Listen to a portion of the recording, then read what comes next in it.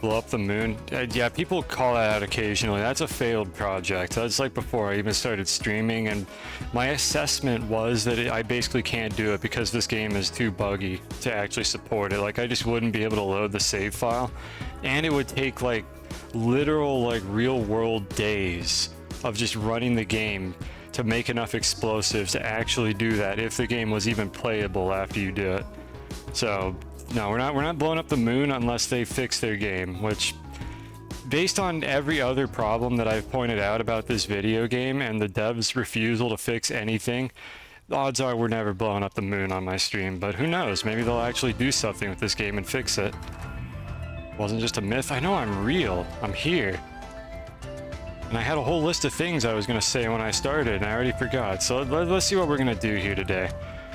I guess I'll do my recap, but first, before I do the recap, off stream I accidentally made a lot of glass, more than I wanted to, and I've realized that you can just research these. I also made this large canister of aluminum alloy that I don't want, so I'm just going to slap these on here, and these are just going to be doing their thing for like the whole stream, because I don't want these anymore.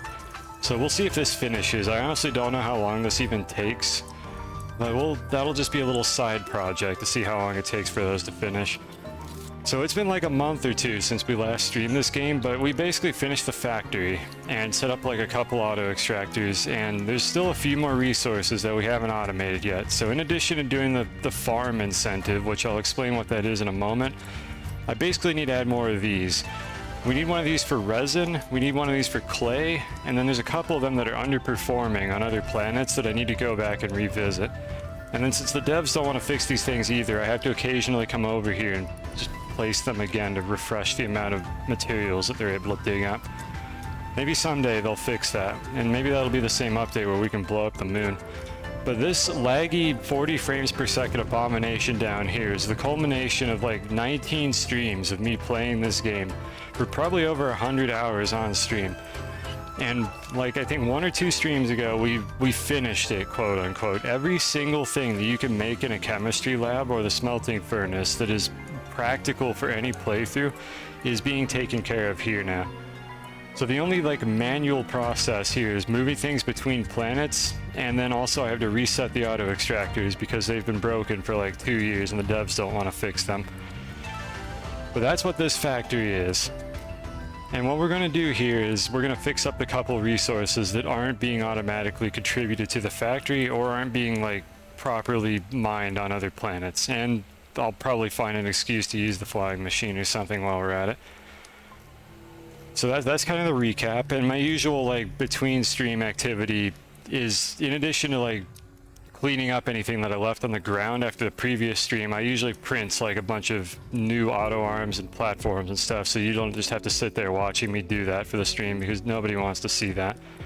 Or if you do want to see that, we might have to do that for the batteries anyways, because they're kind of running into trouble, so you might get to see me print something today if you were really looking forward to that. Rare content on a cosine stream. Alright, so let's see if we have enough of that. So anyways, here's this fun event. So we've done this before, you might know the drill by now, but every now and then, I think there's like 4 of these every year, the devs press a switch that turns on this feature here. And today it's the farm event, which we have 14 days to finish. And the premise of it is that we have these plants over in these pits over here that I'll show you later. We need to turn them into like a specific fuel, mineral, material, whatever substance, and then send it into space. And then we got a cosmetic that we're never going to use and a bunch of crap that I don't want. But we're completionists, so we're going to finish it anyways, because it's not about the reward, it's about the journey. So while we wait for this rocket to come back, I need to go get a couple of, I think gas canisters are the ones that store these materials. So I guess you are going to get to see me print something, because I don't have any sitting around. Let's see, we need probably 2 of them, so let's get some silicone. We'll just grab some of this glass that we didn't really want. I'll pick that one up in a moment. All right, let's see, where is it? I still don't know how to navigate this. They improved the UI for this, and I still can't find anything. Because the way that they organized it is not particularly sensible. Like, I guess the gas canisters are like with the auto arms or something, or I don't know. It's better than nothing. Can't find fuel producer from events on Aatrox. I've heard people talk about that. I have mine from like literally last year. But what I've had work successfully with these events when it won't spawn shit is if you just like save and load your game a couple times, sometimes they'll like pop into existence. I had that happen during one of the Christmas events where it didn't want to spawn any of like the junk that you're supposed to send into space, the presents or the holiday items or whatever. And they eventually showed up after I reloaded my save like 3 times. They just kind of like spawned a short distance away from my base. I can't promise that that's going to work because their events are very inconsistent about doing anything properly, but that's the best recommendation I can give if you really need them to spawn. And these are the ones from Aatrox. These are the Swift ones. The other two, I forget what planets they're on. I think they're on Silva, and they might be on this planet, Calidor. I don't remember, but the Swift ones are supposed to be on Aatrox. I can go check Aatrox myself on a joyride with the flying machines to see if any spawned in, but I actually didn't look at them off stream, so I have no idea if they did. So hopefully you can get yours to work. This game can be frustrating when shit just doesn't show up like it's supposed to. So anyways, again, I built this last year, and just to briefly explain what this abomination is supposed to do, we have a timer here that is going to auto-harvest the plants by basically setting off a proximity repeater. I think there's 2 of them. You can see the wires going to them. They're under these pumpkins. Yeah, there's one right here. I can't select it. There we go. Proximity repeater. So these 2 little lobes are going to get set off by these proximity repeaters. It's going to pop all these pumpkins, and then they're going to get replanted like a second or so later. And then this logic circuit here is just basically a gate that I have set up to turn the system on and off. So I think I can just turn it on and it should start working. So let's press the button and see if I broke it at some point. Oh my god, my frames. Okay, well, hopefully some of these will despawn, but you can see it working now. The biggest issue with this is it's not very well implemented. Not on my end, but on the dev's end. These pumpkins only drop 1 seed, like, ever. So if I'm not close enough to this for the physics engine to update, these seeds might spawn floating in the air. They won't replant if I'm outside of relevance, which relevance is, I think, the term the devs use for things like not being processed by the physics engine to save on like CPU. And I believe I'm out of relevance if I go like over there to that other wall. So any further away than that, and this frame rate consuming abomination is going to stop updating. And these seeds aren't going to replant properly, and if I come back over here later, all the seeds will have just despawned, because they still do that even though they don't actually physically update. So it's kind of dumb and lame, but it's all we have to work with here, and what it boils down to is I can't go far away from this thing while it's running. I'm not going to make everybody just watch me sit here staring at this for the entire stream, but I figured I wanted to show what I'm going to actually be doing for this. But I'm going to have to remember to turn this off if I like move away from it.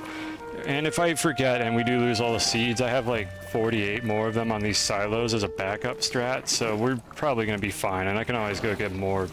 Like thousands of these things spawn in the world every year, so I could probably just go find more of them if I need to. But for now, we're going to leave that running, and hopefully everything will work correctly. And if you haven't picked up on what these auto arms are doing, these ones are picking up the umbrella leaf, whatever these are called. I don't know what are these called. Harmless flora. I think these are, here they are, elegant spew flowers. So these are pretty much making the best fuel for the event, because why would we settle for anything less? And then these are picking up like pumpkin goo, sturdy squash samples. And then these cauldrangia things are crafting the biofuel, which we're going to shove into this canister, and then we're going to ship it off into space. And the reason why I have 2 of these gas canisters is I want to have a second one sitting here to like kind of pick up the extras. So let me move this back just a little bit. Mind the jittering. Did it just put one in my inventory, or?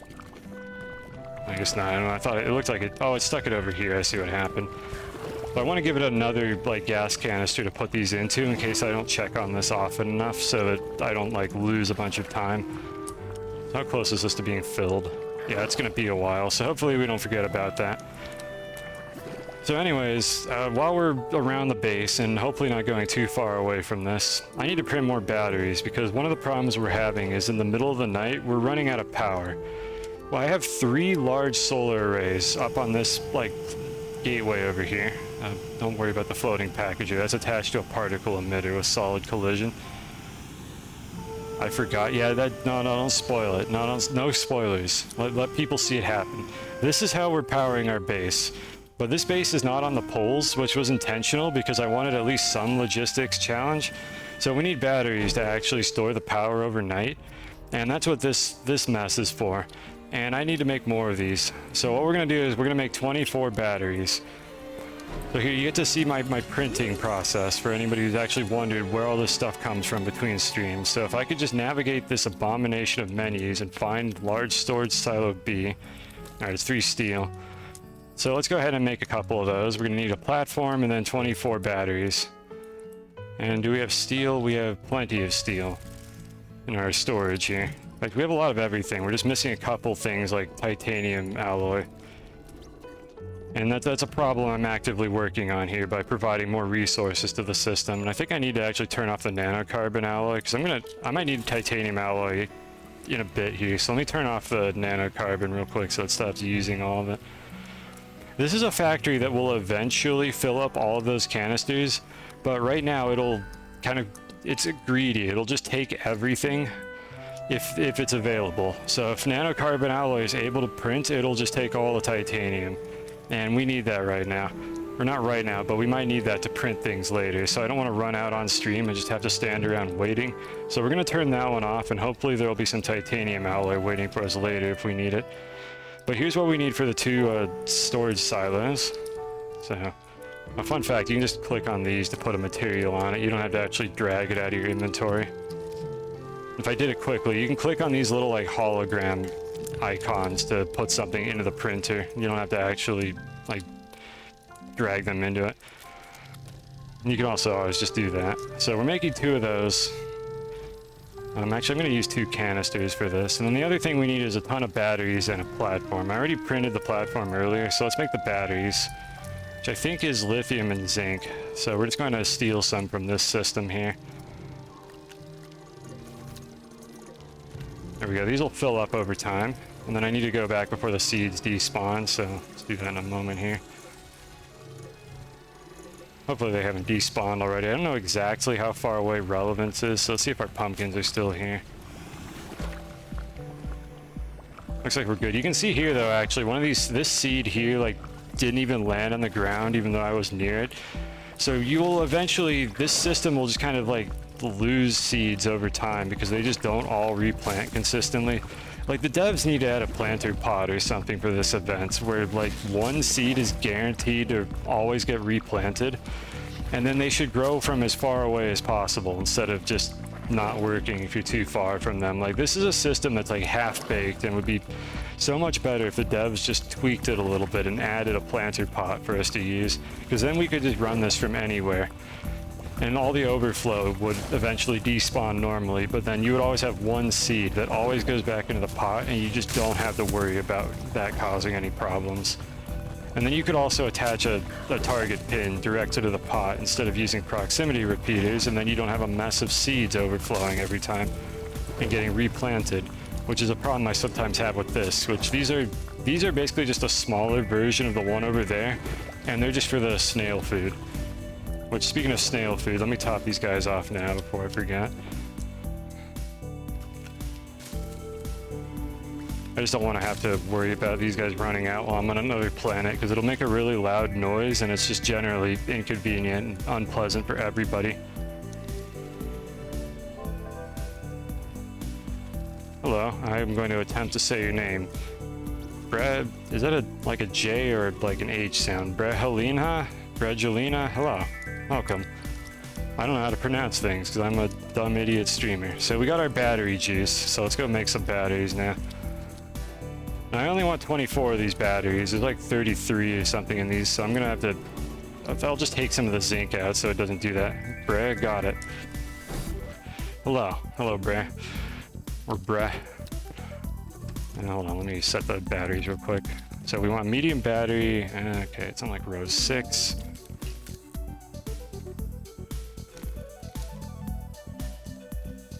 This one kind of makes sense. It's with the power generators. Alright, so let's see. We have 33 here. I only want 24, so I'm going to take like 9 of these off. and that'll just make sure that I don't print too many batteries, because I don't want to have a surplus of stuff. I'm already losing enough frames as it is with this base.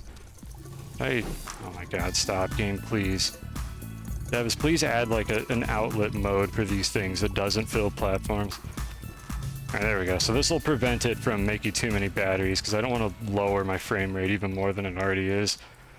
My computer doesn't like streaming and playing this game with this mega base here. So if anytime I look in this direction, my frame rate just drops down to 30. So I try to reduce that as much as I can. Alright, enjoy your lurk, Axo. And then the last thing that we need is a platform, which I made earlier. Alright, which one of these is it? Yeah, we need a T platform. Here we go.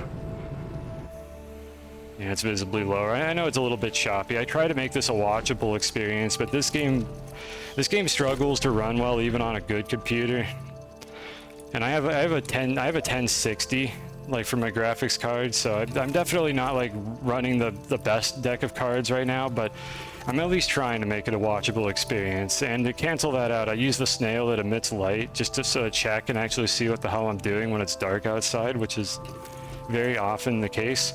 So I try to make it a viewable experience. Maybe someday I'll get a better graphics card and this game will run like 6 frames per second faster. And it's not like a first-person shooter, so I'm not like doing things so quickly that you're just gonna miss it if you blink, because the frame rate is too low and it's just choppy and hard to see. So hopefully it's not too bad for anyone. And I have my graphics settings lower than I'd like them to be, because it does improve the frame rates a little bit. I can't do anything about the full bright dust particles that are in front of the camera right now, though. That's what this packager is attached to, by the way, is the particle emitter for these dust particles. Devs, please let us destroy these. Like, or make them go away when you dig up the terrain underneath them. Like, I don't know why they're still there. But that's what you're looking at right now. I marked those out just in case we ever, like, enter a universe where the devs actually fix the game and you can get rid of those, because then I need to go back and, like, delete all those by whatever means is possible, because I do not want to have those in my base anymore. I already dug up all the sand. Like, why are they still there? Why are they full bright, too? Come on, please. Update your shaders. We're gonna do something fun with these batteries once I've placed them all. So just give me a moment here. I don't know how that one ended up over here, but this game finds a way. Hello Cuisine. I have crawled out of my currently corona-ridden abode to say hello and happy 28 months. May your holidays be merry and blight. Christmas tree, wait, bright. Oh no. Well, I hope you get better soon. Thank you, Adam, for the resub. Oh man, I made an extra battery anyways. I can't count, apparently.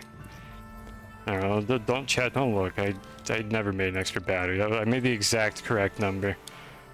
So as you can see here, we have exactly 24 batteries, no more and no less. And I'm gonna go deploy all these. I'm gonna go find a repeater here real quick. Now let me just bring this whole... I want to bring this over. Yeah, let's just bring this over. This is more or less just my, like, workstation that just has a bunch of stuff that I built ahead of time so that I don't have to do it on stream. And I just need a button repeater real quick. So if I recall correctly, this should work and unpack all the batteries at once, which is very satisfying looking and also considerably faster than doing it the manual way. So if you're ever wondering how to quickly unpack a ton of stuff at once, there you go, that's how you do it. And it looks really sick. So let's go ahead and add this to the array. It's a little... I'm gonna put it over here, I think. Let's see, how am I gonna wire this up? It's not gonna be perfectly aligned. I might go back to these at some point and mark them out. Okay, when it starts jittering like that, though, that does mean it's at a good angle. It's essentially at an orthogonal angle right now relative to the game engine's grid when it starts jittering like that. There's a couple angles that'll let you do that. It's not very useful. It actually tends to be a problem, but I don't know, it gives you some information to work with, I guess, if you really want it to be perfect, which of course I do. Alright, we'll just go ahead and do that, and there we go. Now we have more batteries. So hopefully we won't run into any power issues overnight. It was cool to watch me playing it. Happy to hear that, even if I only stream this game like twice a month. I'm glad that people will still like keep coming back to watch me play this dumb game. I really do like this game. Otherwise I wouldn't be playing it as much as I do whine about it constantly. Alright, so we should have been in range for this to keep working, but let's double check and make sure we didn't run out of pumpkins anyways. How are we doing on that? There's probably fewer in here. No, why is that in there?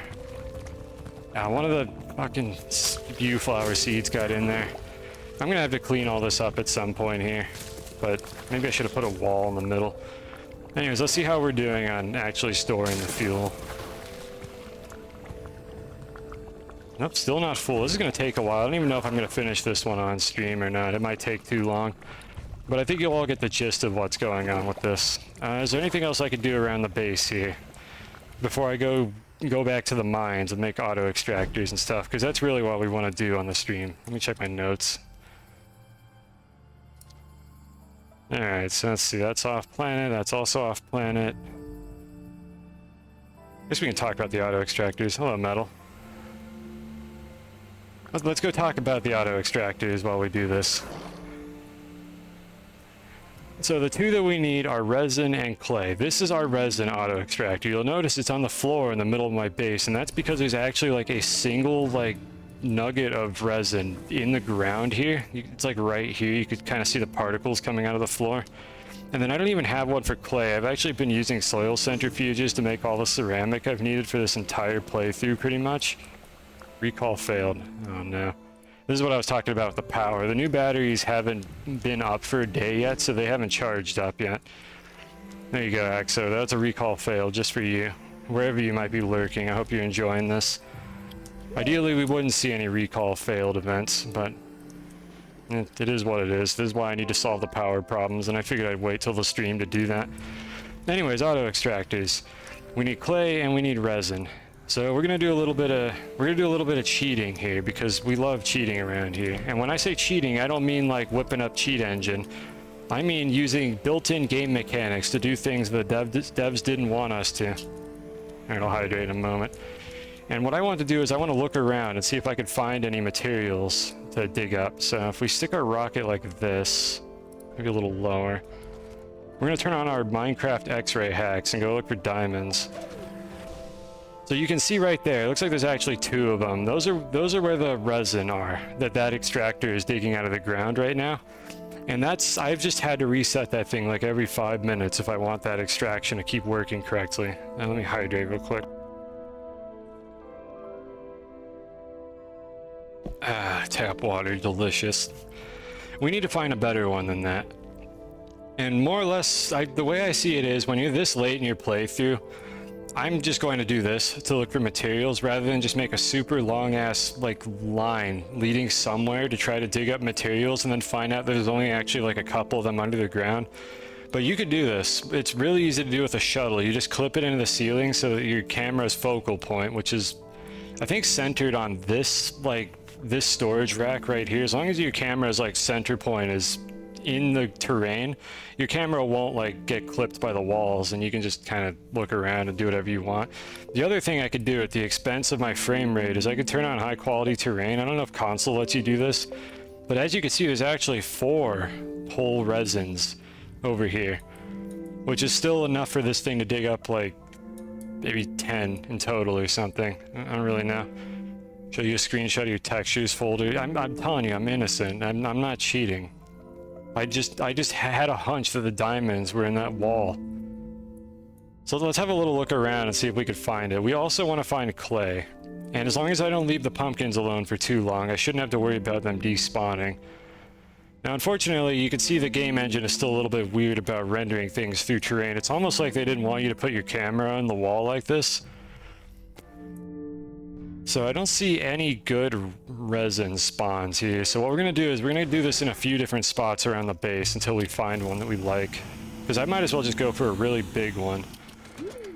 Don't worry about that cursed piece of compound. I can't pick this up. This fell off a drill when I was excavating this underground lair, and I can only move it with a winch. So I've just left it there to collect dust or mold or whatever those things do. Just don't worry about that. So anyways, let's go look around and with our exceptionally bad frame rates and see if we could find a better spot. Wonder why they wouldn't want that. I don't know. I mean, it'd be nice if we could find materials in the end game without just having to look at walls and guess whether or not there's enough of them. Let me actually go back all the way down to the bottom. This will be easier to do from underground. There may be some on the surface, but my understanding is this game generates better mineral deposits like the deeper you go. I don't want to go like super deep, but I am going to check my the mine shaft I have in the middle of the base if I can't find anything over here. And we will be changing this setting back afterward because this is very laggy and gross. Alright, so let's see what we've got. Okay, there's like 2 more there. I think that's actually part of the deposit that's upstairs that I have that auto extractor on. Got a bunch of aluminum over there. I don't really see anything useful. There's some resin over there. That actually might be a good spot. Let's go check this one out. This might be a good spot. Chatters, you in for the mines. Indeed they do. I yearn for the mines as well. Never grown out of that. I've been playing Minecraft since it came out. Love that game. Can't stream it though. Performance is absolutely abysmal. There may be a Minecraft stream someday on this channel, but not until I get a better computer. Like, if you think this game is causing me problems, Minecraft is just, I cannot stream that game at all. It's just terrible frame rate. And that's a game where your frame rate actually matters, because you do a lot more like precise movement and actions in that game. So what I'm doing back up here, by the way, is... What am I doing back up here? I'm not supposed to be all the way up here. I got distracted. Soviet, how dare you? Also, thank you for the resub. I wanted to go all the way over here and take a better look at this resin deposit. See if there's anything good over here. And wonder why there's just a random ammonium down here. How did that even get there? What is even... I don't even know what is straight above me right now that'll allow that to fall through the floor. This game is weird. So let's see, what have we got here? And we're bringing our rocket for a reason, because we're just going to use this to peek through the walls while we're over here as well. Let's see, it was somewhere in this area. I wish I could get a better camera than this without the rocket getting in my face constantly, but this... Just deal with it for a bit. We're almost done here. I already have no idea where it is, my god. If I tried Optifine, Optifine hasn't really given me very good results. I haven't tried it super recently, but it didn't do a whole lot. Here it is. I could always give it another shot, but as it stands, I don't have anything I would really stream for Minecraft. I'm not just gonna do a standard vanilla playthrough. The thing I'd be most likely to stream if I play Minecraft is Create Mod. I haven't tried Sodium at all. I have no idea, honestly. I'm assuming Sodium is an optimizer, but I don't actually know what it does, really, because there's a bunch of different choices on the market now. I'm trying to get the rocket in a spot where I can get a better look at this deposit. If I could just see the spot where I'm going to place it. Right there. Alright, let's give that a try. Yeah, I would most likely play Create Mod if I was going to do Minecraft, just because I've never done it before and it might be kind of neat. But that would be for the very distant future. I don't have any plans right now. This might work. This isn't the densest deposit that you've ever seen. I'm gonna see what it looks like in the floor, but I think I might be putting the extractor on the ceiling. And then the other thing we've got is it's hard to see it. We've got a resin deposit over there, but that one's kind of sparse. I think that qualifies as a surface deposit, so I don't really want to use that one. I don't see anything else around. It's hard to keep the camera in bounds because these little voids that the game engine generates for some reason will just cut off my camera, so it's very hard to actually see what I'm doing here. Let me go check the floor and see if that looks any good. Before I do that though, I'm gonna go back and make sure the pumpkin seeds don't despawn, so just bear with me for a second. And drop off this ammonium while I'm at it. How are we doing on this? This looks like this almost filled up. I need to fill up the side slots. Okay, looks like we're good. This one didn't replant for some reason, but it looks like the rest of them are still going strong. I don't know why these won't autofill properly. Come on, game. Just put them in the slots. What are we doing? Yeah, okay, good. This is full. Alright, let's send it off. Wait, is that the whole event? What was it this easy last time? Is that it? It really is one shipment of these things. Literally the entire farm event that they gave us like 2 months to finish. I thought I would need more than this. I was like, oh, I might not even finish this on stream. I probably got to send away like 8 of these. This game is dumb.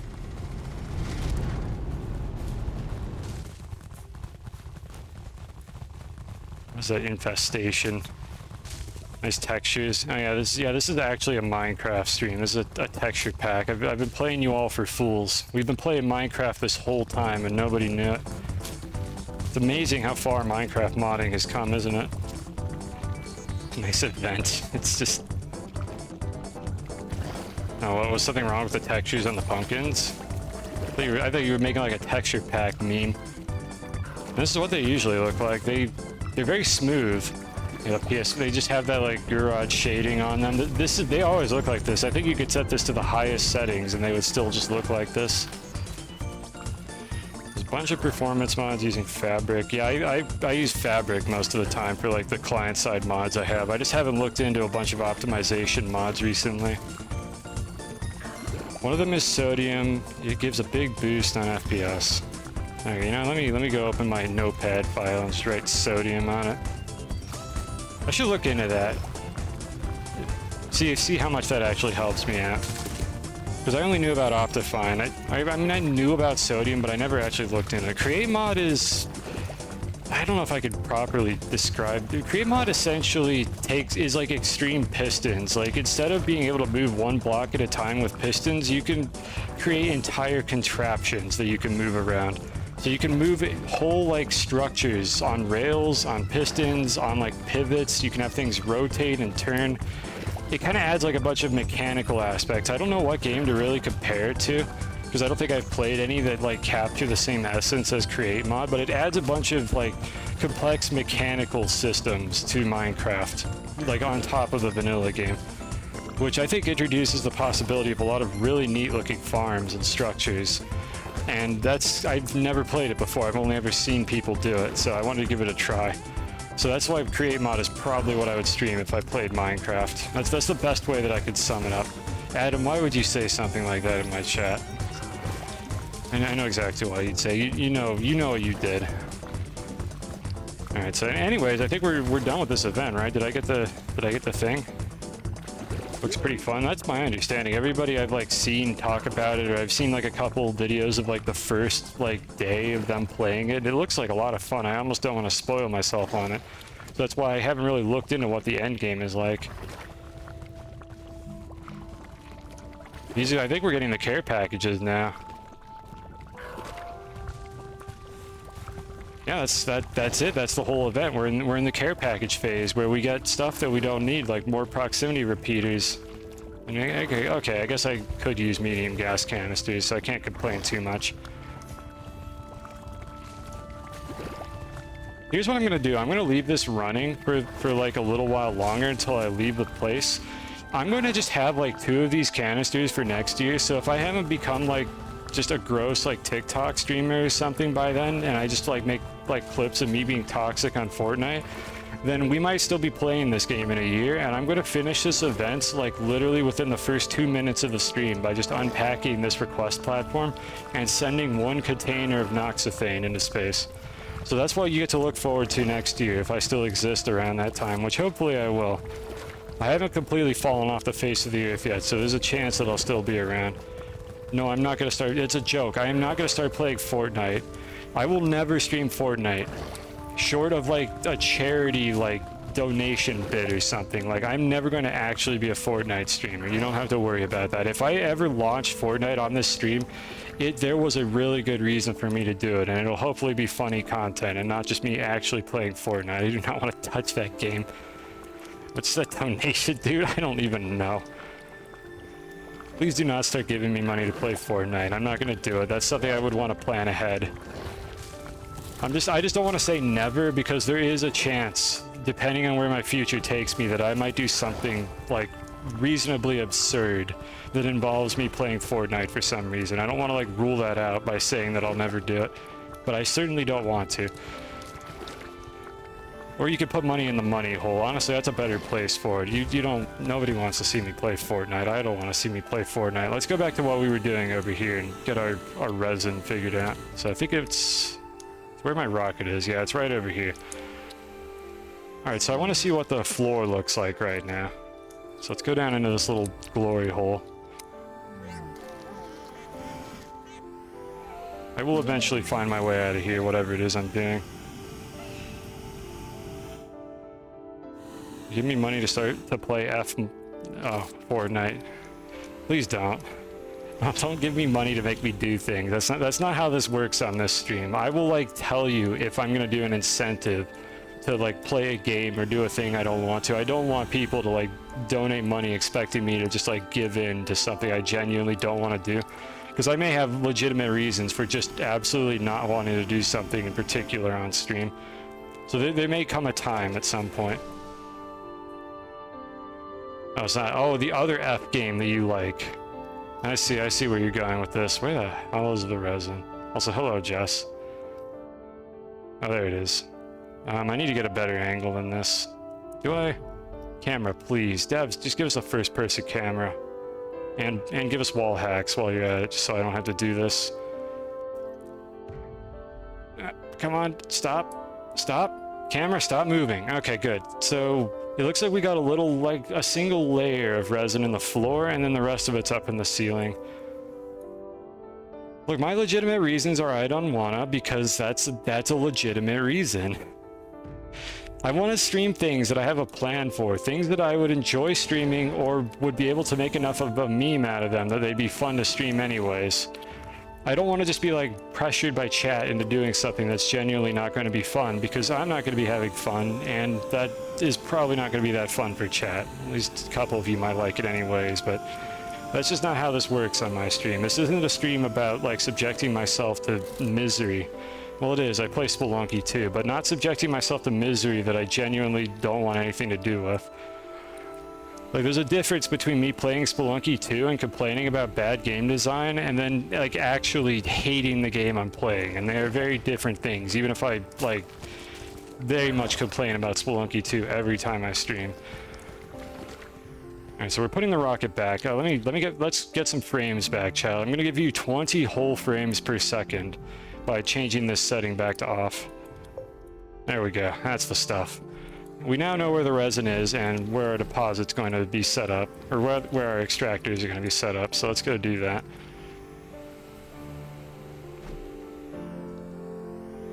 Yeah, you could watch anyone play Fortnite. I would be really, really bad at Fortnite, like, just exceptionally bad. Not only am I, like, mediocre at, like, first-person shooters in general, but I know nothing about playing Fortnite.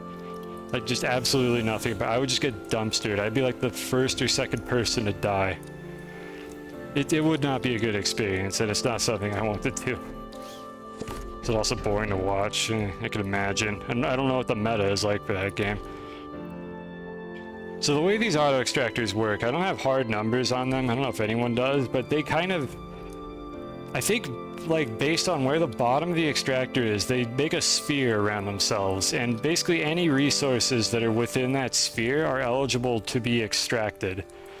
So that means that if I put it here, like, on this little pedestal, or this stalactite, or whatever this thing is, it should be able to reach some of the ones on the ground and a bunch of the ones in the ceiling. And I could build some of my own terrain, but the problem is if I build terrain, it's going to auto-mine, like, any of these materials that are too close to where I build.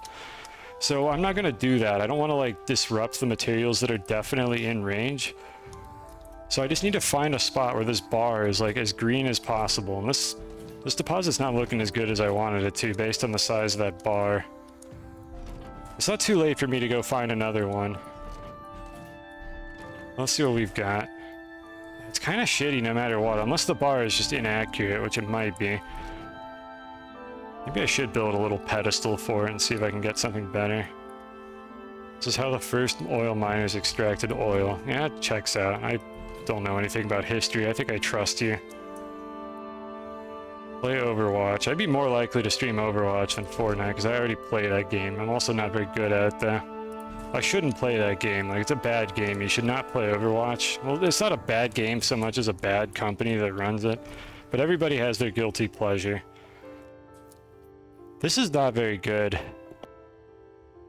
I suppose I could try to build like a little dirt pedestal in the middle and see if I can get a better reading, but if I can't get this bar up to like half, I'm going to be resetting this thing constantly. And I might just want to go find a better one than this if that's going to be the case. Oh my god, Adam, why are you like this? Alright, so let's carefully do this in the middle without disrupting any of these. Yeah, this might not end up working out. I might go find a better one deeper down. Yeah, this isn't looking very good. Okay, we're not going to use this one then. Or at least we'll come back to this one if we don't find a better one. But let's see if we can get a better deposit. I want to get this bar like at least half full or half empty. Because otherwise I have to pick it up and place it again constantly because the devs will not fix these auto extractors to work forever or work by any rule set that has been documented by anybody. And I'm not going to stream TF2. I played a lot of TF2 back in my day. I don't think I can go back to that game. It's just, it's so alien to me from what it used to be. How's this looking? So as you can see, the infection is starting to spread. I need to turn these off, I think. I'm going to turn the system off for a bit so that I can get rid of these like invasive plants, and then I should be able to reset it after that. And we'll run it for a little bit longer to fill up a couple canisters. How are we doing on this? Okay, we have about 1 canister filled right now. Actually, the other thing I need to worry about is I think I have like 1 billion like rewards waiting for me as well. I'll take those off real quick. And that thumping sound you hear is the seeds that are about to despawn. Yeah, I have a bunch of care packages waiting for me, so I'm going to be juggling a bunch of different stuff like as I'm around the base. Let's put these here, I don't want them right now. Okay. So we decided that resin deposit is kind of icky, so I'm going to go look for a better one, and I think the easiest way to do this is just going to be to go down here. So in case you were wondering, this hole does go down into the abyss, and by that I mean the core of the planet. In fact, let's just jump down and show that real quick. And then I'll just teleport back up, and then we'll actually go find a better resin deposit.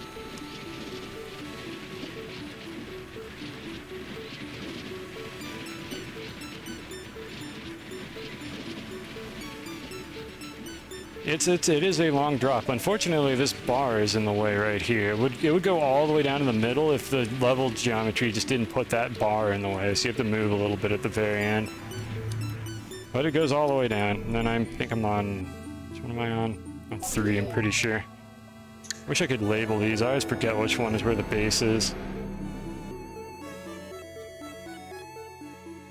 Sit. There we go. Alright. Yeah, this is if I ever need exo chips, I could just blow this up, but I have like a silo of exo chips over here that I don't even use, really. Alright, so anyways, now that I've shown that for no particularly good reason, let me go check on the pumpkins real quick and see if I can destroy all these. Alright, so let's get these invasive plants out of here, and then let's go look for more resin. And we're looking for clay as well, so if I happen to spot any clay while I'm at it, I'm definitely going to go for that too. I don't want to harvest those. I'm trying to make sure I harvest the correct plants. And I'm just going to leave the seeds to despawn.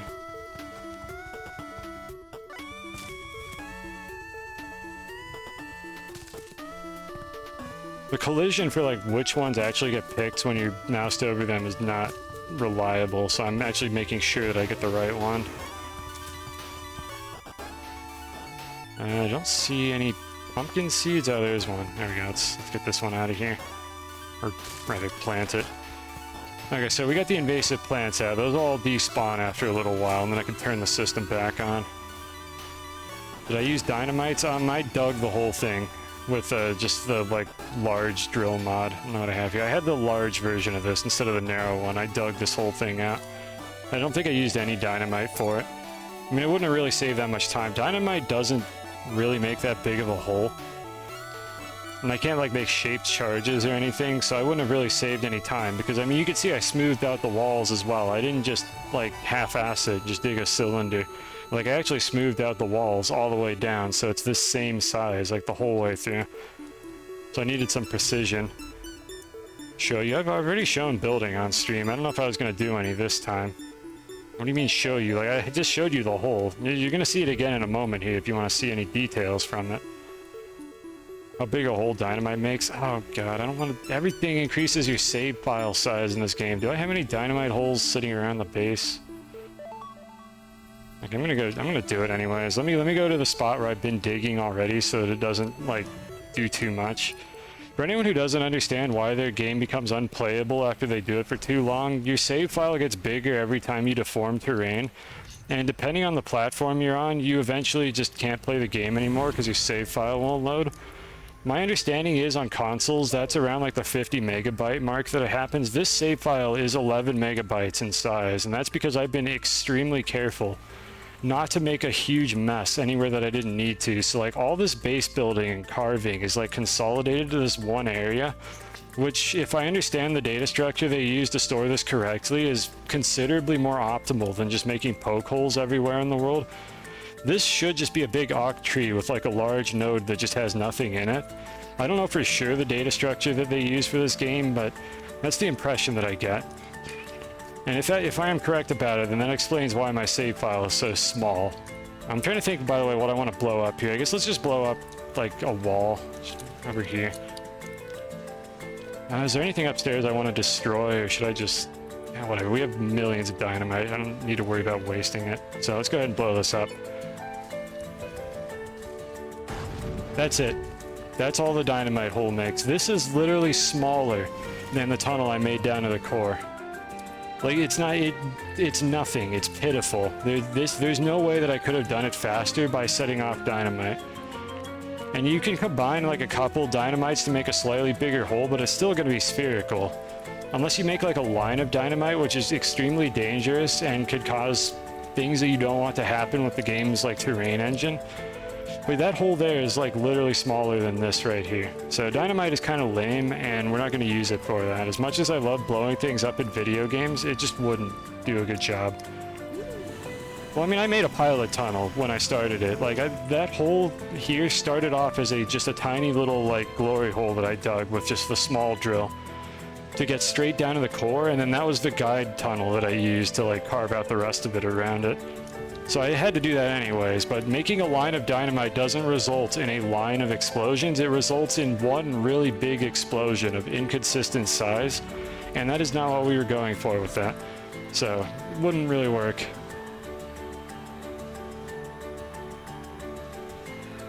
You thought it would be smaller and that would help? I mean, the thing is, it's not faster than just using like a speed mod and a large drill mod at the same time.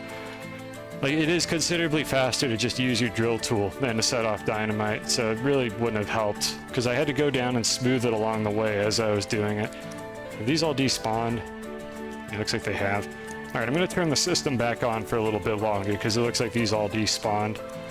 I'm also going to set up these here, just so that we can store more of this stuff.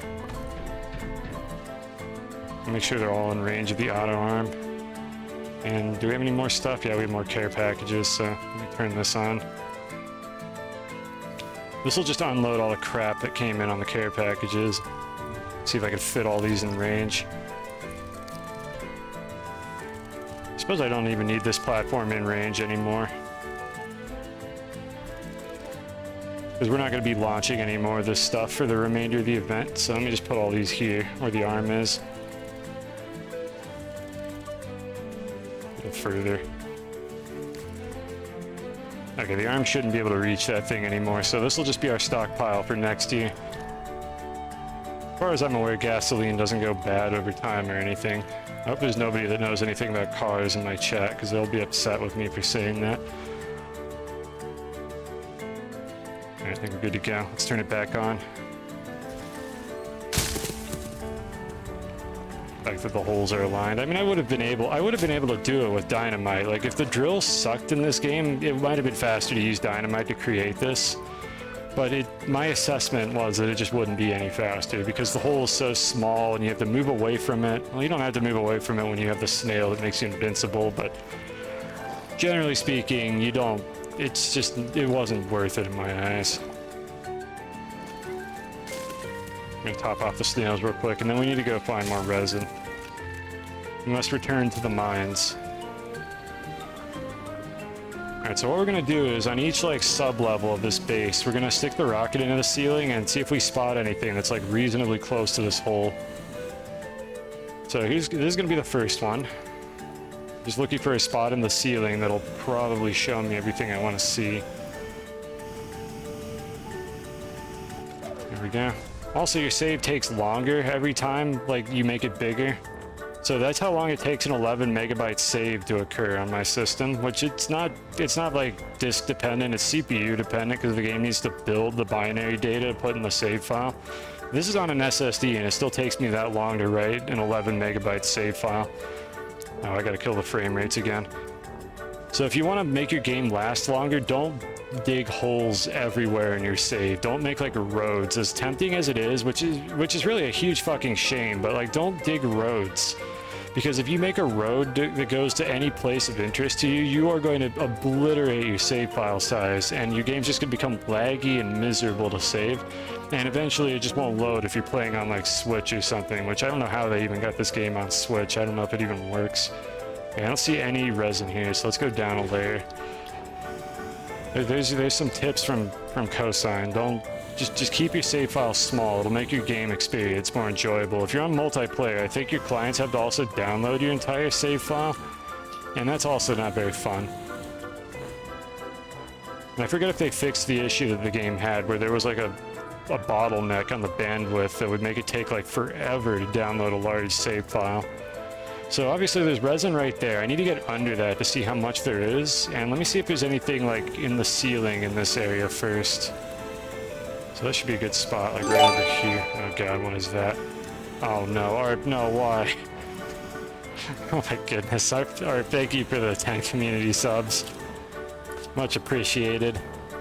I don't know what I did to deserve this, but I do appreciate this. Welcome.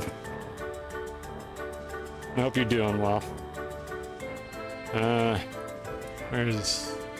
I don't see any resin here. I need to remember to be looking for clay as well, but I think clay tends to generate further down or on the surface and not in this layer. Whatever this layer is called, I think it's like the cave layer or something.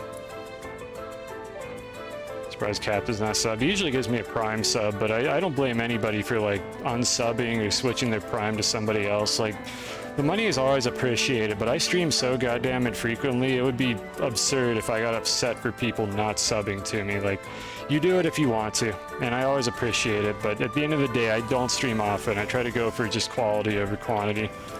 So I appreciate what I do get, but I'm not living off of this.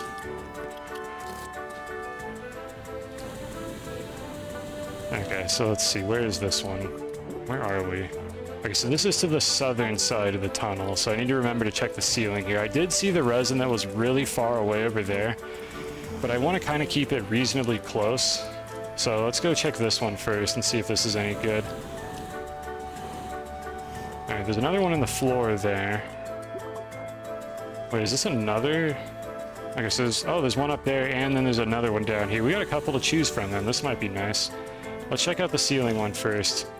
So let me get rid of this asshole plant. It can't kill me because I'm using the snail that just makes you invincible, but I don't want it shooting at me. Just let those despawn. Get summoned here by the gifting. I've had that happen. It's confusing. You're watching somebody else's stream and you just get a gift sub to somebody else and you're just like, oh, okay. Oh, thank you for that. Oh my god, look at this absolute unit. I think this is the one that we use here. I think I'm going to poke a hole in the middle of this and stick the extractor into that. And this is probably going to be the one that we use. I think I should still check the one under here, though. But this is probably going to be the deposit that we use for the resin. I'm just trying to angle my camera around to see if I spot anything else nearby, because I don't want to rule out a better one just by ignoring it entirely. Unfortunately, I can't get my camera to turn around because of this little crevasse that just generated in the wall here. Come on. I don't see anything. I apologize if this is hard to watch. It's hard for me to watch it too. But I'm just scanning to see if I find any more resin or clay, and I don't see anything that I want. So I think this is our best candidate right now. I think if I stick the extractor into the middle of this in a tiny little poke hole, this will probably give me a lot of material. But we're gonna check the one underneath it just to be sure. Oh, actually, no, we're not. You see that? You see these Orbeez in the ground here? That means that this is a mixed deposit, and auto extractors are stupid. And they are programmed specifically to grab the material that you don't want. Like, it's incredible. They went through a lot of effort when they made this game to make sure that the auto extractors will pick the one you don't want. So I guarantee if I stick an extractor down here, it's going to grab this compound and not the resin. Oh my god, what is going on with my frame rate? Oh my goodness, what is happening? What game? Game, what are you doing? Stop, I'm sorry I insulted you. Oh no. Is it coming back? It's not coming back. Okay, hold on. This is an emergency. We need to figure out what this is. Can I launch the rocket from here? Sometimes this works. Oh my god, sky obstructed. Why did they patch that? Okay, it's back. I need to figure out what that was. Is it nighttime? Are the batteries causing problems? Am I about to run out of fuel? Really?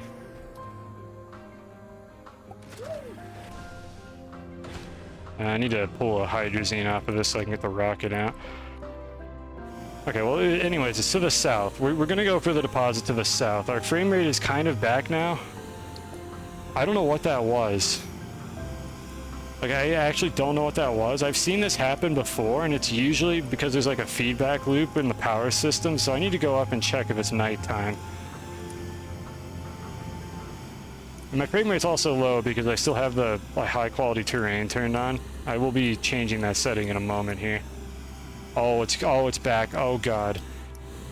Okay, we're dropping everything to figure out why my frame rate is doing this. Oh no. Astroneer, please, you've been so good to me lately. Why now? Why on stream? This computer. I wouldn't be surprised if this would happen if I had the most powerful computer in the world. Oh no, it's the seeds. I have to turn. Oh god. Oh, it's a let's game it out video. I need to turn this off. Did it turn off? No, it didn't. Okay. This is what it was. Every time this exploded.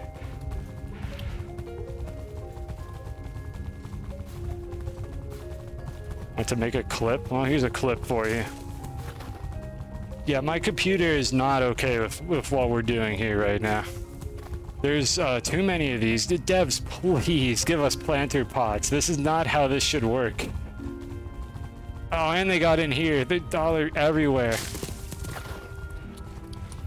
We have to wait this out. Like, there's no way for me to get rid of these, really. I just need to wait for these to despawn.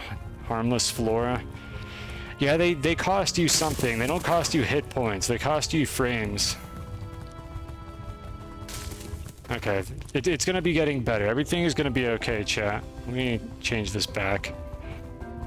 That's what that explosion, like every time all of these exploded and spawned a bunch of seeds, that's when my frame rate was hitting the shitter. And mushroom, not quite. They kind of look like mushrooms. Okay, it's getting better. Yeah, this is just like the devs made it. They made it so you could automate this, but not in any way that's reasonably elegant or enjoyable to the player. If they would just add a planter pot that would replant one seed, this problem would go away.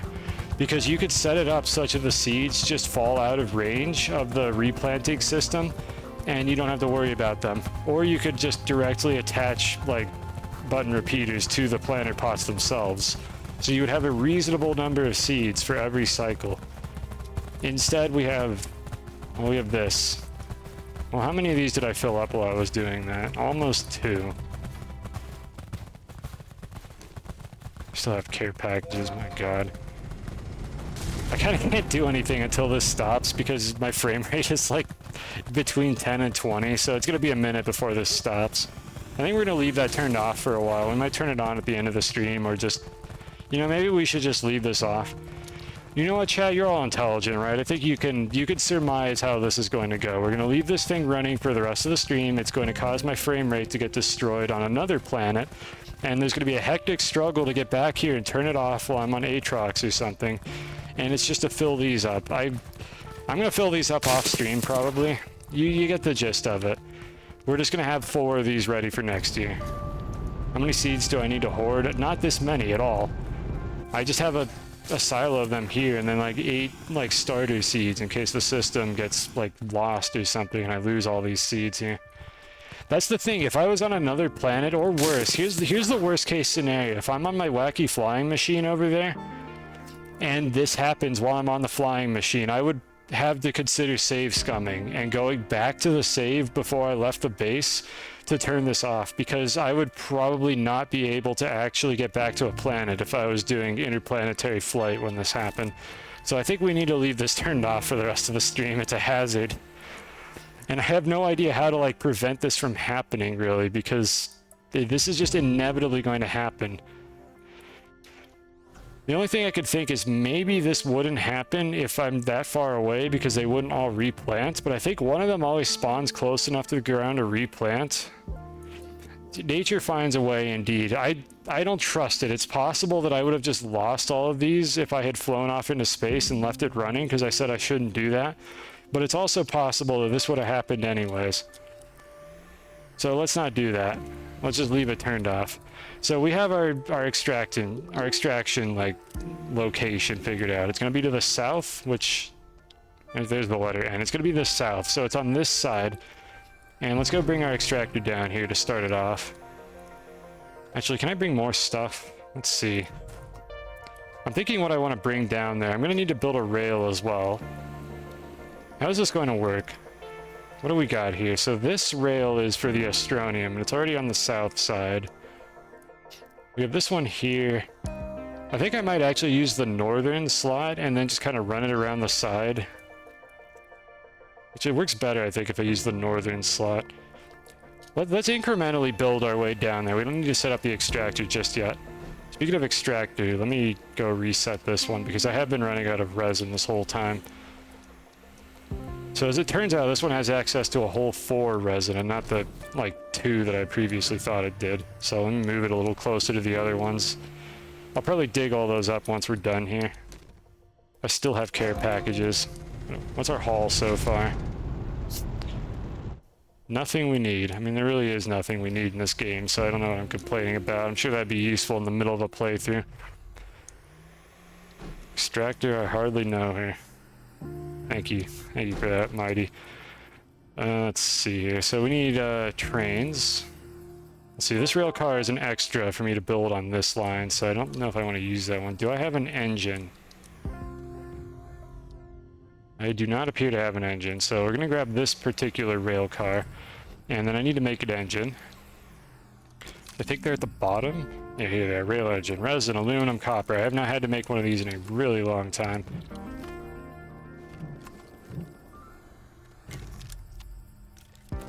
We need a couple tethers. I'll explain why I need those later.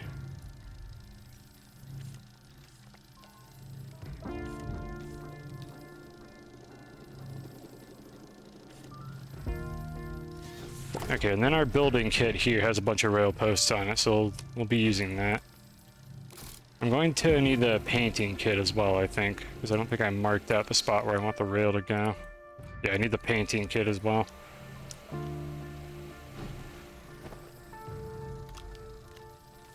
I hate how they do this. I actually want individual tethers because I'm going to use them to fill empty spaces that I don't want stuff getting placed on later. Alright, so here's the painting and digging kit that we've got here. If they'd give us a bigger backpack, we wouldn't have to do things like this, but you make do with what you got. So I carry those 2 platforms around. I don't want to, I could combine them into like an extra large platform, but it would be so bulky that I would actually have trouble like finding a spot to place it, so I prefer having the 2 individual ones instead. Just makes it a little bit easier for me. Alright, is the rail engine done? There we go.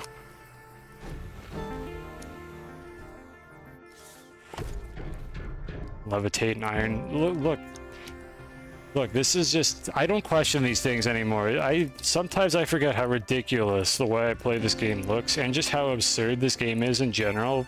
That this thing right here is just the practical way to solve these problems, is just this abomination of, like, just recursive storage silos, like, stacked on top of each other. I could compact even more stuff onto this, but then I would be unable to actually grab anything that I wanted. So that's why I have it set up the way I do, with only large storages instead of silos. Because I could have higher storage density if I really wanted to, but there's a point where it becomes literally unusable, and that would be approaching that point. No, I like being told, like, realizing just how absurd some of these things are. Oh yeah, you can't use your jetpack while your inventory is open because... I guess I don't really know why. Don't run out, don't run out, don't run out. Don't run out. Don't run out. Okay, we made it up. I need to get more hydrazine. One of my backpack is, like, almost empty. How's this looking? Okay, good. The hydrazine factory is actually working. I was worried this was going to be empty because I was having problems with it off stream. But I do believe I fixed that by turning off the thing that was using all the hydrazine. Top off our rocket while we're at it. Alright, so I need to carefully put all the stuff down. Do I need the rocket for anything? Not really. You know what? Yeah, I'm gonna leave the rocket just kind of sitting up here. I might need to bring it down later to pick the exact spot for the extractor, but we could build all of this without the rocket. Don't fall in the pit. Don't fall in the pit. Good. Do not fall in the pit. Good. Now let's pull these down.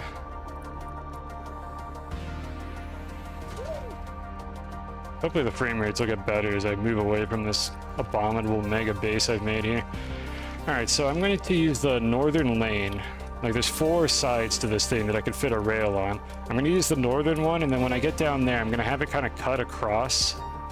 And then it'll go over to where the resin is. And it'll be kind of the same premise as how I'm getting my Astroneer, and then this one over here that I probably need to pick up and place again is for the quartz. And I'll figure out how to get it out of this area when I'm done with that. I think I'm going to have to move this setup a little bit to make room for it, but I'm going to probably run it around like this and unload the resin over in this spot here. So we'll make things fit as we go along. But I like to have these nicely aligned. There's 2 reasons to align these things to the terrain grid. 1, it's because it looks pretty, and 2 is because it'll make sure that these things aren't, like, skewed off at weird angles connecting to things that you don't want them to. Mostly it looks pretty, though. That's the really important part. If it looks pretty, it'll work better. It won't. That's a lie. But you get to see how I made this base. Like, anybody who hasn't really questioned how this base is, like, perfectly smooth and flat in this gross, lumpy game, there's a couple reasons for that.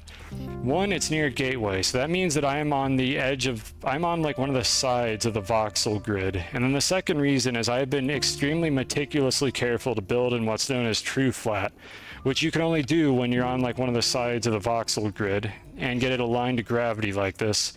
And that allows you to make actual, like, geometrically perfect floors. Like, this floor isn't just really smooth, it is literally mathematically perfectly smooth. And you do that by using the leveling cube. I'm not sure if I'm going to actually show the leveling cube here, really, unless somebody wants to, like, see me explain in detail how that works, because I have explained this before. But the gist of it is that this game actually uses a voxel grid. It's not just a bunch of triangles. There's an underlying data structure for it. If you're near a gateway, you can get it to look like this by using leveling cubes to create, well, cubes. And then you use the smoothing, like, modifier, which on PC is control. And you could smooth out perfectly flat surfaces, and they are actually perfectly flat on the voxel grid. So there will be no, like, slopes that get, like, sampled later, and your base, like, is never quite right, and every time you smooth it, it's a different height. Don't have to worry about that if you build on one of the 6 sides of the cubes that make up planets in this game. That's the gist of it. But what we're going to do here is we're actually going to draw a little mark in the middle here to make sure that we align our rail correctly and make it look pretty. Because I want it to look pretty. That's the reason. So let's see, what we want to do here is we need a terrain analyzer. We don't need the boost mod right now, so I'm just going to stick that over here. And you need the inhibitor. So this color that I'm using right here, this shade of gray I'm about to paint with, is just the color that you get underneath like your starting shelter or the train stations if you're doing those quests. And I just want to like put just a little splotch of gray right here. Just a little splash. Just like that. And if you're aligned to the grid like that, what you're going to get is basically grid markers, or the closest thing you can get to a grid marker in this game. You can see I have one under this and also one here. This spot here is like actually the exact mathematical center of this like surface. If you were more meticulous, you'd have clipped it and have it ready to paste. Oh, like an explanation for this? I don't even know if my long-winded explanations fit in a clip at this point. Don't feel obligated to make like clips of every single explanation I do. I don't really mind saying it again. It allows people to ask questions more easily because I could just make corrections as needed. It's just the color. You can't copy hardness. I wish you could, but you cannot copy hardness. So I just use like a tier 3 drill or whatever it takes to dig that stuff out, and I got the color sample from that. And then this white color here is just what you get by default if you don't have any color on your terrain tool. And that's how you make that happen.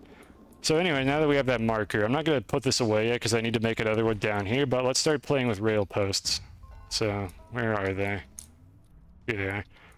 So underground, I like to use the short rail posts because they tend to cause less damage to the surrounding terrain. So let's do that. I mean, I kind of like explaining. It feels more authentic than just being like, oh, hey, just watch this clip of me explaining this legitimate question you had. Like, it doesn't...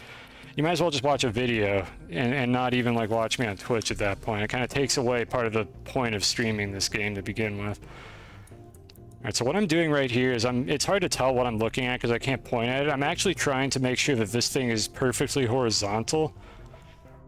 Yeah, it looks like it is. If you look at the gray bar on the bottom, it's actually not quite right.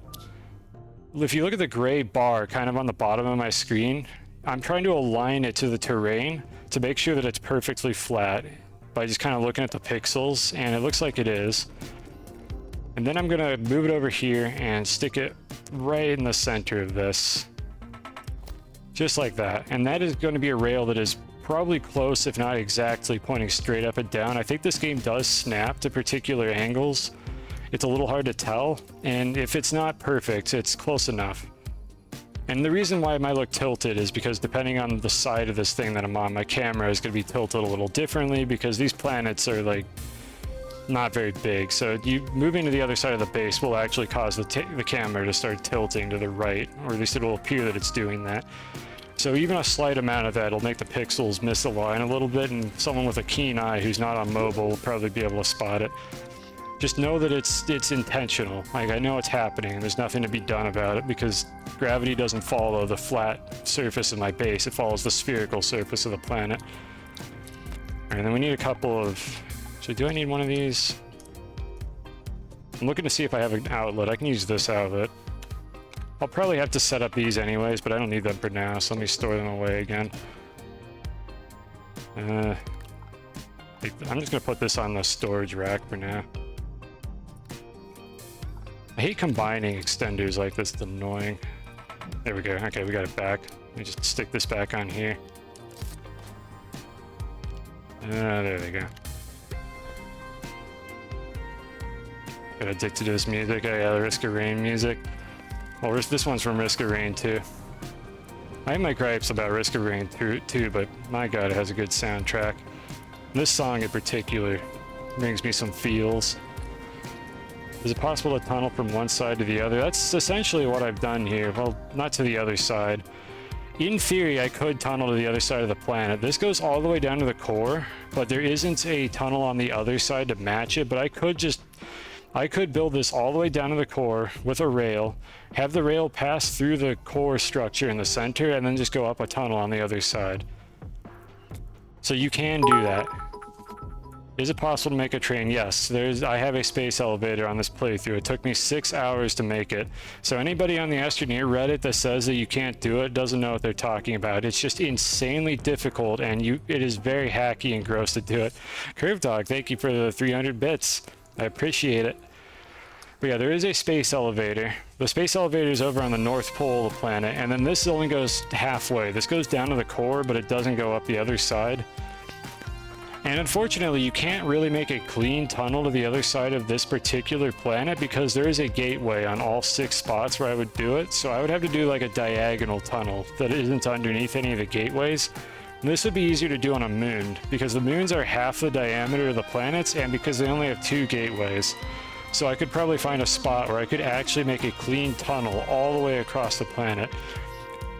And you wouldn't be able to like fall through the tunnel and like pop up on the other side because there's too much drag in this game. You wouldn't like fly that high. So it'd be kind of disappointing, honestly, because of the way that the physics work. That pesky atmosphere. All right, anyways, what we need to do next is set up the second rail. So I think I have everything I need in my inventory. Go ahead and build another one. You can see, I did the same thing here with these markers. So once again, let's see if I can get this right on the first try. There's turned on. See, I think this is, what is the size of this? This is 16 by 16 on the grid, so you can see I'm actually counting like the squares, the individual cubes rather, that make up the grid. So there's a diagonal one here, and then there's 2, 3, 4, 5, 6, 7, 8. So this one right here is the center. I'm just gonna eyeball that spot. That's not quite what I want. So if you just turn this off, the default color will be that light gray. And there we go. That's the marker that we wanted. And that's where we're going to put the rail post to keep it nice and straight.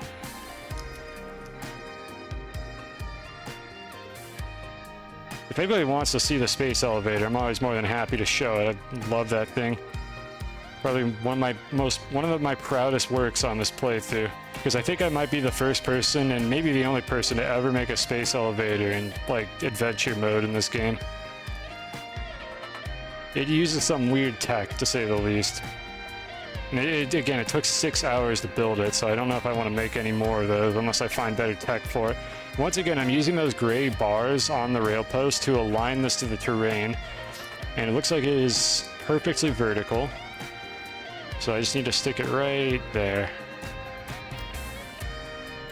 And beautiful, and it looks like it didn't carve any terrain, so everything is looking nice and clean. And then I don't know if I'm gonna be super precise with the rest of these or not. Let me see how far down I have to go, because this is going to take a little bit of time to do it otherwise. Let me also pull these over here into an easier spot to work with. Risk of Rain 2 music goes hard. Alright, so these will just be easier to grab over here when I need to pull them down.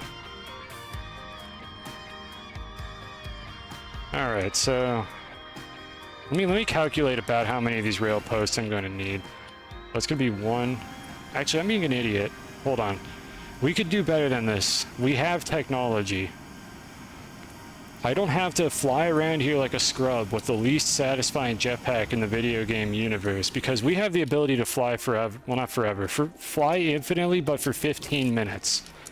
Like, it's infinite flight, but within a limited span of time. And I keep forgetting about these, so you never actually see me use these things on stream. But we have Eva here.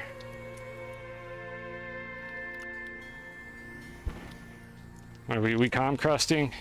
Anyone confirm, or are you just making fun of me for forgetting things constantly, which is understandable. So let's see, do I have any of the good rose seeds, or do I just want to use the shitty ones? Let's use the good ones. 15 minutes of creative mode flight in adventure mode. Intended by the developers. 5 pixels per minute. Okay, it hitched. I'm curious. Let me check and see if it did anything on my end.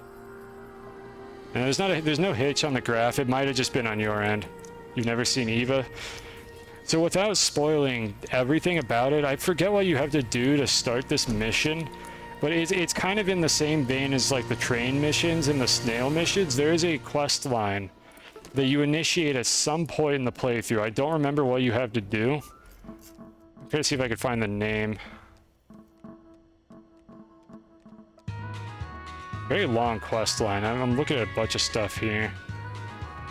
Fault in the Stars. It's this one here. It's the one called Help, but I don't actually know how you start it, and this begins like the quest chain that eventually results in you getting Eva. So I guess I'm spoiling what Eva does if you've never seen this thing before. But that's how you start the quest line. I won't spoil the rest of it, but the gist of it is you eventually get infinite flight. That's like the reward. That's not like actually tied to the quest chain in any way. It's just the reward you get eventually is you get this thing, which is not actually a snail. It's a fox. Anybody who says it's a cat is wrong because the quest tells you it's a fox. And you can just fly forever with this thing if you make these hybrid rose seeds. It'll all make sense if you actually do the quest, sort of. Except for the hybrid rose seeds, you have to trade for those. I'll just tell you that because I couldn't figure out how to get them until someone in chat told me. I would have eventually figured it out after embarrassing myself for like another half an hour. Okay, we're finally out of care packages. So anyways, we're going to use that to screw around here. So let's see, you topped off. Let me get a second one just so I don't like run out of flight in the middle of what I'm doing. Let me get one of the shitty ones. And this is a shittier variant that's easier to get, but doesn't last as long. And I'm going to use that. So there we go. A little visual. No clue the hybrids are a thing. Now, for anyone who has done this quest, let me show you, because this is like a secret that they don't want you to know. Like, so Eva's favorite food, let's start with this. Eva's favorite food, doesn't even show where it is. Oh, there it is. My favorite food is, why does it not say what it is? Well, just take my word for it. It's hybrid rose seed. I don't know why the text isn't there. Maybe she has to be hungry for that. But this is where you get them. This row right here, once you finish that quest line, you could trade fault finders for hybrid rose seeds, and they last for 15 minutes instead of the 5 minutes that you get from fractal rose seeds. So there you go. That's the information I'll provide. And anyone who hasn't done that quest, you should do it. It's kind of cool. It's lore in this video game, which doesn't have a whole lot of lore going for it. So I need to take off the hoverboard because it'll actually cause problems while I'm doing this. So let me just put this over here. And there we go. Now we have infinite flight. Infinite as in I never run out of fuel, but not an infinite duration. It will go away after 15 minutes. So let me put the hoverboard there. And we could use this to work on the tunnel. This would have been a lot easier to build a space elevator with. Like, there's still a height cap on how high up you can go when you're doing this sort of thing. But it would have still like been able to keep my vertical position. I wouldn't have fallen, even though I wouldn't be able to climb. We had a rover seat that we used to climb higher while we were building the space elevator. I'm gonna go ahead and paint this just because we can. So this is gonna make it a lot easier to do these kind of building projects in the future. This one looks a little bit gross. Let me just paint a little bit over the wall here. Some lovely Minecraft music. If you want to actually build something really cool, you should probably just play Minecraft, but you can get away with it in this game. We got Minecraft at home. There we go. All right, let's put another rail post on that.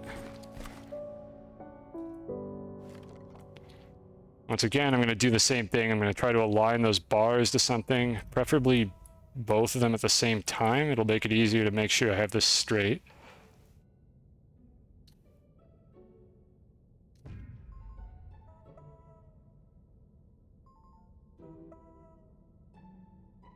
Trust me, Chad, it's very important that this is perfect. Looks good. And we don't have to do this for very long, so hopefully this is therapeutic. Just listen to the cute Minecraft music while I obsess over exact pixels in this video game. Been hearing a lot of this. Honestly, I can only listen to the Minecraft soundtrack for like a limited amount of time before I just inevitably switch to my own. But it's because it plays like just a little bit too often and then also not often enough, where I end up with these awkward voids where there's just nothing playing in Minecraft and it just feels kind of weird. And then when I decide I want to play my own music, Minecraft will finally like start playing its own music, and it's one of the ones I don't like as much, and I'm just like, I'm just gonna play my own music.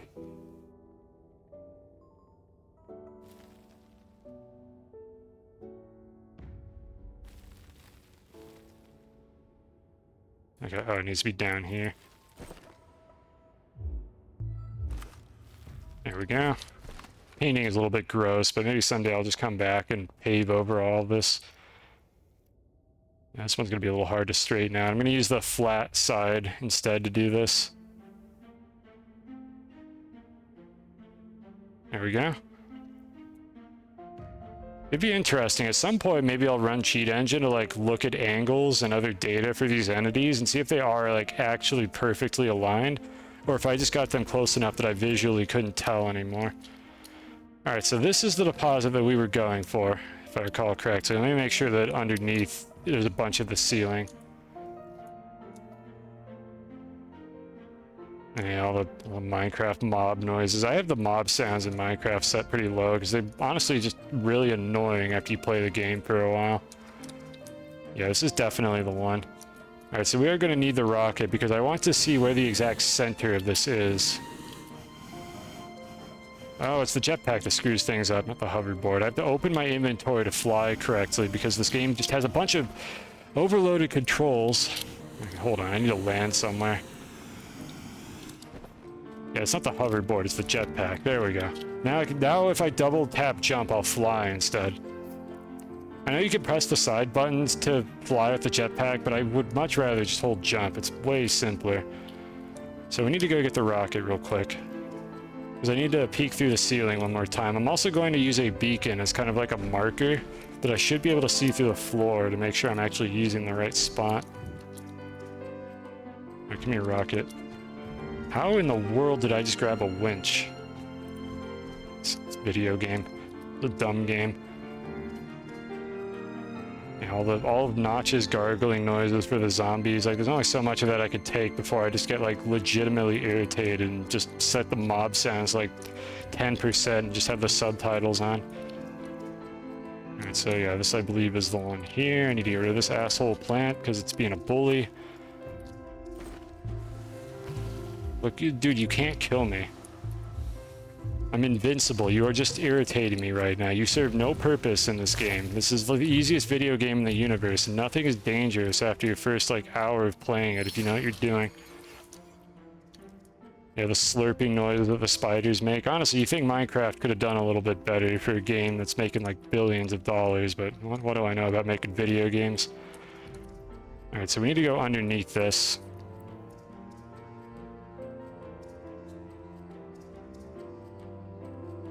Yeah, this is definitely the right deposit. I'm going to look at it from, like, over here. Let's see if we can get a good angle. As long as there's no holes in the way. Yeah, okay, yeah, that's good. We can work with this. Alright, so where do we want to build it? We want to get this thing, like the sphere of the auto extractor, like, probably centered, like, right about here. I don't know exactly how big it is. What I'm doing right now is I'm kind of mentally looking for like a visual aid on what I'm looking for when I go back up to the top. I'm not going to be able to use the beacon, I think, because there's not a good visual aid on the bottom. It looks like it's pretty much just centered on the surface as well. Sometimes these are a little bit lopsided depending on whether they're like embedded into a wall, but this one looks like it's pretty well centered. So if I can remember where this particular one is right here when I go up, I should be able to do it. So it's this piece of macaroni, and then there's like a girthy one right next to it. Let me see if I can remember where that is. I'll go get the rocket later. I'm gonna use my non-photographic memory to see if I could work this out. Are these was the one I was looking at actually not visible through the terrain? I think I'm willing to say it's like right here, I believe is what I was looking for. It's like right there-ish. You know, here's the other way that we could do it. Let's do it the other way around. Place the beacon, turn it on just so I could see it more easily. And then see if that's the spot that I wanted to go for. I want to get this right on the first try because any digging that I do here is going to permanently remove resin from this area, and I want to make sure that I don't just like spoil the deposit by digging a bunch of holes in it to see if I can find the right spot. We're doing this with precision here. So let's see, where did we place that beacon? I stuck it further back than I was expecting it to be. It's actually, yeah, it's a little lopsided. So I need to bring the beacon a bit closer to where the rocket is. I think there must be a wall like right here is the problem, so I wasn't able to see it as readily. But it's near the back of the deposit. I need to move it like a couple tiles in the direction of the rocket, so let's go do that. How much time do we have on this? Very hard to visually tell. It looks like we've got like, I think about 9 minutes or so left on the flight, so we should be fine. Hello, cue ball. Alright, so I think the bulk of the deposit is actually over in this direction. So what we're gonna do is move this like right over there. And I think this, we're gonna dig a pit right here, and that's where we're going to stick the extractor. So let me pull the extractor down and try to find the sweet spot. I need to be using these flying things more. I need to farm a bunch of these off stream because it's a huge pain in the ass to get fractal rose seeds. But I could do that off camera so that nobody else has to watch me do it, because I already showed that on stream like when we first unlocked them, and there is a way to optimize it, but it's not very good, and I might need to work on that a little bit more in the future. Oh, this is way better. Yeah, see, remember that other shitty deposit upstairs was like a fifth of the bar? This is already half, and I haven't even like embedded it in the ground yet. This is what we were looking for. Alright, so this is the spot that we were going for. So we're gonna carefully, and I know I'm not using the optimal terrain tool, we're gonna remove as few of these as possible. Like, I'm gonna hit a few of the ones on the surface because they're very easy to accidentally dig out. But that should get me access to an even bigger bar. Yeah, it's a little bit higher. We're just over like 2/3. I'm gonna get a little greedier and see if I can get a better one.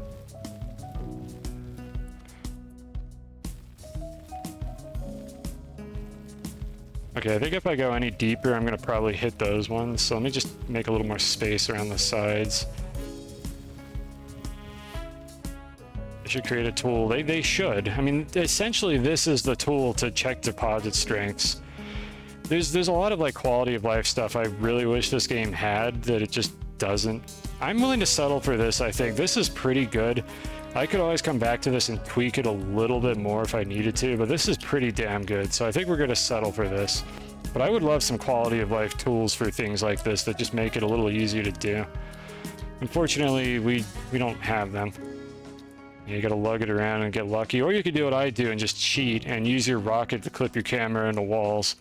So I don't like to think of it as cheating so much as using game mechanics in unintended ways. But I mean, to each their own. I'm in the end game, so it's not like I'm using this to find my first compound, which I mean I wouldn't be able to do anyways. I wouldn't have a rocket. So I say it's fair game. Anyways, the next thing that we need to do here is get these rails to go over there, preferably without carving a huge mess in the terrain, but that's kind of inevitable. So what side is it closer to? Probably the... Okay, we probably want to go around the left. So will this make it? It will actually make it. I don't need to add an extra one. So when I place this, what's going to happen is the game is going to make an unnecessarily large hole in these two pillars to either side of it. And I'm trying to set it up in such a way that that hole is like as small as I can reasonably get it to be. Yeah, it's fair game if they don't give us nice things to solve these problems themselves. I think I'm gonna square up this little corner a little bit. How did I do this for the quartz? Let me see. Okay, I didn't do that at all for the quartz. I actually just pulled the rail straight over like this. Speaking of quartz, the extractor ran out. Devs, please fix the extractors. And I don't mean fix them by make them deplete the resources. I mean make them run forever and just nerf them if you don't want them to make resources too fast. I'll just make a second extractor. I don't want to have to go and like just replace them constantly. It defeats the whole purpose of auto extracting, is having to just go reset it all the time. All right, so we want to go over here.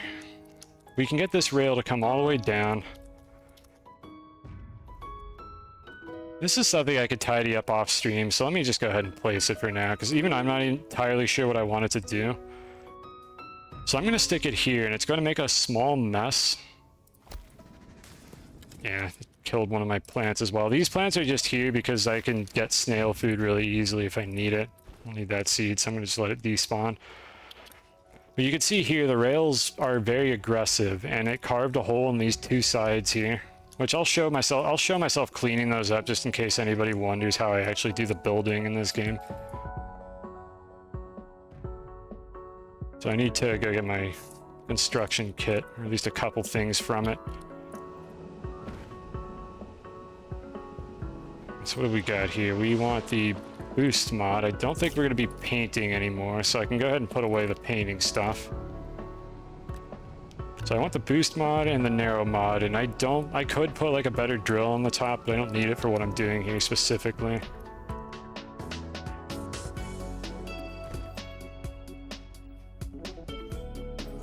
Is it just like a way to make any emote wide? Is this just a new better Twitch TV thing? I didn't add wide variants for any of these. They must have just thrown that in at some point. They're so crispy looking. Alright, so here's the smoothing process. If you already have flat terrain, you literally just keep it flat by... I recommend the boost mod and the narrow mod. So if you're ever wondering why you would ever use the narrow mod, this is the reason right here. You find something that's already flat, and you just very carefully just kind of paint the smoothness onto another area of terrain. And as long as it's not like super misshapen, you should be able to get it to snap to actually be on the true flat grid, which is behind a rail, so it's hard to see, but you can see here now that we have a perfectly flat surface. And then I'm going to fix this one here. I'm going to fill it a little bit just so it will smooth a little better. And then I'm going to grab a surface that I already know is smooth and just pull it down. And fight with the camera a little bit to get it to angle down correctly. And if you did it correctly, you'll notice that it's like actually perfectly smooth. If you kind of angle your camera like this, you can quite often spot like slight deformities if it's not perfectly flat. But if the shading is actually completely smooth, then that means you did it correctly. Yeah, I'm a modern day Picasso, and that's me. I make things look cool in Astroneer.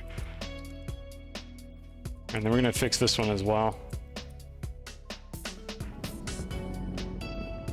And the reason that you also want to have the boost mod on is because if you like brush over this too quickly and don't hold it for a little while, it might not smooth it all the way because the game kind of incrementally smooths out the surface. So that's why I also have the boost mod. It just makes this a little bit faster and more reliable. And there we go. Looks like we fixed the damage. Not too difficult, but a little bit annoying. I wish the rails didn't do this. Like, I don't know why this rail thought that it needed to make a tunnel this big, but it did what it did. It's streaming at 160p. Your fiber has this a thing. I mean, you're gonna have to go through the checklist of potential network problems here. I can only help you so much. I mean, one thing to check is just the Twitch settings to see if they just set you to 160p, which Twitch just does sometimes. You should be able to get 1080. I think that's what I'm streaming, and I almost always get that. Yeah, 1080 is available. So you should be able to get the 1080, and I have transcoding as well, so you can lower it to like 720 if you need to, but you shouldn't have to run it at 160. That's horrible. I wouldn't wish 160p on my greatest enemies. Right, so let's run the rail around. I'm going to swing it wide so that it doesn't like carve a hole in the terrain over here, because again, every time you carve terrain in this game, you increase your save file size, so you make it take longer, and it just kind of deteriorates the performance of the game. So I'm trying to avoid doing that as much as possible. Let me put this a little bit closer to the edge. Alright, and then we're going to stick one kind of over in this area, I think. I might use a tall rail post as well, so that it's a little further away from the terrain. And then we need to also set up an auto arm to actually pull the materials off. So let me go get the fixings for that. How are we doing on snail? Oh, it's only at half. Is it half an hour or is it 15 minutes? I thought it was 15 minutes. It feels like it's half an hour. It might be half an hour. I could have been wrong about that. The little, maybe it's half an hour, and then the little, like the shitty seeds give you 10 minutes or something is what it is. I don't remember the exact ratio. Somebody in chat might know. How are we doing on this, by the way? Okay, we're almost done getting rid of all the excess glass, and then I can research the aluminum alloy. I don't need bytes or anything, by the way. I have 500,000 bytes, and that's kind of by virtue of the fact that I haven't even tried to like auto byte farm. There are literally no auto byte farms anywhere in this world or any of the other worlds. I just haven't bothered building one because I just haven't needed to. So maybe someday I'll do that. Also, let me drop these off. These are the extras that I didn't use.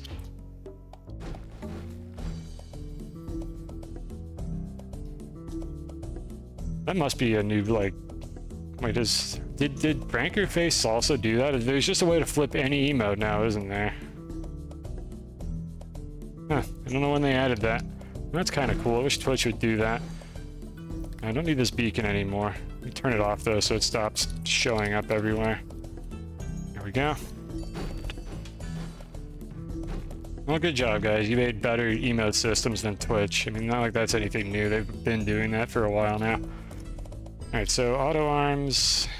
I'll just grab them from here. I could have actually pulled them off of my little building rack, but this is good enough. So we need this. Take one of these.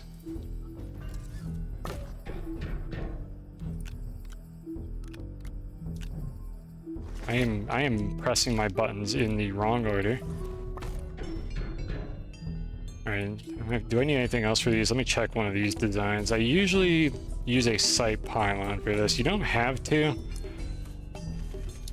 Oh no, don't put, I don't want that in my inventory. Devs, no one likes this feature, please. Just put that on the ground. Yeah, I think that's all I need really. I just have an auto arm sitting here. I could probably optimize these at some point. Oh, never mind. Never mind, it is like 15 minutes. I just ran out and the game didn't like warn me or anything, or I talked over it, as I've been known to do. Alright, let's go back and get more seeds. Yeah, it must be 15 minutes then. That's what that... It felt like 15 minutes and then I used the extra seed and didn't notice it happened because I was talking too much. Heaven forbid. Alright, so anyways, we have like half an hour now because I put 2 of the good seeds on it. I'll restock those off stream. So all we need is this by the look of things. Come on, game, pick it up. Pick it up. Game. How did I lock it? When did I press the lock button? I didn't think I had it locked. I was confused. I was like, it's not locked, is it? Apparently it was locked.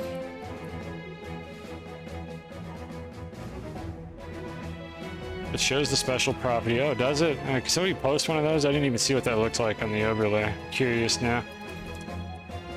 Let's see, do I want to set a sight pylon? Maybe over here. I'm going to use the sight pylon just because I like how they look. Are there any nearby or do I need to drag one? Actually, I know where one is. We can get rid of the one that's been in this tunnel for like the entire playthrough. Just post a wide emote of your choosing. Oh, it just looks like that. Oh, interesting. Well, that's good that it doesn't just catastrophically like ruin how it gets displayed. So I need the Streamlabs or whatever to update that then to show those. Which it took them an eternity to even get the like 7 TV emotes to look correct, so who knows when they're gonna add that. Alright, this should be a sight pylon. Yep, perfect. Let's bring this up. That's just been sitting there forever because I've never been bothered to bring a train down or to pick it up myself and bring it to the surface. Here you go, little sight pylon. Your journey is finally at an end. It's just rotate mod. It's like a game. You just manipulate the emotes. Weird looking. Kind of neat though. Alright, so I'm going to turn the sight pylon around and put it over here so it doesn't immediately connect and carve a big tunnel. And let's see where we want to stick it. So I don't know why it's red right now. Is it just too far? It's too far. So if I stick it like right... This should be high enough that it doesn't carve out a bunch of terrain. I'm going to be very upset if it does.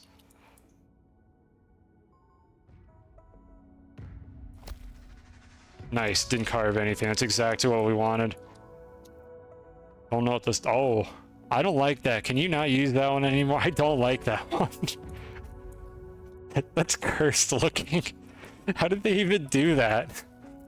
I hate it. Oh god. Okay, so it just like it just like grayscales it and then like way like increases the contrast and it just makes cursed emotes. That's horrible. Alright, that's looking good. That'll be able to pull off the auto extractor. All right, so here's a fun tip for any of you who didn't know this. There's cable plugs on site pylons. Where are they, you ask? They're at the origin point of the site pylon model. See if I can get my camera into it. They're right there. What's that? You don't see the plug? Yeah, me neither.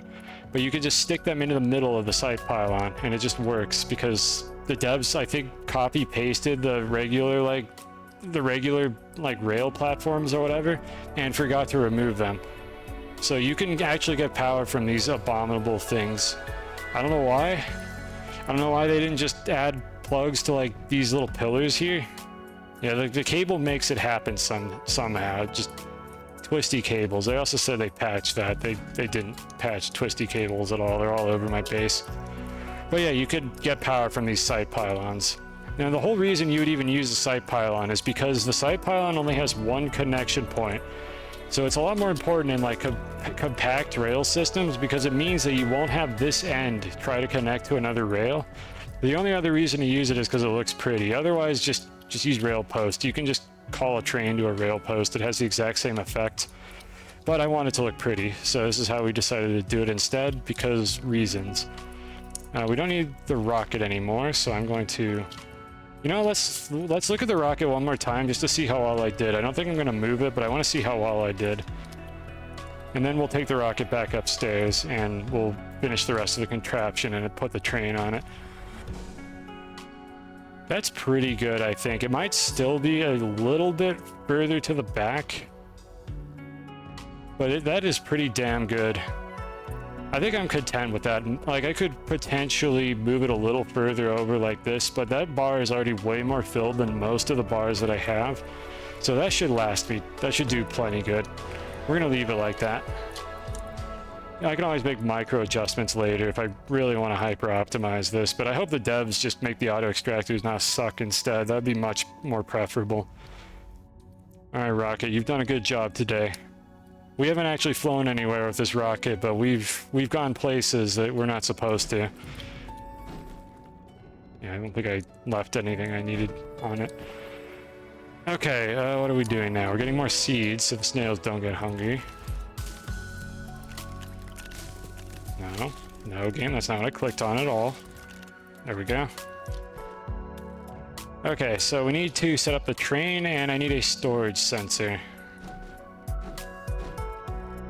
Should be a couple sitting around here. There we go. Is there an object stuck in the air above you? You're gonna have to narrow that down.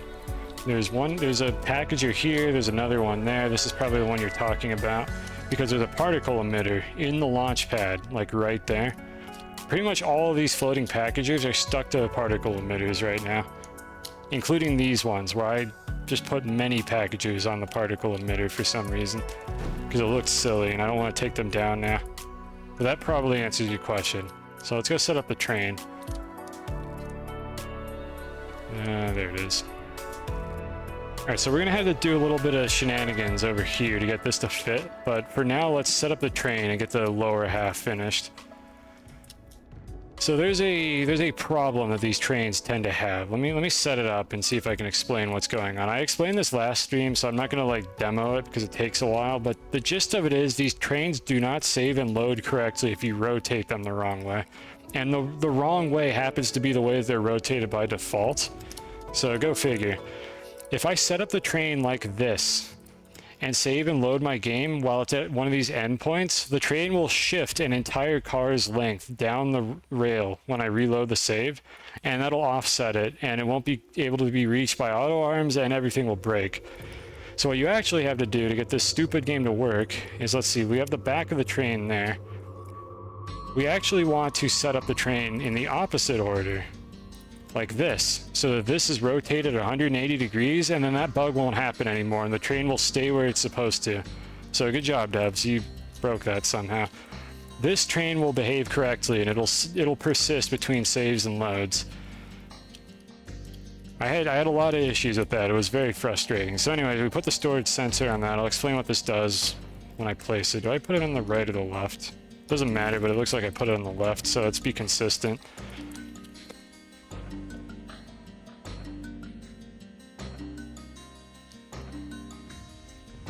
Something like that.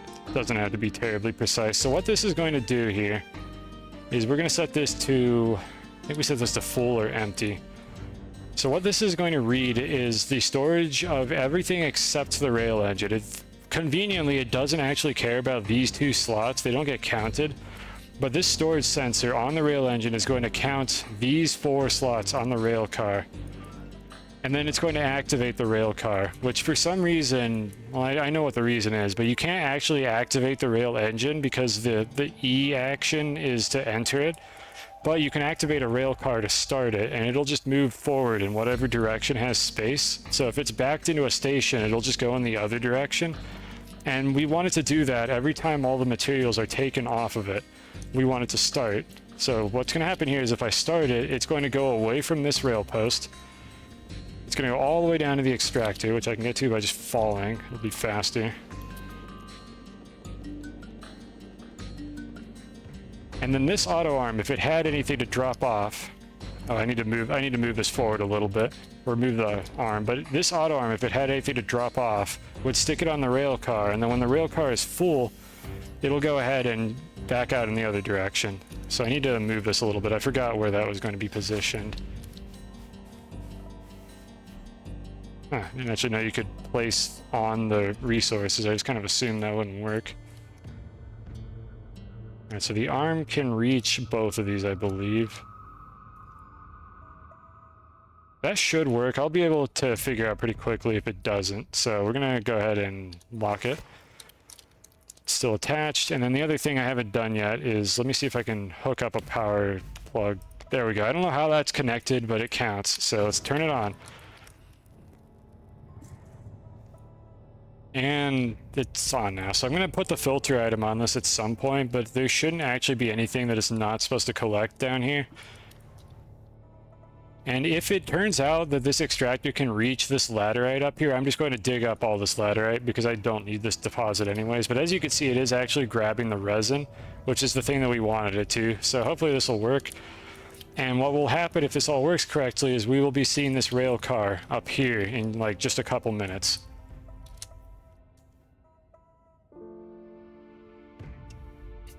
Alright, so this here, this is where we're unloading our tungsten, or wolframite. It'll become tungsten. I need to, like, kind of make room for this rail. I could do some twisty rail nonsense to get this to fit, but I do want it to look kind of nice. You know, we can place the rail first and then see if we need to do any nonsense or move this around. Let's see how it fits in the way it is now. So I need to do a little more painting. So again, we don't need the boost mod for that.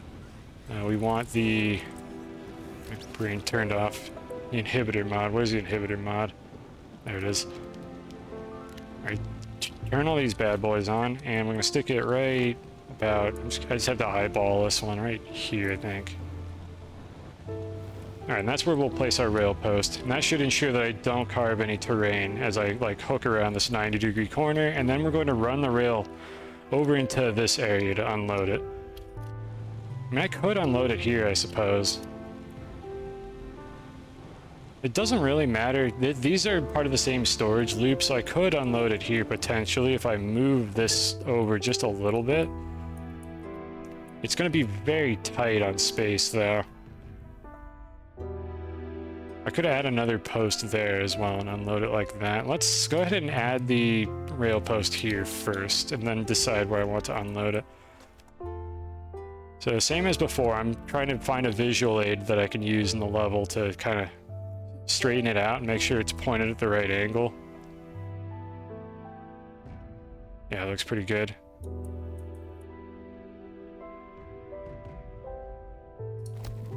There we go. Alright, so the train could come all the way up into here, and then I think we should probably move this around a little bit so it fits better.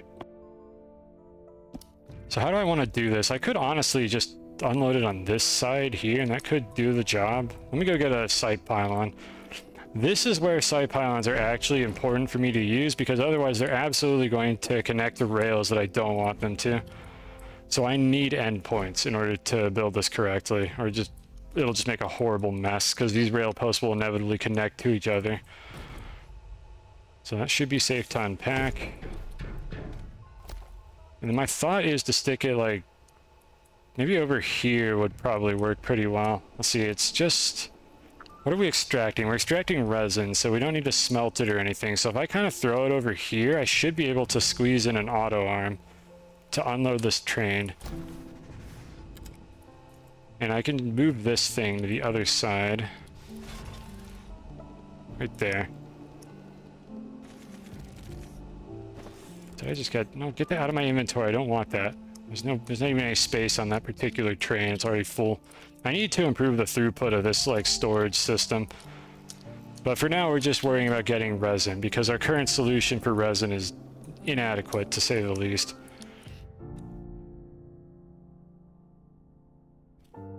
Oh, there we go. It just showed up. That's perfect. So we know it's working now. So what would happen here, hypothetically, is an auto arm would unload all the resin, and then this train would get sent back down to just go collect more of it. Now, it obviously can't do that right now, so I'm going to simulate that just to make sure this is working correctly by accidentally picking that up. And there it goes. All right, perfect. So it works. That is exactly what we wanted to see from this. Soifa, thank you for the follow. Hope I did not botch that. So now we need another auto arm. Let me just get the one that's down here. So just an A platform. Now, how are we doing on flights? We're about to run out, so here's what we're gonna do. I'm not going to use the flight anymore because I don't think we need it. Let me go set up the filter item before I run out of snail food, or Evo food or whatever. Wait, did I just run out? Oh, it just ran out. Okay, well, never mind. We're gonna have to call a train to get back up. Well, let me put the filter item on this just to make sure nothing weird ever shows up in the system. And let's see, how do we get out of here without a jetpack? We still have it. We just use the jetpack. Alright, Eva, you served your purpose, but I don't want to use a ton of those fractal rose seeds because they're such a pain in the ass to get. So I try to avoid that when possible. So unfortunately we're back to the jetpack, but at the very least it's easier to see what I'm doing because I don't move so ridiculously fast.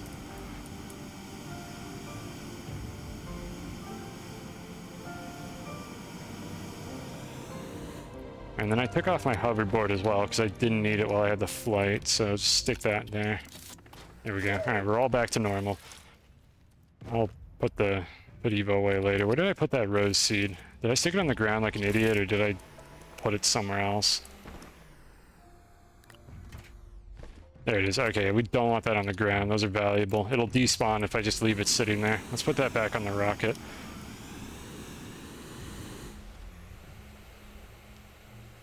And I just use the rocket. Specifically, this silo is just a generic storage point for stuff because I typically just bring the rocket with me when I go on wacky adventures, or I can just grab that silo if I don't need the rocket for something.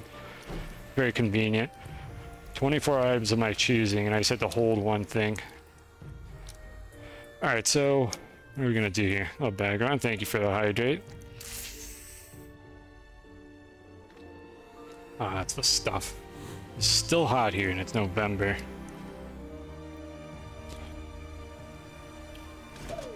How are we going to cram all this nonsense in here? Where's the arm I have? Here it is. So we're going to need to do a couple things here, and I'll explain the logic as I go along. For now, though, let's just start setting up the auto arms, then we'll put the logic gates in later. I probably could afford to shift this stuff around a little bit, so how far can this reach? Okay, we should move this out a little bit, preferably before the train shows up. It needs to be able to unload all the materials, so that's about centered. How do I usually set these up? Yeah, the back end is going to be the thing that has all the materials on it, so we want to move this just a smidge closer, probably like this. Okay, oh, perfect. Thank you, train, for demonstrating a second time. So the arm should be able to reach everything here. Just put that there. I just want to store these somewhere that they'll eventually get sorted. Oh no. Oh my god. Why did that have to move in front of my camera? Stop. I'm just gonna put this on the ground and deal with it later. These tethers are here for filler, by the way, because the auto arms can't reach all those slots consistently, so I needed to block off the edges to make sure they'd all be able to get to them. Otherwise, I could potentially move the arms around to get better throughput, but that's a project for perhaps later if I decide to optimize this abomination. But for now, this is what we needed. Now, the next thing is I need a logic gate for this. I could... probably should just combine it with this one. Now, I want it to be independent. So yeah, let's go get another one. We need a B platform. Or medium platform B. Where is it? No. I really wish there was a slightly different icon on these so I could actually tell them apart. This is the one that we want. And we're going to put a few logic gates on this because we love logic around here. This is a science stream. So what we want to do is only turn on this auto arm when two conditions are met.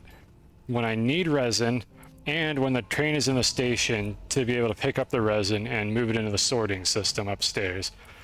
So in order to do that, we use power switches and batteries. So let me see, is this going to reach? I can probably stick it like right there. And this is a separate power grid. That's why I have the battery here. I need power to exist. It's not going to actually drain any power, but it's kind of better to just have it set up like this. It's hard to explain all the reasons behind it, but the gist of it is if my base runs out of power, it'll interfere with the logic gates, and I just want to eliminate that particular factor. So we preferably don't do that. I like to have the power grid separate for these logic gates, and I just use batteries for that occasionally. Let's see, I could have probably gone away with an A platform, but I have so many of these damn B platforms sitting around anyways. I'm just gonna use it anyways. So stick a couple tethers on it as filler so that nothing gets placed in these slots because I have auto arms everywhere. We're gonna pull power out of the separate grid and stick it into this one. Cable plug there. And then we need a power sensor, which I should have on this silo. There it is. And this is going to decide whether or not the arm is turned on or off.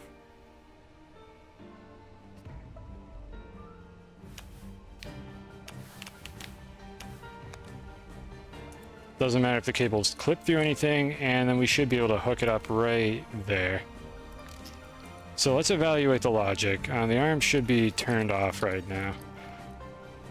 So the two things that we're checking, do we need resin? I need to run a cable from my resin storage to detect that. And then the other thing is the train in the station? That is what this particular segment pin is going to tell us.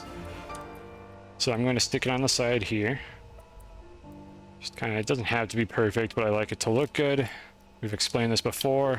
I want it to be pretty. So when the train comes into the station, this power switch is going to turn on. This is an AND gate that we're building here with the logic system.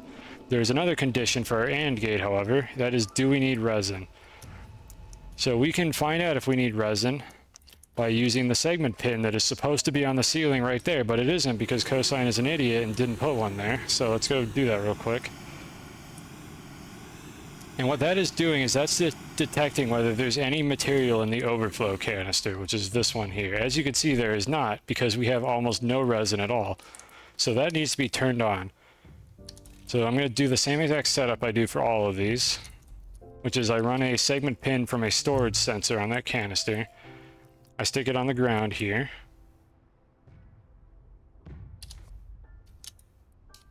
And I'm going to run it underground.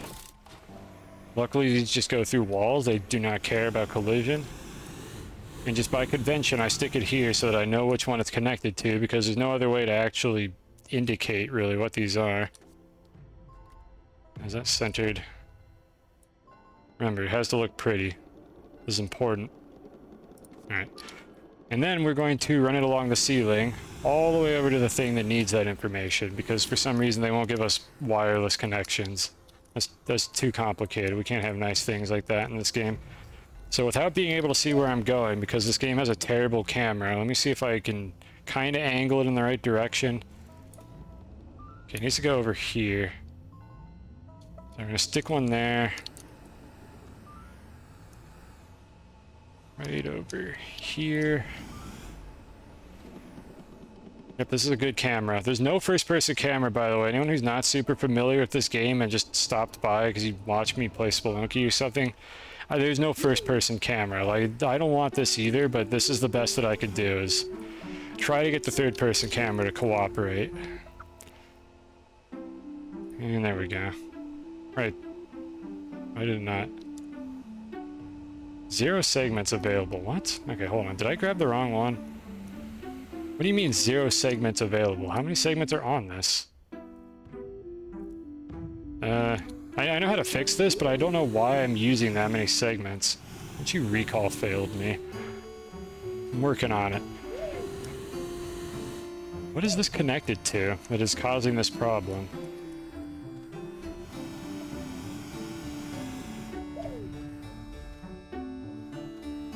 Oh, that's what it is. I'm running it over. Oh, that's good. We can just disconnect that one then. So it currently is connected to the auto extractor over here. We don't need that anymore, so we can free up these segments because we're going to be getting rid of all this once we're done here, because this is the shitty auto extractor that is just taking like the 4 nuggets that are in the floor of my base that I never got rid of. Perfect. So we're going to get rid of that. Don't need this one either. And now we should have plenty of segments to get over to the new system. So let's try that again. I don't know why 12 is the arbitrary limit they came up with, but it is what it is. I don't know why. Maybe there was some performance reason for it, or maybe they just wanted to have a limit for some reason, as is the case with many of the things in this game. But we got the information we need, which is, do we need resin? And the answer is yes, we do. So we're going to hook up the pin. There can only be 12 segments per quadrant. You're right. That's so obvious in retrospect. Why didn't I think of that? It's not possible to have any more than that per quadrant. What is a quadrant? I don't know. It's a meme. Anyways, we need that. So that one's going to be turned on. And what's going to happen with this AND gate is it has a power flow running into this power switch. When we need resin, this turns on. When we don't need resin, it turns off. And then there's another one. And this one is going to detect, is the train in the station? It'll be on when the train's here, it'll be off when the train is not here. And if both of these cases are true, they will allow power to flow through to this sensor. This sensor will turn the auto arm on when it gains power, and then it'll turn the arm off when it loses power. That's how you make logic gates in this video game. It's convoluted, but honestly I'm not even bothered by it because it's reasonable, it makes sense. Like, it's a decently functional system. Like, people I've heard complain like about it being a little bit weird and confusing, but it's mostly because there's 2 like logic systems in this game. There's a pulse-based system, which is what these black lines do, connected to all these like repeaters and sensors and stuff. And then there's also a steady current system, which is more like redstone in Minecraft. And that's what these power lines are doing here. And you have to be able to convert between the 2 systems to do everything that you would want to with logic in this game. And as you can see, the train is coming and the arm turned on. It may not drop off anything if this is full, which it looks like it is. So it can't actually drop anything off because the train is already loaded. But it would be unloading all the resin off of this train. And we're gonna, I think, need to deal with the throughput issue pretty soon here, because that is becoming a consistent problem that I have to deal with. Is I just don't have enough throughput to deal with all the materials that I'm sending into the system. But hypothetically, it would have worked. The arm turned on when it was supposed to. We'll do a little more testing later, I think, to make sure it actually does turn on. And meanwhile, let me just run around the back here and drop off some of the stuff in my inventory. Just put these here. This just puts things into the sorting system. They will eventually wind up where they're supposed to go. But I do believe we're going to be adding a 3rd train to this in a moment, because I'm tired of having throughput problems. This is the 3rd train. I built it ahead of time. I just have to do some timings to put it on the rail line, so I might show that on stream, because it could be interesting for people to see how I do that. Did I leave anything else down here? We have one more piece of resin that we don't want, so I'll put that in the sorter for later. Okay, I think we're done with the resin extractor then, like fully automated. Obviously I could have just slapped this down with a silo on it and just picked it up every now and then and brought it up top, but that's not what we're here to do. We're here to automate things in this playthrough. And this should be a fully automated resin system, except I have to go down there and pick up and place the auto extractor every couple hours because the devs won't fix the auto extractors for some reason. Other than that, though, it's pretty good to go. Alright, is this one gonna drop off? Yes, this one's also full of ammonium. Yeah, I'm gonna do that next. I'm gonna add another one to the rail line because I think we need to do that at this point. We need to add a third car. There's currently 2 of them running along this loop.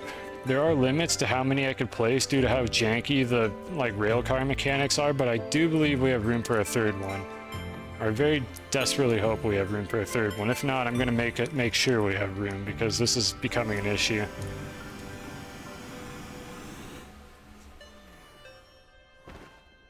Alright, so let's go ahead and drop this off. Let me top off the snails while I'm here just so I don't forget later. Oh yeah, the other thing I want to do is clean up the other auto extractor that we don't need anymore. Let me do that now before I forget. Alright, goodbye, friend. You've done a fantastic job, but your services are no longer needed. I'm gonna take it over here and I'll repurpose this one later.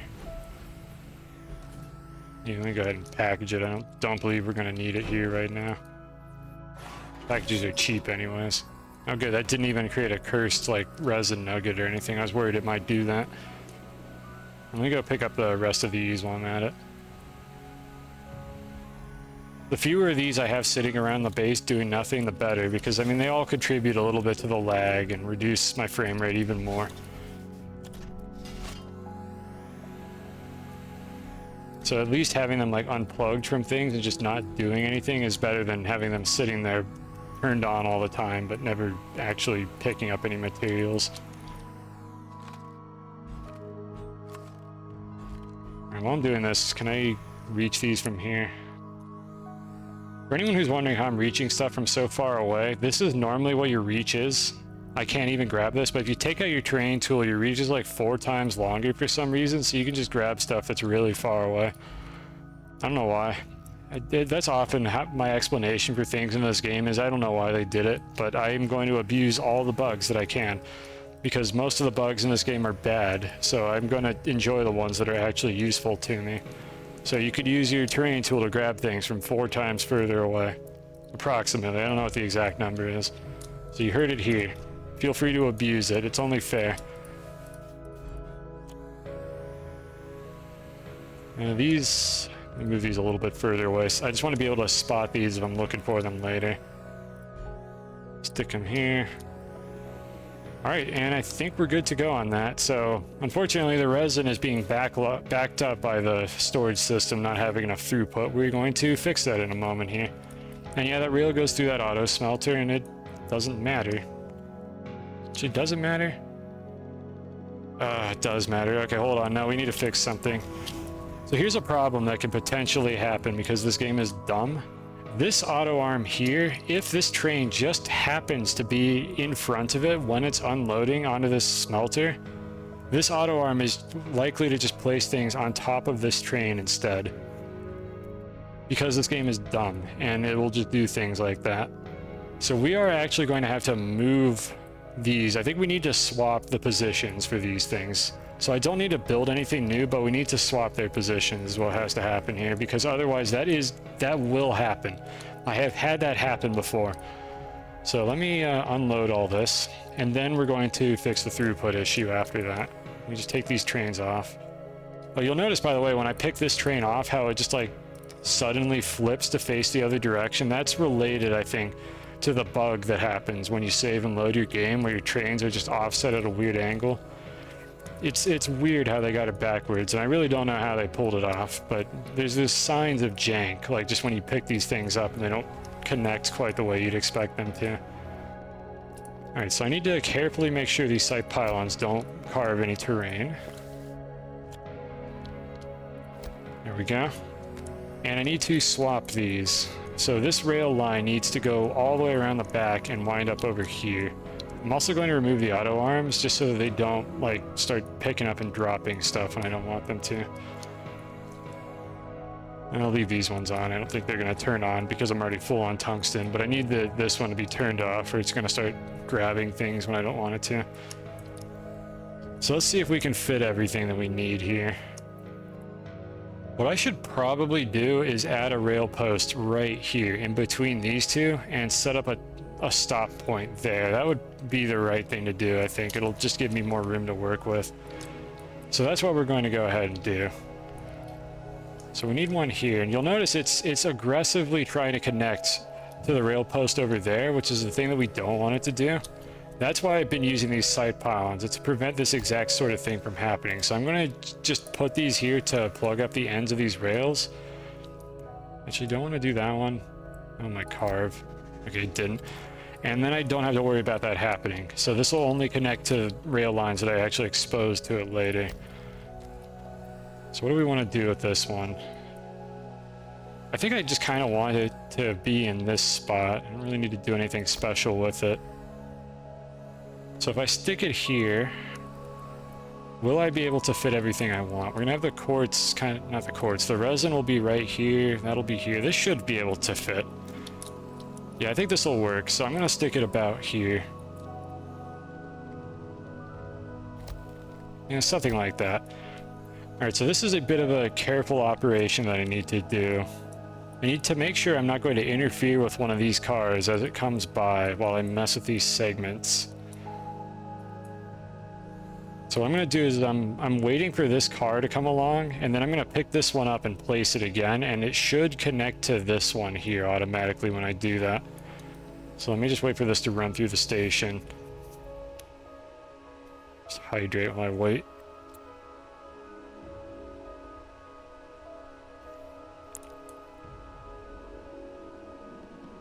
Alright, and there it goes. I think this one's also full of ammonium. I need to check if my ammonium is backed up. I wonder why these still have so much ammonium on them. I'm waiting for it to get off of this one as well, because I'm about to disconnect this end, and that could cause problems. So once it moves, I'm going to pick it up. There it goes. Alright, we just quickly pick it up and place it again. Alright, and what that did is now we're connected to this rail post, which is the one that we actually wanted. And then if I pick this one up and place it, we're connected to this one. And now the last step that we need to do is push this out of the way. This is another like jank item that I just can't get rid of. Maybe I could blow these up. I didn't really try it. But it just sits down here because I don't feel like bringing a winch to move it. So this logic system is for the stop point that we have here, and I want to turn this into the station instead. So with that, making sure that I don't accidentally break any of the signal cables, just move this over.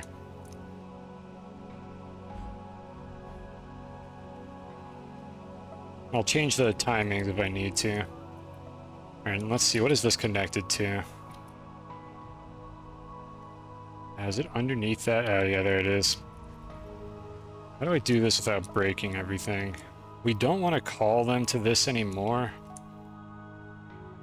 That goes up there. Okay, I think I know what I need to do to not break the system here. I just have to be very meticulous about it. So this segment pin, let me move it somewhere that's easier to see it. Alright, let's watch this guy go by. Alright, so before the next one shows up, I want to call the train to this particular rail post. You don't have to put it in that spot, but that's just for consistency so I can see what I'm doing. And disconnect it there. That should do it. I'm also going to stick this one up underneath it like that. Again, this is just for convention. You don't actually have to do it that way. It doesn't change how they work at all. I can move this over here a little bit. I don't need one of these segments, so how close is that other train? Okay, the other rail car is on the other side of the base, so I should be able to actually just disconnect this one and just use a single one here. The fewer of these I have in my base, the better the performance is going to be, and while changing one of them is not going to do a whole lot, I could only assume it adds up if you have a really big base, and I have a really big base, so I'm trying to do everything I can to make this game perform properly.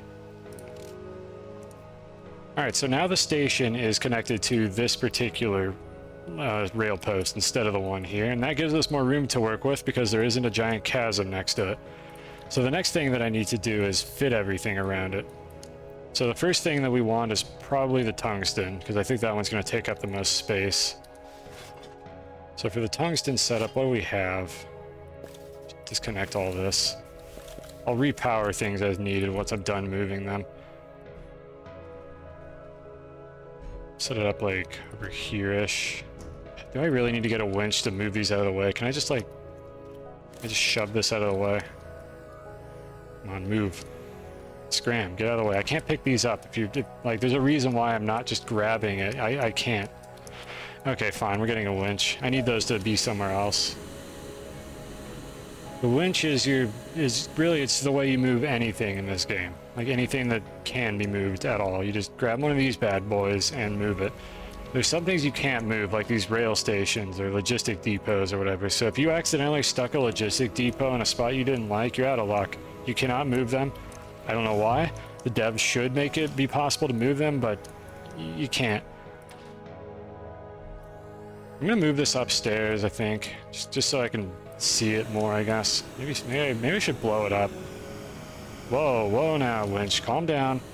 Calm yourself. If this thing flings around too much, it will eventually disconnect. So I'm trying not to, like, just have it go absolutely bonkers here. Stop. Just go over there somewhere. Please. Over near the wall. Come on. That'll do. Okay. So that's that one. Now let's go get the other one. I do wish there was an easier way to do this. Really? I can't fit through that? I got through that the first time I did it. Alright, let's get rid of this one. Maybe I should try to blow these up. I wonder if you can destroy these. Otherwise, they won't go away. Unless I could also just, like, slingshot it into space, probably, but more likely it would just, like, stop updating somewhere in the sky, and I would just find it later and be disappointed. So I'd rather just blow them up and never have to see these again. That's... You know what? You know what? That's good. Yeah, that's a good spot. We'll leave that one there. Let's get the last one. This cursed compound nugget that just dropped off of a drill one day, and I've never been able to do anything with it. It just sits here. I can't pick it up. I can't store it. I don't even think I can blow this one up because I don't think I can attach dynamite to it. So this is just here forever. Or at least it seems that way. Just put it over here in the gallery of freaks that we have set up. You got a little compound nugget. That's your new home now until you fall through the ground or something and I find you again later. There is the distinct possibility that those are just going to fall through the ground and show up where I don't want them later, but who knows. When the base is set up with true flat like this, things tend to fall through the ground less than they would in a normal playthrough, so it is possible they'll just stay there forever and won't have to worry about them. One can only hope. It would be kind of funny though if I just find it down here again later, or even just somewhere else underground. Let's see, how are we gonna do this? So we've got a couple things that we need to cram in here. This is going to unload the tungsten once the smelting is done. So again, it has to be able to reach everything. I think this is how I've been doing it. Yeah, so it has to be able to reach these output slots on the back here. Just like that. And then it can place them directly on the center of the train. Let me shift this over just a smidge. There we go.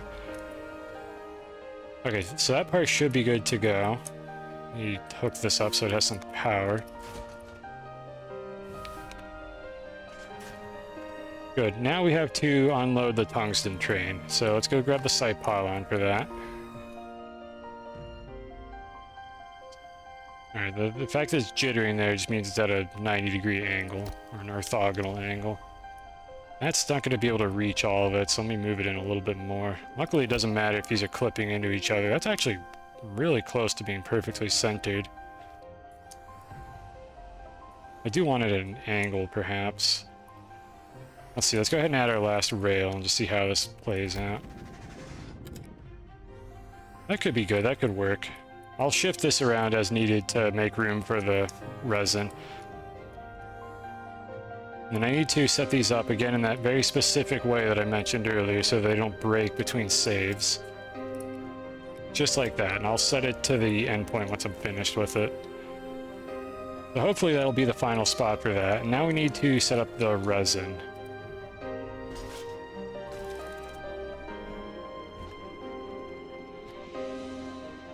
Is it backwards? No, right, it wants to drop off. There we go, this is where we want it.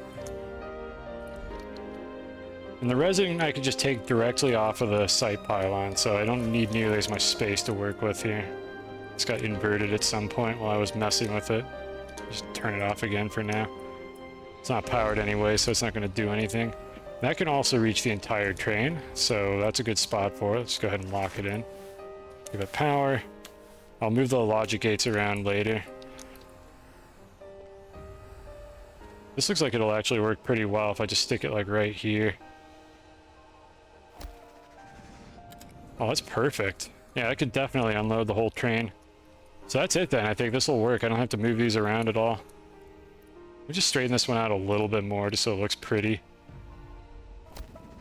Oh, yeah, oh, that's the stuff. They're like overlapping each other. They look almost clean.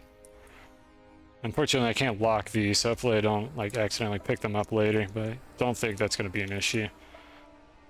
So those are locked in. That's powered. We have power to this. This doesn't have power anymore, so I'm going to have to probably set up more of these cables to do it. Unless this reaches. It doesn't reach. Oh, it does reach. That's kind of disgusting looking, but it's not quite disgusting enough for me to not want to do it, so that's how we're going to power that. Just barely reaches. Alright, now the logic gates. So this is the one for the resin.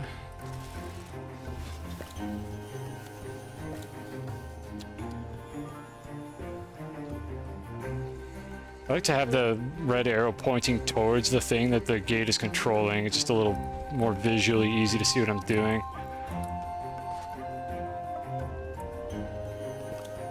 So what I'm going to do actually is... let me shift these around. This is just because I have a convention for how I do this so I can read them more easily. I'm just swapping them so they face the other direction. Not actually important. And this is the power sensor for the resin.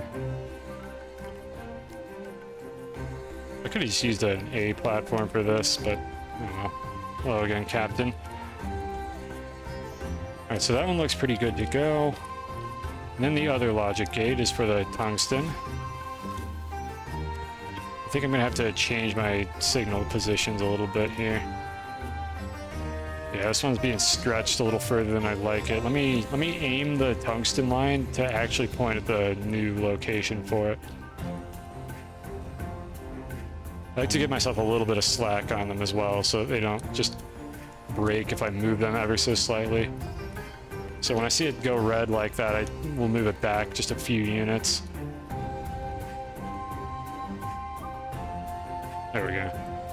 And then this one over here, and I should straighten it out a little bit so it's easier to see where it's going.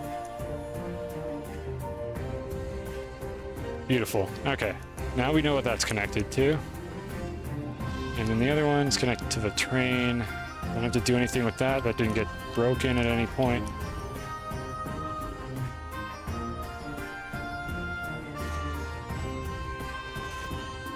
Connects the like separate power supply. And then this needs to be over here.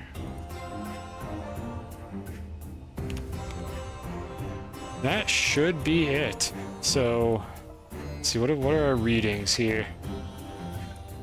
This one says we need tungsten, which we usually don't, so I need to double check on that and make sure I didn't break it somehow. Everything here looks like it's being powered correctly. You know what, actually I don't have to do this gross nonsense at all. I can just power this through the site pylon. Because again, there's two power connectors in the site pylon that the devs forgot to remove. Thank you, devs. So these are both turned on. When the train leaves, they should turn off, and if that all works correctly, then I think I did it right. Awesome. Maybe it worked on the first try. Let's go power this one here. As far as I'm aware, it's not possible to actually, like, pull the power plug out of the site pylon. You have to run one into it to use it. It might be possible, like, if you were able to somehow disable interacting with the site pylon itself. But as it stands, I've never been able to do it. So you have to run a cable into it to actually access the super secret power plug that you're not supposed to know about. Top 10 things the Astroneer developers don't want you to know. Alright, so this arm... Let's see, this arm I believe will turn on if there's any extra space here. Yeah, and then the smelter will start running again.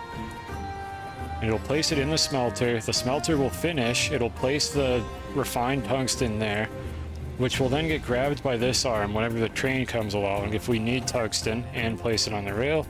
And then for this one here, we don't have a smelter, so we just grab it straight off the train and stick it over here. Nice and simple. I haven't had to make a supercomputer in this game yet, and I desperately hope I don't need to, because first of all, I don't know how to, and second, it probably wouldn't work correctly.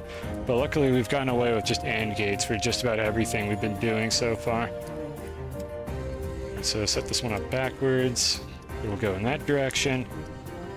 And then if I ever have space on these cars, which is what I'm going to do next, then I would be able to unload the resin. Have I fed my snails? Yes, I have, Beck. They are being fed right now. I have not fed my jetpack, however. That's good. I actually need to top that off.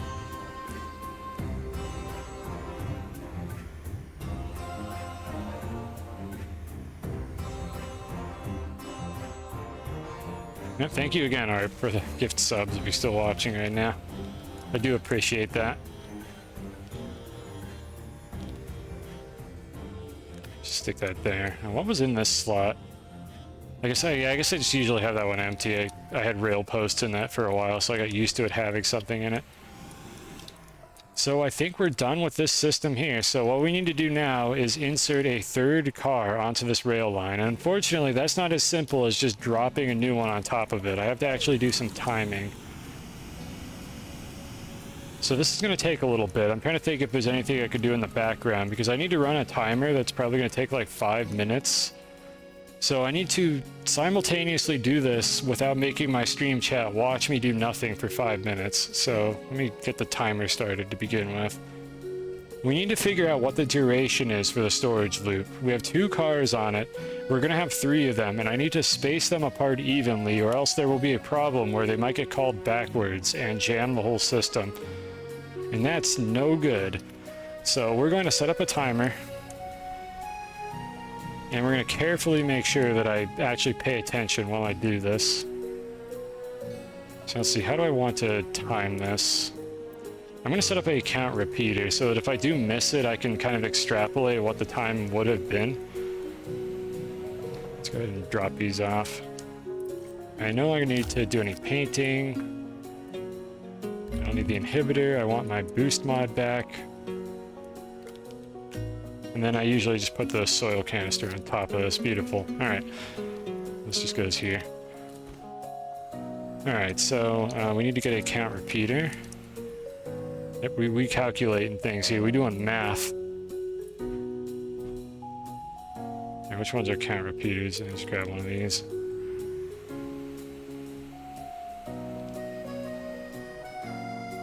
So I'll explain roughly how this system works while I do this. So this is the storage loop. What this loop does is it pretty much picks up and drops off materials as needed. I have a factory downstairs that places materials on these trains, and then the train that is going to conveniently demonstrate for me is going to bring those materials up here to the back side of my storage system, which also is where I unload like ammonium and raw materials if they end up in the system to get smelted. But in this particular case, it's just ammonium really that I'm using for that. And as you can see here, the problem is that the ammonium is backing up. So there's 2 things I can do to fix this problem. I can add more trains so that I can deal with it more efficiently. And then I also need to figure out why exactly the ammonium's not getting consumed, because I should be making hydrazine right now. And I think it's a feedback loop where I don't have room to unload the hydrazine, so I can't unload the ammonium to be made into more hydrazine to go into the hydrazine storage. So I just kind of have a backed up system because of that, and I need to unclog it. And we're going to start doing that by adding another train to reduce the odds of this happening in the first place. And in order to facilitate this, what we have is we have a running signal, because you cannot actually rely on these segment pins here. These trigger every time a train passes through a particular like rail post, but they don't work. Because if you're outside of relevance, meaning you're really far away from them, they don't update correctly when they're in tight configurations like this, so I can't actually use these to detect when the train shows up at the post. So what I have to do instead is set up a running signal like this that just has a few delay repeaters, and then what it's going to do is it's going to call the train to the next rail post and start another delay, which will call to the next rail post, and so on. And we have two of these signals running in a loop, basically dragging two rail cars behind them, like throughout my storage system. I want to add a third rail car. I want them equally spaced, so what I'm going to do is I'm going to time how long it takes for these two signals to make it around the track, and that will tell me how long the delay is on the entire loop, and then I'm going to calculate what a 1/3 delay would be, and I'm going to reset all these trains to a new timing. And that's going to take a little while because it takes them a few minutes to get through this loop. And in order to do that, I just need to extract a signal from a consistent spot like this and hook it up to this thing. And this count repeater is going to tick up every time a signal reaches it, and when it gets two signals, that will be the information I need, because the two signals I have now might not be exactly equal, but when I have both of them come through, that means one circuit was completed. That means that the first train to come through made a second loop. So I'm getting my timer ready. I figure out how to use this thing on my phone. Okay, now we need to just kind of wait for the first train to come around, and I need to just pay attention. It'll be here in a minute or two. And I need to make sure I start my timer exactly when this gets updated. That's what we're going to be doing. So in the meantime, let me go check where it is downstairs. All right, it is currently, it's over here, so it's going to be a minute or two. This train has to make its way all the way around. And meanwhile, the other thing I'm going to do is I'm going to start unclogging the ammonium, because I need the hydrazine. Actually, let me double check that the problem is what I think it is. The hydrazine should be backed up. Yeah, you can actually see it going on right here. The hydrazine is currently backed up. So why is that arm on? The train's not in the station. Oh, I might just be a dumbass and I inverted the signal. So maybe we don't have a backup. This is supposed to be on right now. I mean, it has no room now. Okay, it backed up because I'm an idiot, and I had this arm backwards, but I still need to unclog the system. This arm was basically never activated when it was supposed to be, and as a result, it never unloaded any hydrazine, and so the trains got backed up with ammonium, because unfortunately it is really hard to add, like, checks against this kind of stuff, because it requires, like, so many entities and logic gates to do it. And hopefully if I do things correctly, we don't have to run into these problems. But I did not do things correctly, and we did run into this problem. So I'm waiting here now, ready to tap the play button on my stopwatch right when the signal reaches this count repeater. And then when this gets ticked twice, that means that we finished our loop, and I just need to pay attention to it. So it's going to be when this delay repeater here finishes. It's very, very suspenseful. This is the most action-packed thing that we've done all day, other than deal with that, like, 10 frames per second incident. There we go. So the timer is started, and I need to just be paying attention and remember to check up on that every now and then. Let's unclog the system in the meantime. It might unclog when I add the third train, but it might also just, like, be not cooperative, and it might end up having problems anyway, so let's actually do this properly. And that is, I'm just going to make an extra canister of ammonium. So let's see here. Is anything weird going to happen when I do this? Nah, I can just hot swap them. I'm going to prime it just to make sure that it has the right material set up in it. Doesn't really do any good, but it looks nice. Alright, so we're going to deal with this ammonium canister after the incident is over. I'm just going to store it over here, but out of range of this arm so it doesn't actually grab any of it. And later on, I'll try to feed this back into the system once we get rid of the clog. But what that should allow now is any train that has ammonium on it should be able to come along and actually get unloaded by this, and that might fix the issue we're having in the interim, which is that nothing else is getting produced because the system is backed up. I guess technically I need to wait for 3. So what's going to happen here is this is train number 2 that is coming through. We need to wait for train number 1 to come back around.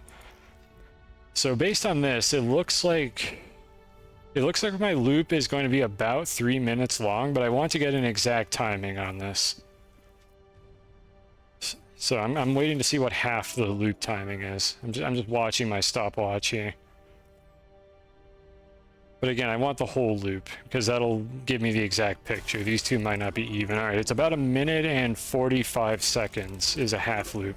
So we're expecting about 3:30 from the full loop. Let's go ahead and put more stuff in the sorter while we're just waiting for it to come around. I was afraid I was going to have to wait longer than this, so I'm glad this isn't too tedious. Put the Astroneer over here. Sort the hydrazine as well. Don't have sorting for any of this other stuff, so I'll do that manually. It's a bit difficult to store a lot of these materials because they don't go in these canisters, so I don't really have an easy way to store them. I had to do this with the hydrazine, and it was a huge pain in the ass, so I don't really bother doing it for anything that I can't automate, like the exo chips, because there's just not a good reason to do it. Right, so how are we doing? Is the other train coming along yet? Not yet. We have about 1 minute. How can I kill 1 minute? Anything I want to do with these? I don't want to turn this on for the rest of the stream because of the incident with the lag spike, so I think we're going to leave these turned off. Let me just clean it up, and I'll deal with the rest of it off stream. Not really much more to see here. It's not the most interesting event in the world. At the very least, we didn't lose all our pumpkins.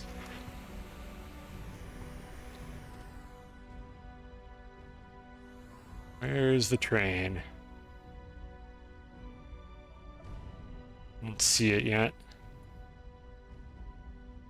Yeah, I must have had the timings off because this is not, the train's not here yet. Where is it? I'm trying to spot it like through this little gap and I do not see where it is, unless I missed it. Did I miss it? No, I don't think I missed it. It would have been visible. Yeah, we haven't missed it yet. Okay, so it looks like I didn't even have them at even spacing. I've probably been adding things to the rail line and just, there it is, didn't have any problems with it. It looks like it's actually closer to 4 minutes, so this is good. I wanted to retime it anyways, so this is good that we got the correct value and didn't just go with the first one. This is why you should take good measurements when you do this kind of stuff. It's also possible that the timings have been drifting. I don't entirely know how accurate the system is. They haven't been drifting enough for it to matter, but it still has, it might be adding up over like hours of gameplay. The two signals might be getting like too close to each other. All right, so I'm ready to hit the stop.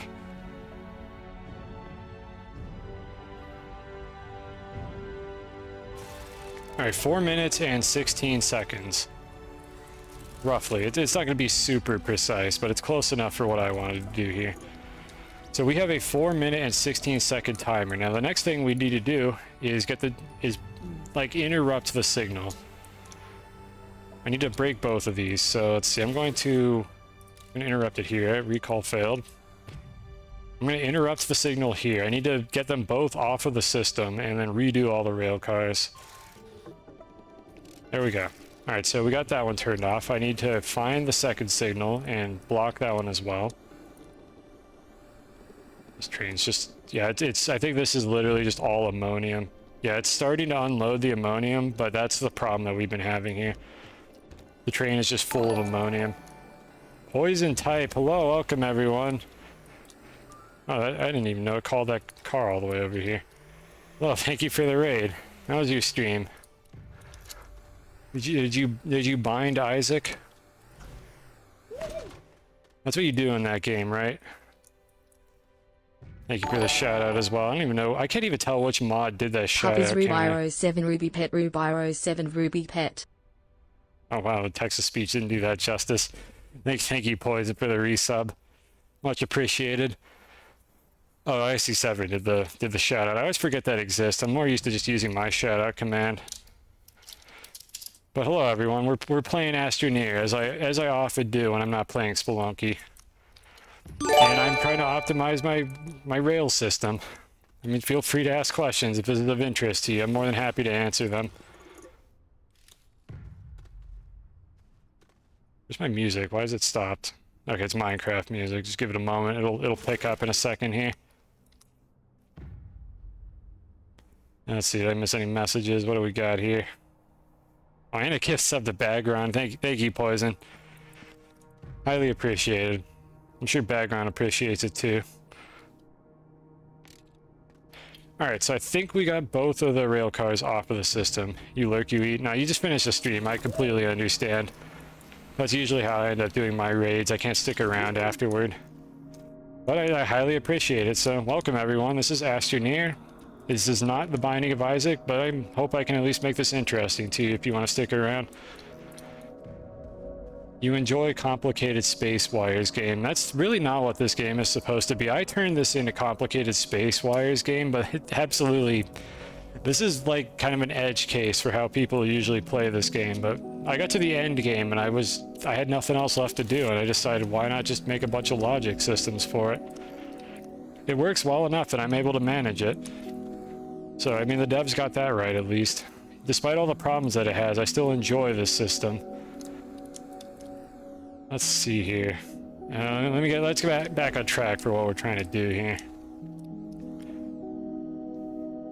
Right, we need to do some math. So here we go, math. If I want to scare anybody away from my stream. So we just timed this storage loop to 4 minutes and 16 seconds. The storage loop being this like rail line that just runs in a circle around the base. It collects materials from this like abomination of a factory that I built downstairs, and then it takes them upstairs into a sorting area. And I need to add more rail cars to it because it's backing up because I don't have enough throughput. So we need to divide 4 minutes and 16 seconds by 3. Riveting content. So I'm just gonna get a calculator here because I don't want to do that in my head. And I'll probably get it wrong anyways. Alright, that is... oh, that's 256 seconds. What a funny coincidence. So that's about 85 seconds per train is what we're going for. Or 1 minute and 25 seconds per train. Double checking the numbers. 240 and 16, 256 divide 85.33. So we're gonna time it to about 85 seconds. It doesn't have to be exact. So 1 minute and 25 seconds per train is when I need to do this. I'm just whipping out the content right now. Like, who doesn't get excited about like basic elementary school math? You'd be wild not to. So what we're gonna do here is I'm gonna start my timer when I hit this button repeater, and this button repeater is going to input one pulse into the system that's going to start operating one of these trains. So I'm just gonna, let me just put the train on the rail so that it gets called over when I do that. Alright, so I want to make sure I have everything figured out before I actually go for it. We're gonna call the train, or rather it's gonna start this particular timer. And then 1 minute and 25 seconds later, I need to do the second one, and then 1 minute 25 after that, I do the third train. And if I did everything correctly, they should have proper spacing. This is magical. Well, I'm happy to hear that. I'm glad I could take all that scary math and do it for you, but this is elementary school math. We literally just divided an integer by 3, and then rounded off the decimals. So I wouldn't call this the most highbrow mathematics you've ever seen on a stream, but it's certainly something. So let me reset my stopwatch. And I'm going to use this, and I'm going to start the stopwatch. And actually, what am I waiting for? I'm waiting for the next one to come through. Yeah, so when this line here that I have highlighted, when this one here gets signaled, that's when I should be... That's the timing I want for like the next signal and so on. When it hypothetically would have had another signal come through it. So yeah, we're going to activate this thing every minute 25 seconds. So here we go. Alright, so for 1 minute and 25 seconds, I need to entertain chat. So, let me go do that. You know, we have a math command. It's pointless. That was literally my test command when I was setting up Nightbot, just to see, like, how Nightbot works. And I just made a command that could, like, pick between random, like, math shitposts, and that's what we have here. Well, it's not really shitposts, they're just random math formulas. Formulars, as one might call them. So let's see, 1 minute and 25. And then I'm going to need to do 250 will be the next one, because I'm not going to stop the timer.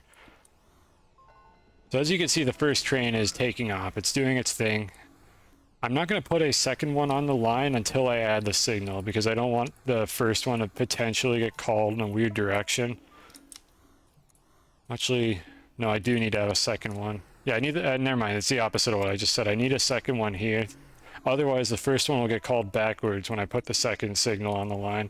Alright, 20 seconds, and then we need to fire this off again.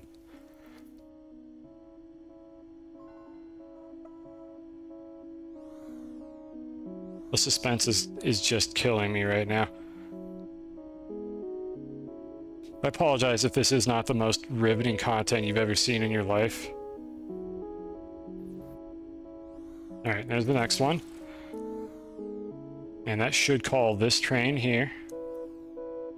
And then at 250, we're going to do the last one. There it goes. So that's a good sign. It didn't call the other train backwards, but the question is, do I have enough like room between the timings on these stations to actually cram in the third signal? And I'm pretty sure I do. And if I don't, we have to go back to 2 trains and fix it probably off stream, because nobody wants to see me do this a second time. So we've got about 50 seconds here to kill. Is there anything else I could sort while I'm doing this? Let me grab some of this stuff and take it over here. Yeah, more math. This time we had to multiply the number by 2, and that's 2 minutes and 50 seconds. So this is what I usually do with all the crap that I get from these events. Just put them in here. I don't know what else I'm going to do with it, really. That's a nice solid fuel, just stick it in there. Alright, let me make sure I get back in time. I have 20 seconds.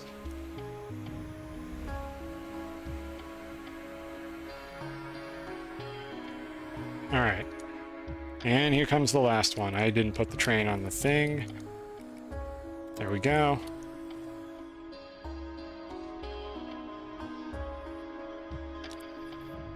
And there it is. Please do not call backwards. They're supposed to call like the geometrically closest train.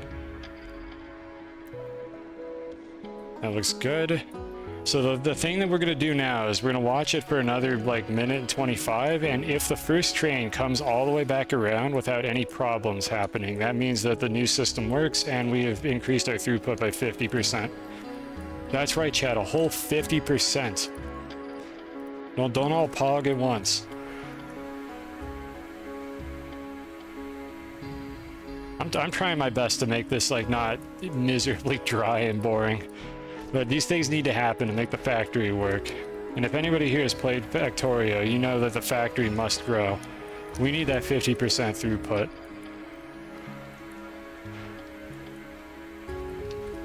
Do I have room for any of these? Alright, the train is about to come around. Let me just shred these. I don't need this many proximity repeaters.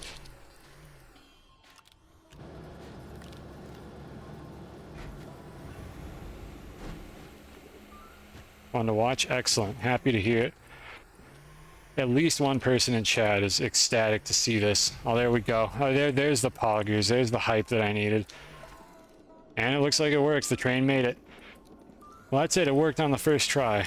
It's conceivable that this might jam later if I screwed something up, but I think having train number 1 make the whole loop means that it probably works correctly.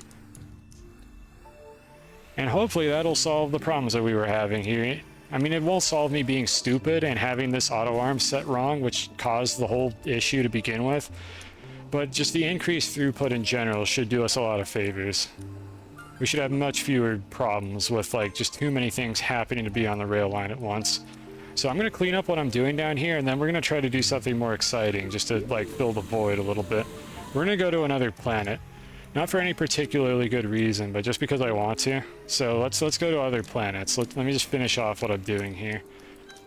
Yeah, you can see this like wasn't even able to unload because these trains were just completely filled with ammonium. How's this doing? Yeah, we're at half now. It's not the fastest factory ever, but for now, I'm not optimizing for the speed of the factory so much as just fundamentally having the factory work correctly. Where's that other silo that I had? Am I a big dummy? I know there was another silo with a bunch of crap on it. Where did I put it? Oh boy, I'm embarrassing myself. Or did I actually empty them both off? There was one here. There's one there. Maybe I did empty it out. Oh, never mind. No, here it is. It was this one. This is what I was looking for. So let me clean this off real quick. Oh, cool. We got rid of all the extra glass as well. Anyone who wasn't here at the start of the stream, I had a bunch of glass that I accidentally made off stream, and I remembered you can just research glass. I don't know what we were doing when we were researching like 100 nuggets of glass, but I'm sure it was really important research, whatever it was. Let's go ahead and drop these here. And then once these two things are done, I'm gonna put this 200 aluminum alloy that I accidentally made off stream on it. Let's go ahead and shred these. Don't need that. Because I already have all these modules and I can just build more if I need them. I'm gonna keep the leveling cubes just because there's not really any reason to get rid of those. I'll leave them on this. Don't need that. I'm gonna keep the batteries. How many of these do I have? These being just small canisters. Do I have any extras sitting around? Yeah, I have. I'll put them here. I'll fill up this thing. Probably don't need these. Street value 5,000 research. They're worth like 200, I think. Or maybe not even that. I'm not sure how to check. I can't really take this one out easily now. They're not worth a whole lot, but I mean, I had a lot of them, so maybe it'll add up. I don't need bytes. Again, I have half a million, which for anyone who doesn't know, that's more than you'll ever need in this video game. And I could have way more than that if I actually go out of my way to get more, and at some point I might do that. There might be a stream where I just do a bunch of auto byte farming just for the hell of it, just to see how big we can get the number to go. I mean, it probably overflows at 2 billion, but it would actually take a really, really long time to get that many bytes in this game. Because there are limits to how efficient the system can be. Alright, so I think we cleaned everything up. So, assuming everything is working, I want to go do something more exciting for a little bit. Number go up. That is true. You know, I'm not thinking about this the right way.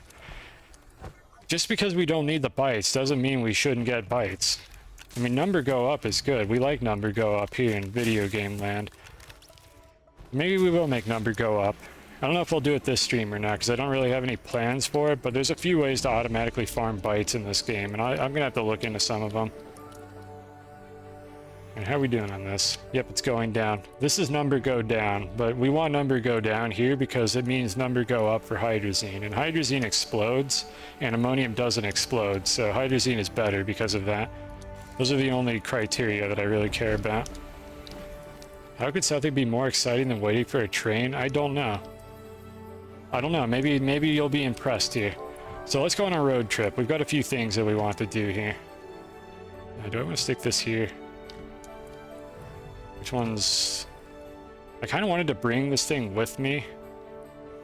I think we can bring this thing with me. We're gonna use a flying machine now. So if you thought what I was doing before isn't what this game is designed for, then you're in for a retreat.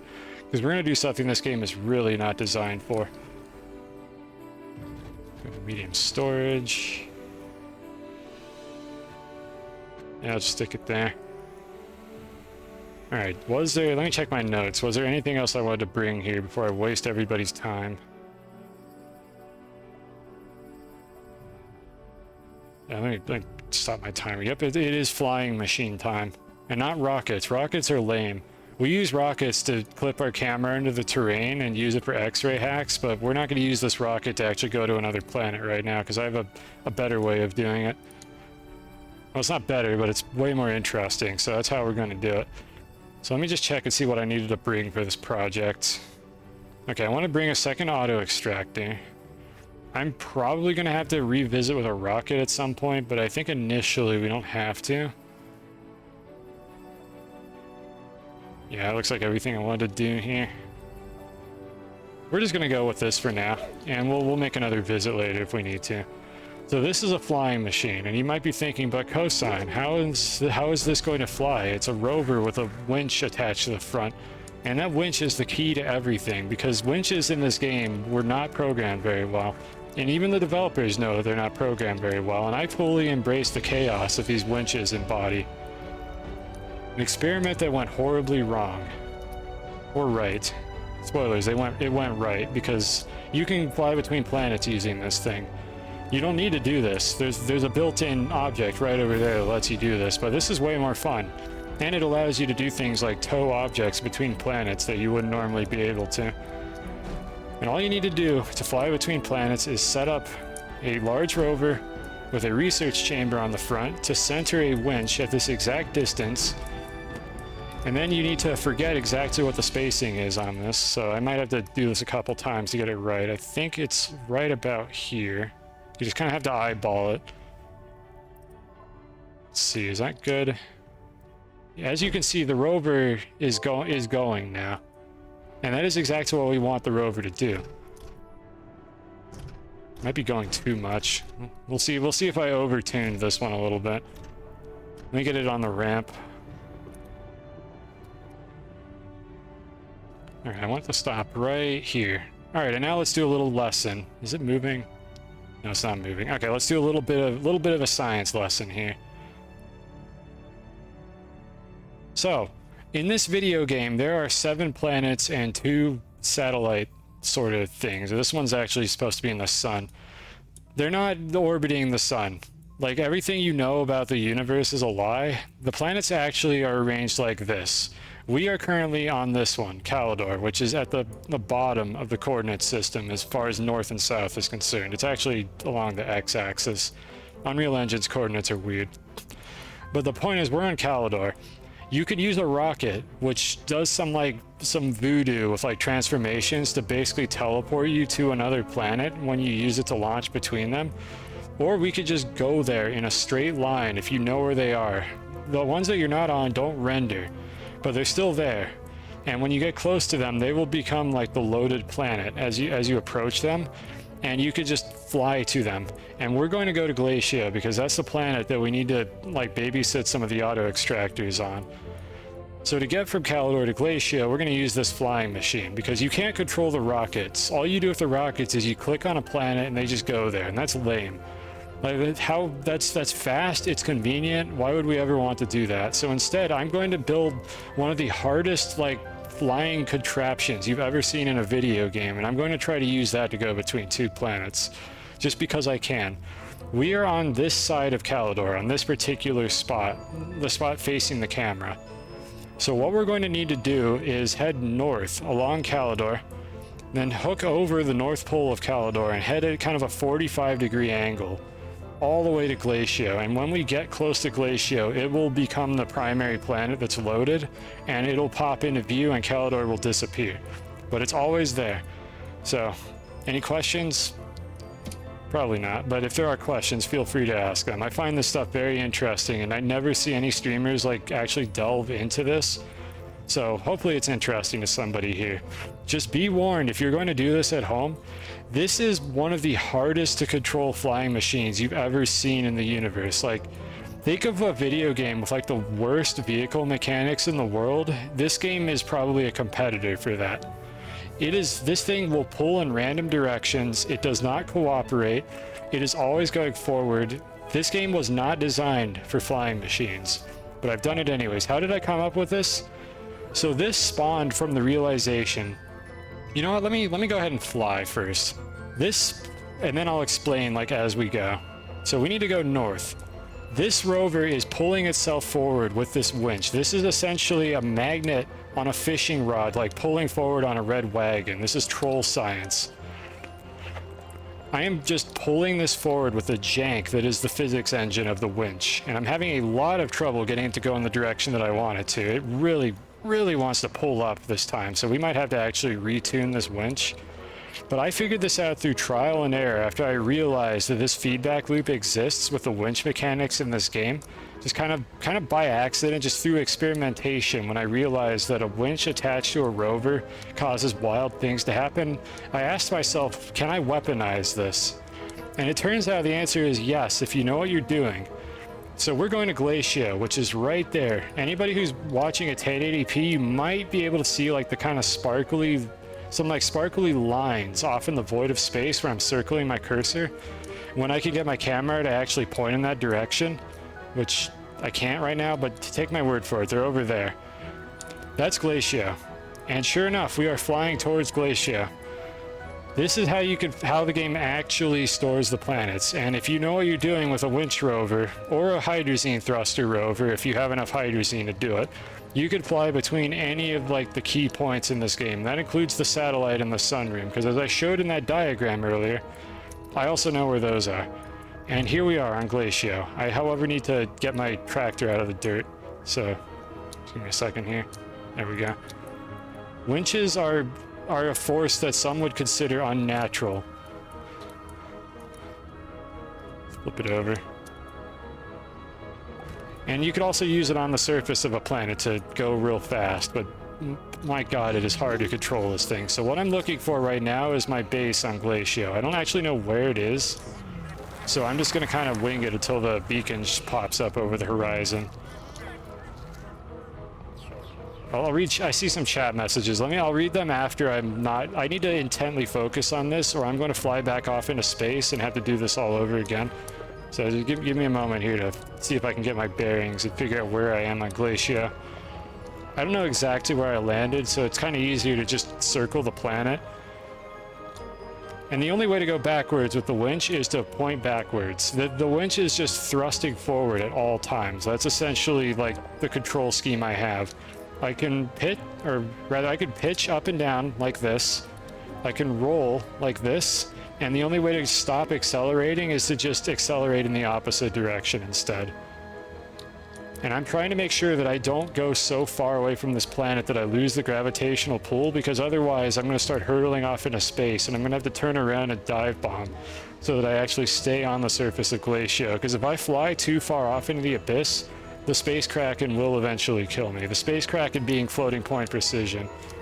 So I need to kind of like stay near the surface of this planet, since I am nearing the edge of the coordinate system if I fly off too far and lose control. It's not that bad. You have to fly pretty far out before the Space Kraken will kill you. But I don't want to tempt fate with that, because otherwise I have to save scum and do this all again, because I'm not going to just lose all my crap in the void of space. Nobody wants to see me deal with that. We've already save scummed a few times, but it's never been save scumming because I just died somewhere. It's been save scumming because I catastrophically screwed myself over by just like getting myself into some bizarre situation that was going to take like an hour to recover from. That said, we have not actually died on stream, technically. Like, I haven't just like fallen to my death and died. There has been one death in this playthrough, and it was off stream while I was smoothing the space elevator, which is very lame and not very interesting. Try to get this thing to flip over here. I don't know why I haven't seen what I'm looking for yet, so I'm gonna probably want to go to a gateway and check which gateway I'm actually positioned under. Oh my god, alright, I'm gonna read chat.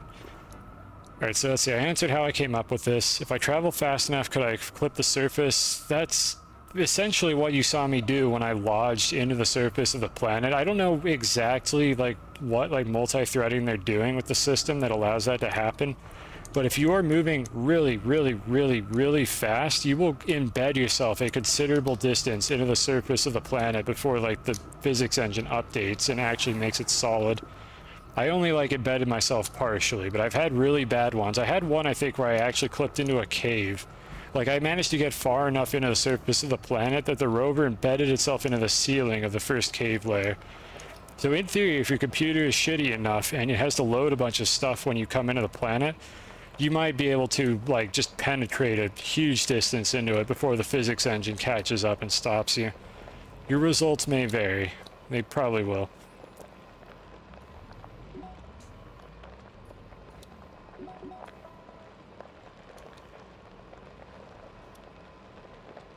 No wonder pirates like them so much. I'm actually not sure what I said that prompted that. Did I say something pirate themed?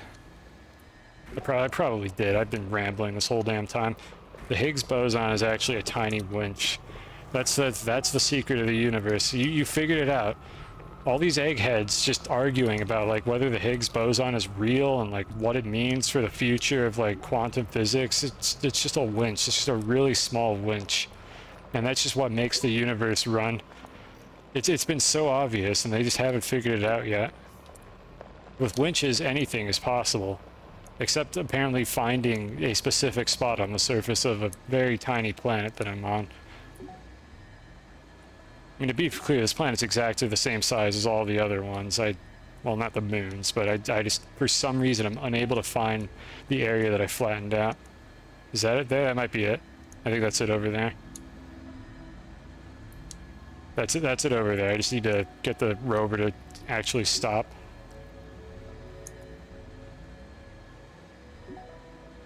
Okay, close enough. We can make our way over there from this. Let me just try to stay on the ground for most of the trip. I don't even care about like the wind turbine. This means nothing to me. Like finding like random power sources is just irrelevant at this point in the playthrough.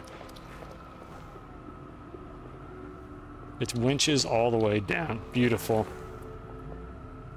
Quotes that would make absolutely no sense in any context except exactly what I'm doing right now. That's true, you don't get stable outcomes with winches. This is very intellectual that we're having here. I just have like funnier ideas than I do. So here it is. This is our Glacio base. We could have flown to this base in about 30 seconds, but instead I decided to spend 5 minutes floundering around with a flying machine to accomplish the same goal. It was absolutely worth it. So now that we're here, let's go do what we actually came to do. We have a couple things to look into. Flying machines are fun. That was the reason why we did this, and I'm happy to show that to people. Every time somebody who has never seen this before sees it, it's always worth it. Because people don't know what you could do with this video game. The developers treat this like a video game for 12-year-olds that'll play it for like 2 hours and then just lose interest and never play it again. But if you actually push the like end game limits of what this game could do, it is absolutely fascinating. And I really wish they would cater to the technical audience more, because I think there's a lot of potential there that's being squandered by the devs just wanting to add cute things to the game and never address any of the end game issues that it has. Yeah, I could take the weenie bus. Essentially, the weenie shuttle is the alternative to this thing. This thing is hardcore. I don't want to do that. I don't want to take the weenie bus. So we have a problem here. This is Glacio. We are getting our iron and our titanium and our argon from this planet because it just ended up being the most convenient. This iron deposit sucks ass, and there's an experiment that I want to do here. So as you may or may not know, auto extractors in this video game don't actually work correctly. They just don't. What the developers said when they added this thing to the game is that the auto extractor will extract 15 times as many resources as you would have received by just digging up the terrain normally, and then deplete the resource. What auto extractors actually do is they extract 15 times the resource that you would have normally received, and then they internally deplete the resource, but they don't actually remove the resource from the world.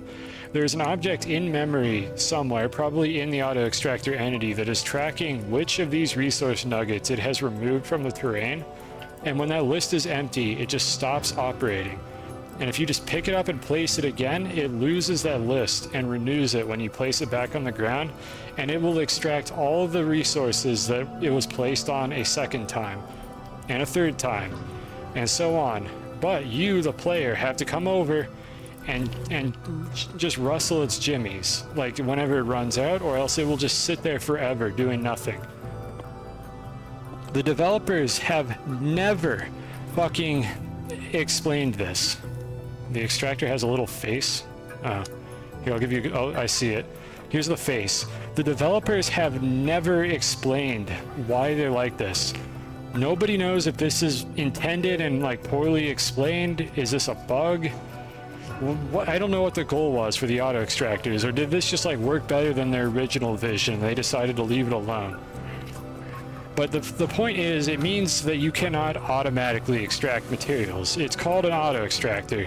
it's not automated. You have to come back and either move it somewhere else or just pick it up and place it again, which I feel defeats the whole purpose that they were trying to solve by adding these things to the game. While these are incredible for getting resources without having to dig holes everywhere and make your save file so big you can't load it, it's disappointing because I think they should have gone one step further with the auto extractors and made them last forever.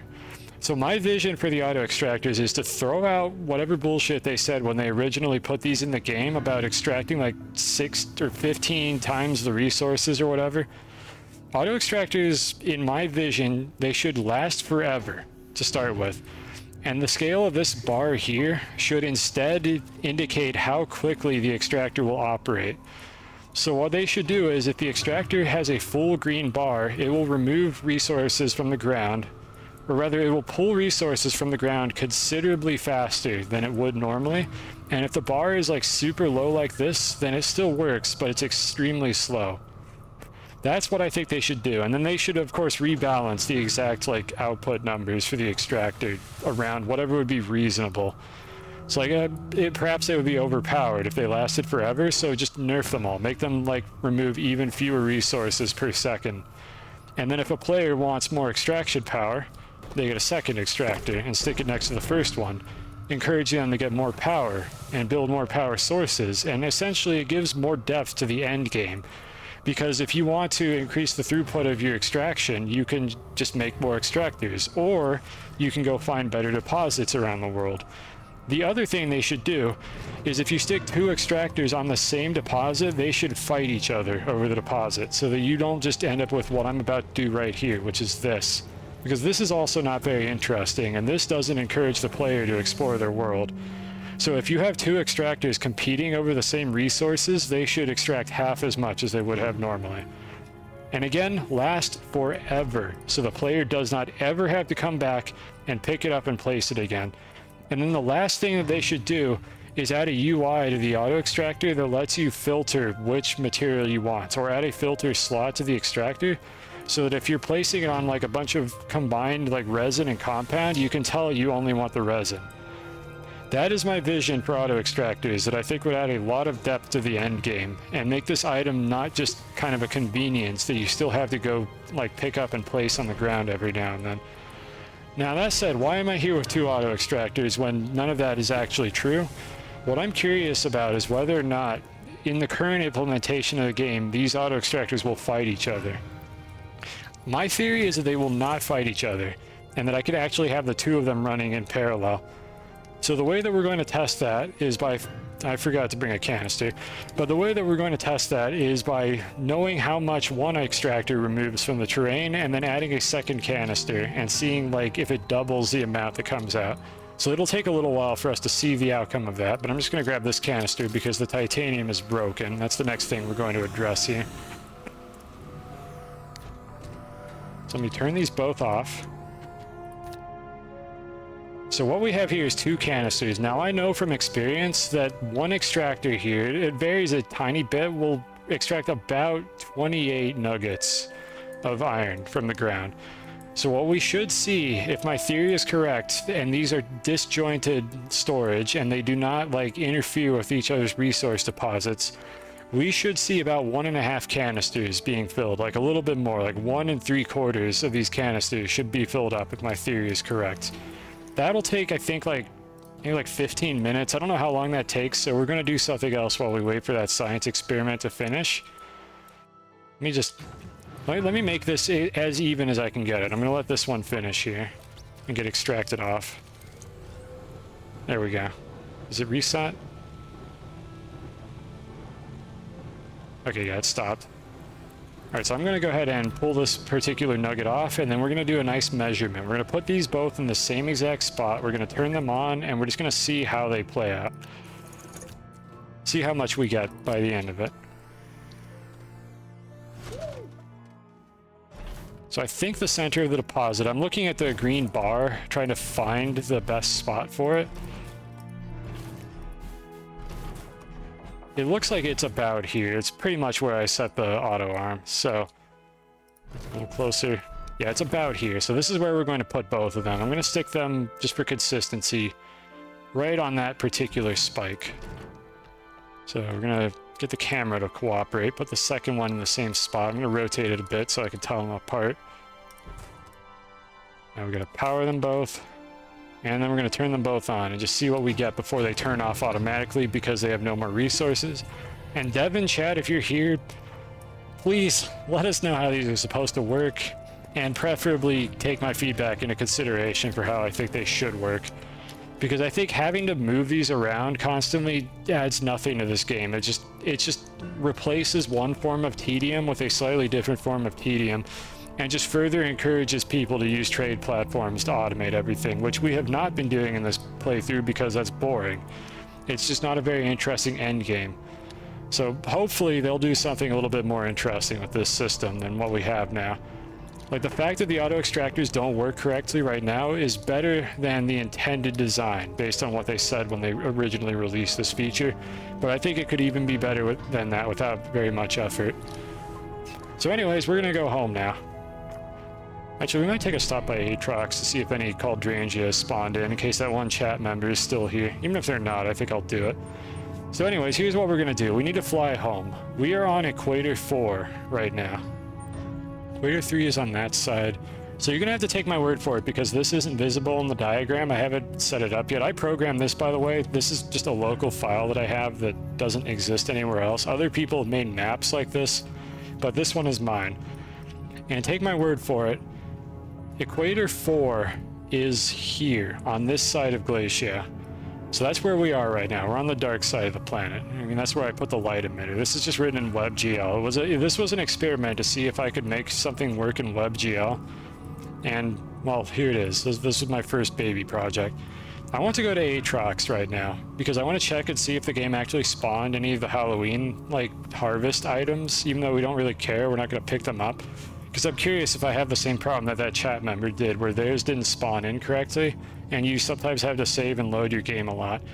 So we're right here. What we want to do to get to Aatrox, the planet that has the swift Caldrangias, is we want to take off to the west, about 45 degrees along the horizon, and then we want to head out in a straight line from here all the way to here to land on Aatrox. So that is what we're going to be doing here. And me checking this thing was to see which equator node I'm on. So again, I'm on 4, and I just happen to know where that one is because I have that information written down somewhere. Or if I don't know where that is, then I screwed up and I'm about to fly off into the void of space. You know what? Maybe mistakes into miracles will run into something interesting if I go in the wrong direction. But this is west, so north is over there. That is west. We got some good music playing. Let's go into space. I need to find a ramp though, so hold on a second here. Yeah, here we go. We'll use this.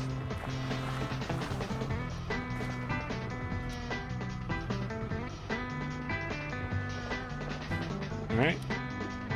No, I don't want to use that. Okay, whatever. I think that'll work. Yeah, okay, that'll work. Sometimes those things are finicky and you get stuck on them.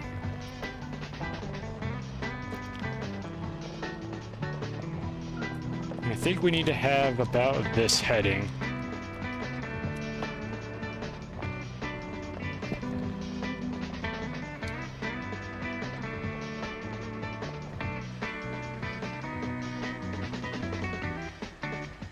Should see the other gateway just on the horizon.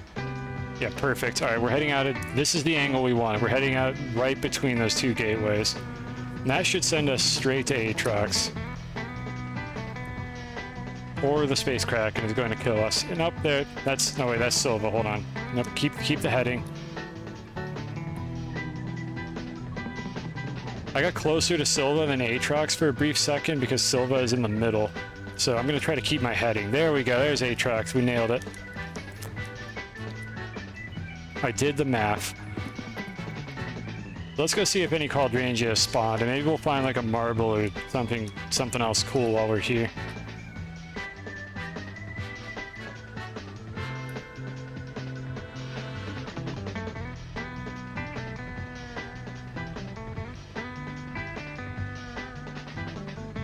Just gotta slow down. We can do some litho braking. We just have to actually hit the planet. Oh man, oh my god, I'm going way faster than I thought I was. Come on, you can do this. Slow down.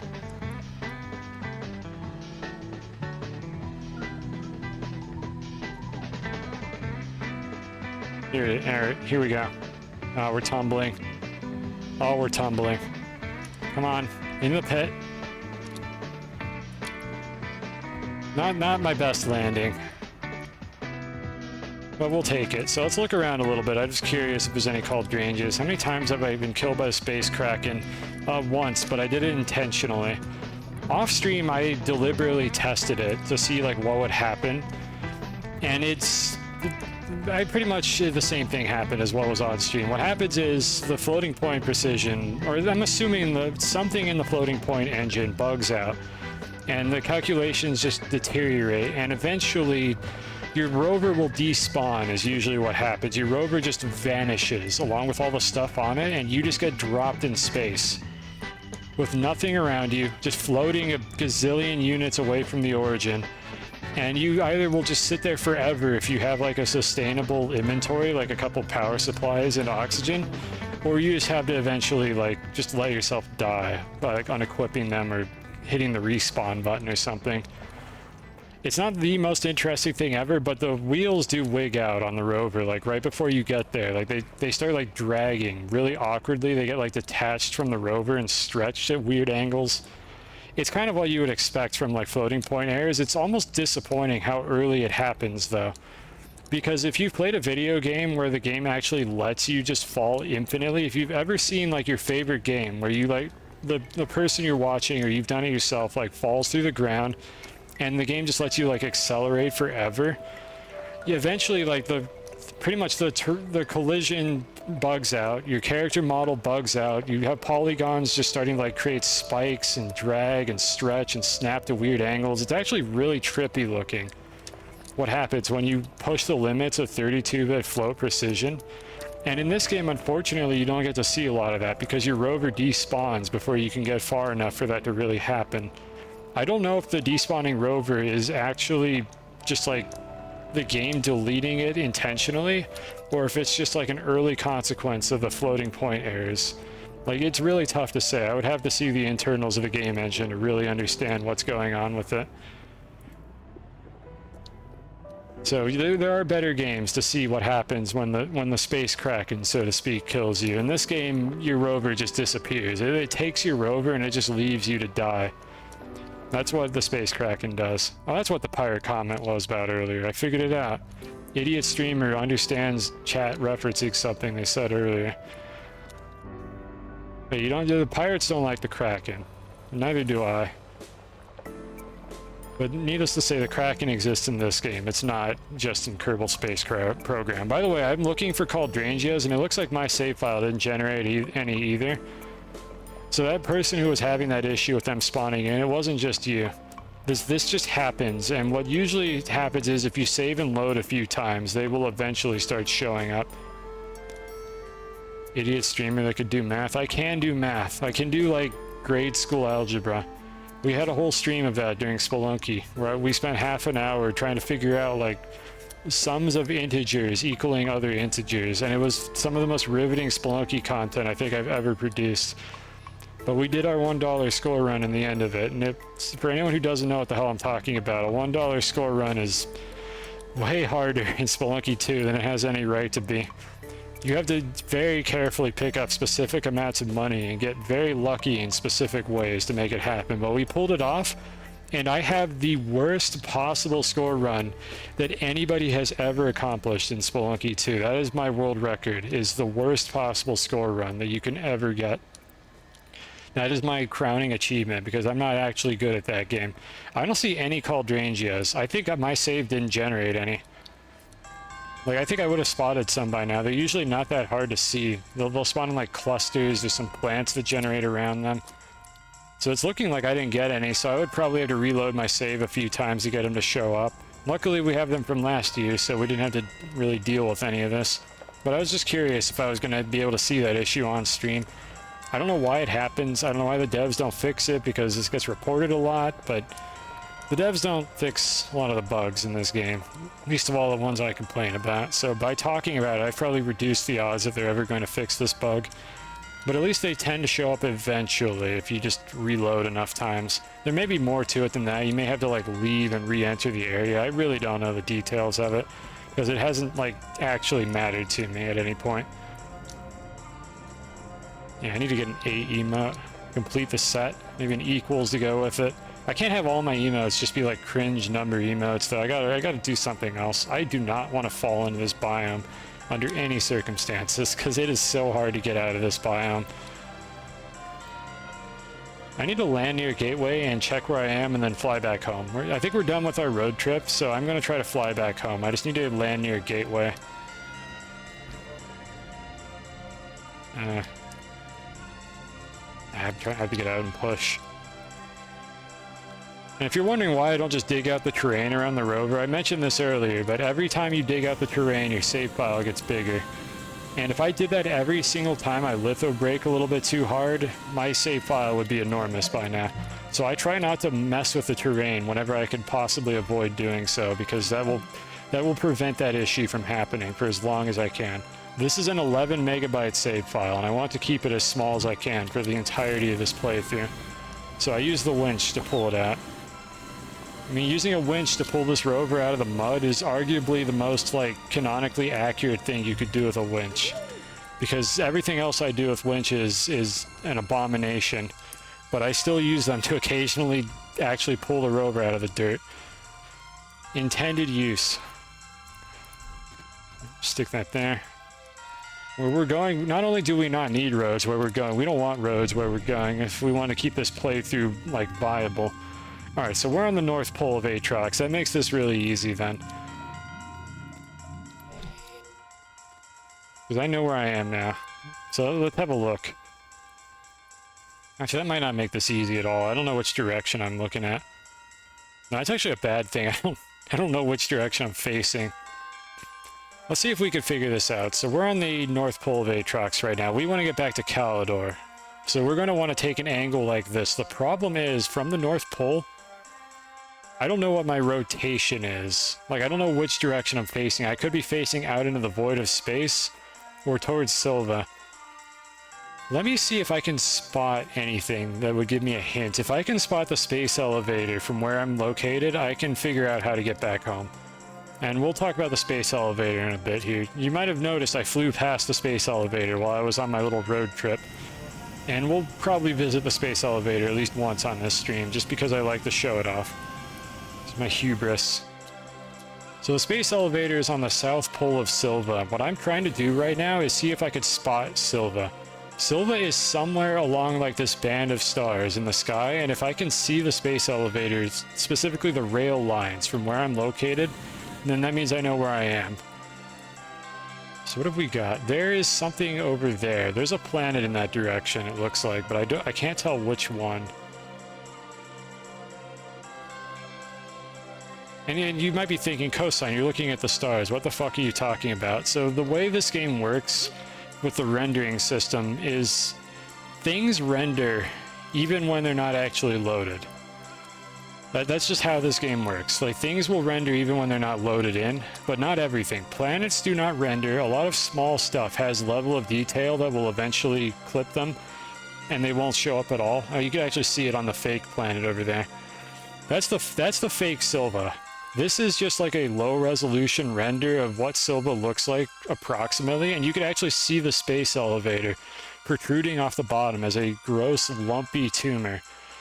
That's not what we're looking for. We're looking for the actual spot where the planet is, where you can see rail lines and a few, like, particularly large objects, like space debris. How close are my snails? Okay, we can get home in time. You can see space debris as well. Like the broken satellite pieces that are scattered around the planet, you can spot those. But they are very small, because they're very far away. And what I'm trying to see right now is whether I could spot the rail lines on Silva and the space elevator protruding off to the south of it. Which I may or may not be able to do, depending on just where they're located, and whether the sun or that cloud, for instance, might be occluding it. And if that doesn't work, then we're just going to go to a different spot on Aatrox and figure out which gateway we're on. And I'm looking along the four possible like directions where I think I could find Silva. And I think it might be this one. I'm pretty sure that some of this debris, some of these specks out in the void of space. The fuck? Why'd Silva stop moving when I said that? Well, that's ominous. But anyways, I think some of the specks in space there might... Okay, we're back. We're moving again. We're all caught up. Some of the specks over here might be Silva, but it's really hard to tell, and I could be mistaken. They might be really tiny stars. That's why I'm looking for rail lines specifically. Yeah, I'm not confident enough to fly off in that direction and find out that I'm wrong. I think we're just going to go to the equator of Atrox and look for it there instead of risking flying off into the void of space and having to save scum. So let's go to the equator and try this again. Yeah, my snails, if I do this quickly, my snails will make it. I'm going to go in the direction that I thought was correct, which is this one over here. I'll be able to tell from which gateway I end up at whether or not this was the correct direction or not. And there's that, you can see the space elevator on Calidor there as well. It's much more refined because that's the one that I smoothed out. But it also has a space elevator that you can see. And that's only half the space elevator. The other half actually doesn't have any terrain. It's just, I had to build through the void of space. That's part of why it took 6 hours. I wasn't building a pillar for 6 hours. I was building a pillar for 2 hours, and then I spent 4 more hours placing rail posts in interplanetary space using a bug involving the tall platforms. It's wild what you can do with this game if you actually provoke it enough. Yeah, here's the base I have on this particular spot. Oh, did I really run out of snail food? Oh no. So this is what I was talking about earlier on the stream when I said that I don't want to run out of snail food, because this happens. Because there's a buggy feedback loop with the way that the oxygenator works. And for reasons that are a little annoying to explain, I prefer to use the oxygenator over the snail. Well, they're not annoying to explain at all. I don't have to feed the oxygenator. But I have the power snail, which is Rogal here. And if Rogal runs out of food, Rogal stops making power. And then my portable oxygenator, for some reason, gets in this horrendous feedback loop of turning on for 1 tick, running out of power, and then turning back off when I'm next to anything that emits power. And in this case, I have an RTG on this. So you get this nonsense happening. I don't know why it actually just stops there. If I close my inventory, it'll probably drain and do it again. And there it goes. So we don't like that happening. And I'm going to feed my snails before I go on my road trip here so that stops happening, because that's super fucking annoying. So that's why we carry these around. Always be prepared. In the meanwhile, I'm going to deliberately stay away from anything that can produce power so that the oxygenator stays turned off and I just stand here and suffocate slowly while we watch grass grow. So any questions, chat, while I watch this grass grow?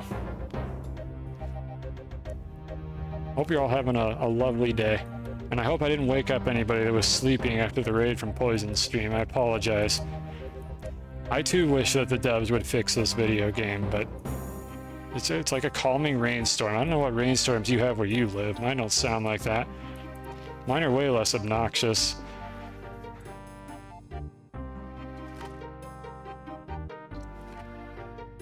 Boy, I sure do love watching plants germinate. I mean, to be fair, they're not that slow. I think they used to be slower, and the devs sped it up at some point. I think when they added, like, farming-related stuff, they sped it up. Sorry, we have to do this for a moment. I need my oxygen back. Alright, calming rainstorm is over. You live under a steel roof. I've heard what that sounds like. It's not a hissing sound. I don't know what kind of rainstorm you get that makes a hissing sound unless you're standing next to an active volcano. Like, it's not soothing, I'll tell you that much. Would I rather fight 1 horse-sized duck or 100 duck-sized horses? I mean, are they like all hostile? I feel like I could probably survive the horse-sized duck, but if all 100 duck-sized horses are hostile, there's a chance that they could probably just kill me if I like fell over and got trampled by them. I feel like I'd like to take my chances with the one horse-sized duck instead, because all I really have to worry about is probably the beak, because it's not really going to do much of anything else otherwise. All right, one more. All right, good. These all grew in. We can stop now. I mean, I don't know. I haven't thought this situation through as much as some people might have. But that's my my gut instinct is to choose that fight. I think I would stand a better chance because I mean it's a duck. It's a very large duck, but it's still just a duck. So I might be okay. All right, now what gateway are we at? Now that our snails aren't making noise anymore. We are at Equator 4. So Equator 4 means I was correct. That was Silva. We're right here on the surface of Atrox. So we need to take off to the south at a 45-degree incline, and that will get us to Calidor.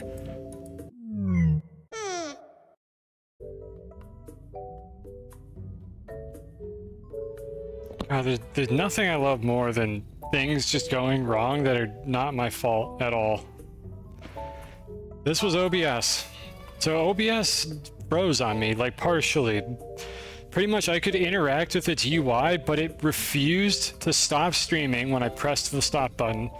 And I couldn't change the scene or interact with any of it. Like half of OBS, like just broke. For some reason in the middle of that. Probably when I switched focus back to the game from the diagram I was showing. So my question is, how did the last stream end? Did I like just finish saying what I was going to do to fly to Calidor? And then it froze? Because that means that it froze when I switched off of the preview. Or the planet diagram thing. Just saw the map. And went to shit. Okay, might have been when I opened the map then. Well, here's we need to go back. You didn't hear the explanation. God damn it, I have to say all that again. Alright, well... I need to update OBS. Like, I know OBS is updated recently. I have not updated it. I probably should. This might be a bug that they fixed or something. But for now, we're not going to do that midstream and make things potentially worse. Anyways, we need to figure out where we are again, because I did my, like, explanation, and then I flew halfway to Calidor, and then found out that my stream stopped working. So now we need to do all that again. Let me just go figure out where I am. I don't know if this is the gateway that I was at a moment ago. I think this is a different one, because I flew a short distance first, and then turned around. I basically had to turn my car around, like in the middle of the void of space is what we ended up doing. So where did we wind up now? This might be the South Pole, which I'm hoping it's not, but it probably is. I don't know how I got ejected up here. That's actually good. God damn it, we're on the south one now. Alright, we want to do this. Maybe I should just trust my gut instinct this time and just go for whatever looks like a planet.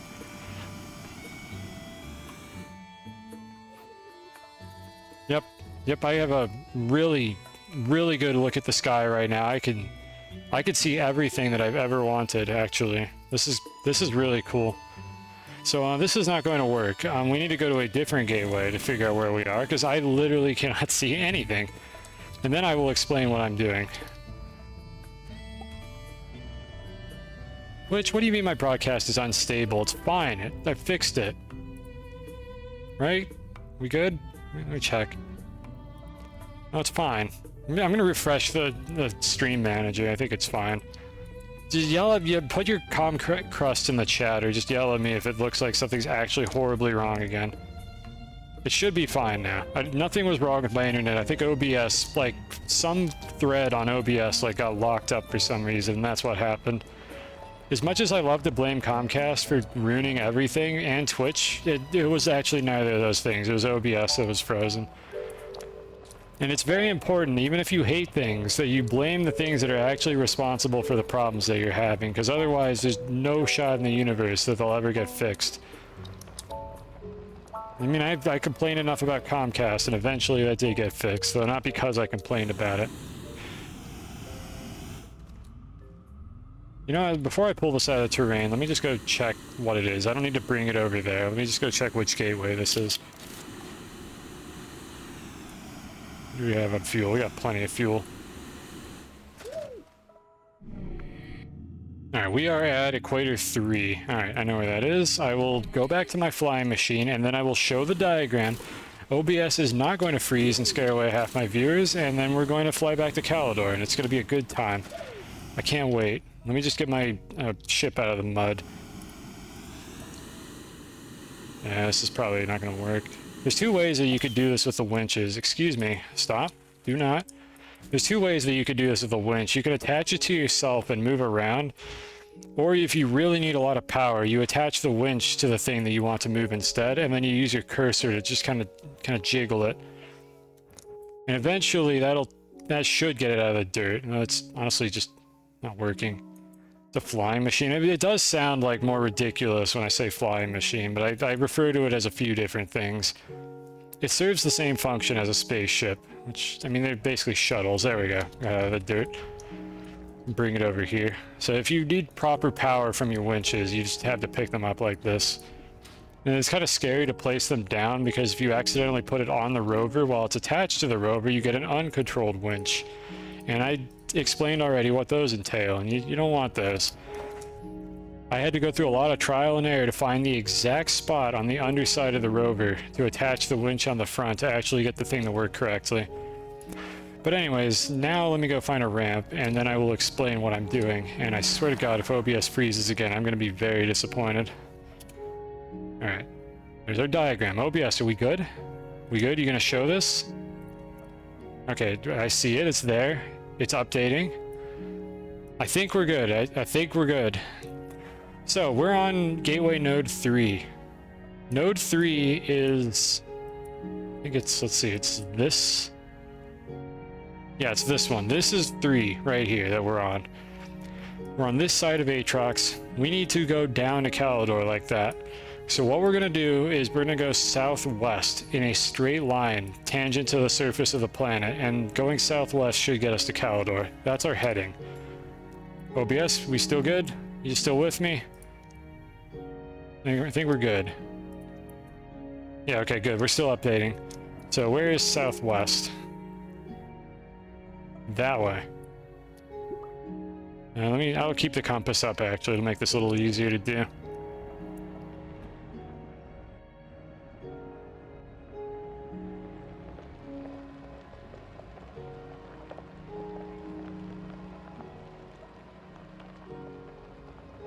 And that's looking good. Just try to stabilize a little bit. I can't stress enough how difficult this thing is to control. Like, if you see me doing all these like random twists and turns, it's because I'm fighting against the game, just like randomly rotating it in certain directions. And it's difficult to tell what I'm doing and what the game is doing, but please just take my word for it. I'm trying my best. This thing is a menace. Alright, so I think that's about our heading. I'm not actually spotting the space elevator though, so hopefully I didn't screw this up royally.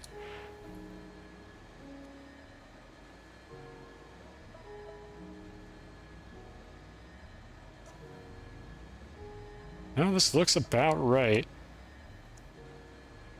Where is it? I swear, sometimes they don't render.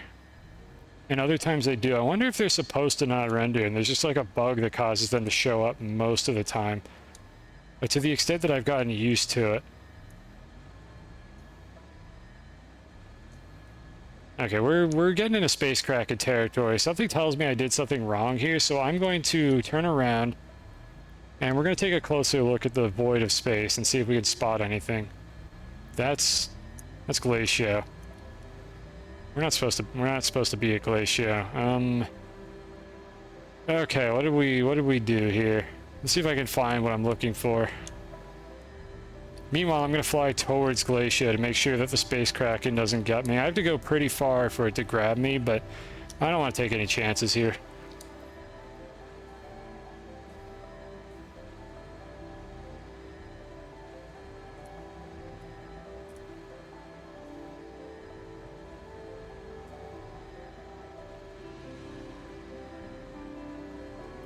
I'm trying to think what I could have done wrong that would have caused that.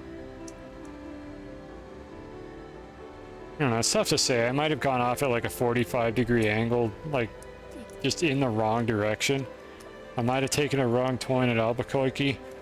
Really, there's a lot of things that could have happened here. The important part is, as long as the Space Kraken doesn't kill me.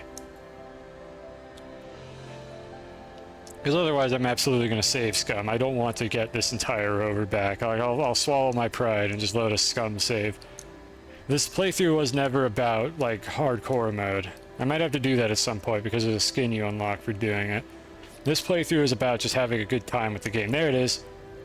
There we go. I can see it. If anybody sees that, like, swarm of pixels over there, those, like, flying insects, like, glittering out in the void of space, that is what we're aiming for. That's Calidor. Took me a while to spot it. So I was heading in the wrong direction for some reason, because I'm probably an idiot. And you can actually see the... Camera, please. Camera, please. You can see the space elevator. If I can get the camera to hold still for a second, which I can't. You see that line kind of in front of the rover? That is Silva. And that is Calidor right there. And there's a line where I'm running my cursor. That's the space elevator. So this is what I meant by being able to see rail lines between planets, and that's the sunroom. I don't know what direction I was heading in, so I'm going to actually do this so that my velocity doesn't really change. And I'm going to just kind of fly past this and see if that takes me into Calidor's sphere of influence, which I hope it does. Because my camera just snaps. That's the sunroom. There we go, that's Calidor. So now we're relative to Calidor, which is what we were looking for. We flew past the sunroom. I'll show where that was. I could kind of, like, explain the route that I took. And we just got to get back to the base.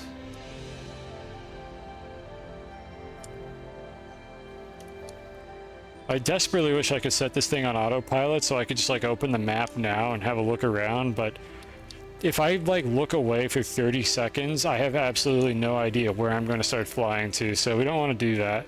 That's dangerous.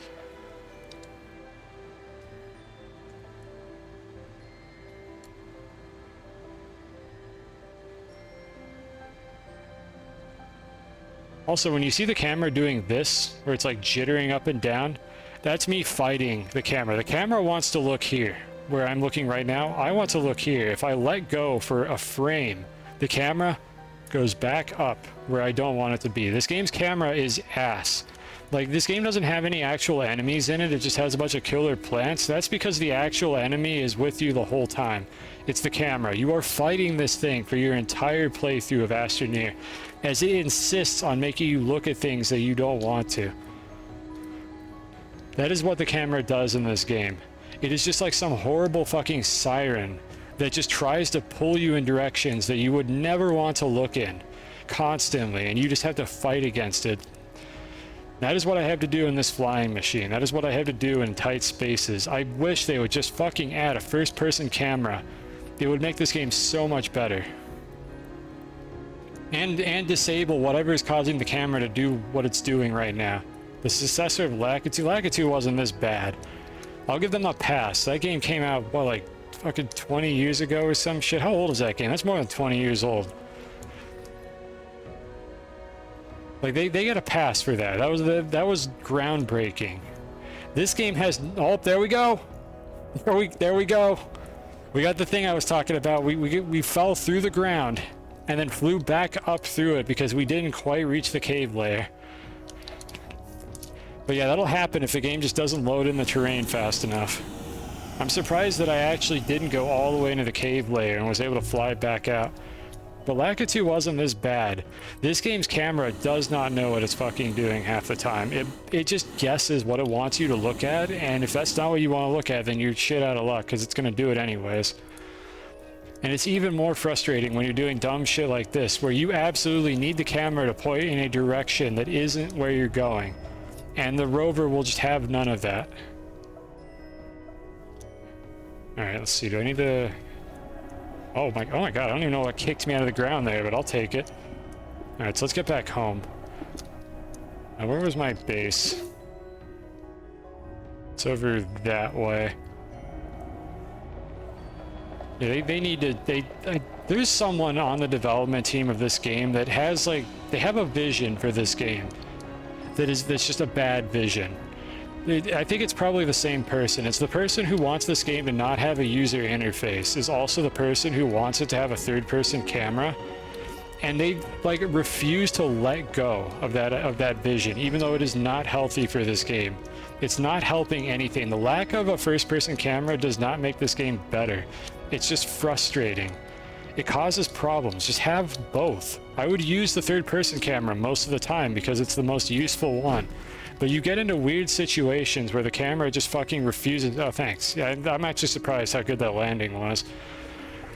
But you get into situations where the camera is just not doing what you want it to at all. And all they have to do is add an option to just make the camera back off. And there's just no way to make the camera back off. It just does what it wants to. It's always third person, and if there's something in the way of where the game wants to put your camera, you're out of luck. It is just going to stay there and insist on being as inconvenient as possible. Like, you gotta let go. Add a first-person camera. Nobody is going to like look at that update and think, oh wow, I can't believe you gave in. Oh man, this game's really going to shit. Where's your creative vision? You added a first-person camera to no one is going to do that. Everybody is going to cheer if you add a first-person camera to this video game and just add a button to toggle it. Like, please make it happen.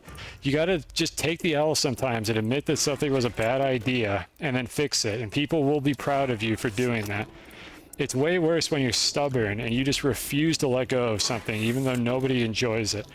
You can have both cameras. They can coexist together, and this video game would be so much better for it. And that's the end of my TED Talk. Any questions? I don't know why I started packaging these. I just thought I would do something while I was ranting. This is a complaining stream, so I mean, I gotta get a little bit of complaining in before the end. Just in case we haven't done enough of that yet. Camera options. Yeah, here's our camera options. Now, where are they? I scroll past them. There's not very many. This might be it, actually. I think it's just this. I think this is the only camera option in the game. And camera steering is even worse. So that's it. This is all we got. I mean, this has the word camera in it, I suppose. It's not really a camera option. It's for the compass. And the other thing is the lack of a user interface. It's like, I'm on PC. Can I please, like, actually click on these buttons? They don't do nothing. I can't click on this. I have to scroll through it with my directional inputs to actually interact with this menu. I'm not a console peasant. Don't treat me like one, please. And also, we can start researching this finally. What's the triangle, cube, whatever shape it's called for? What? You're gonna have to explain. What do you mean, this thing, or what are you talking about?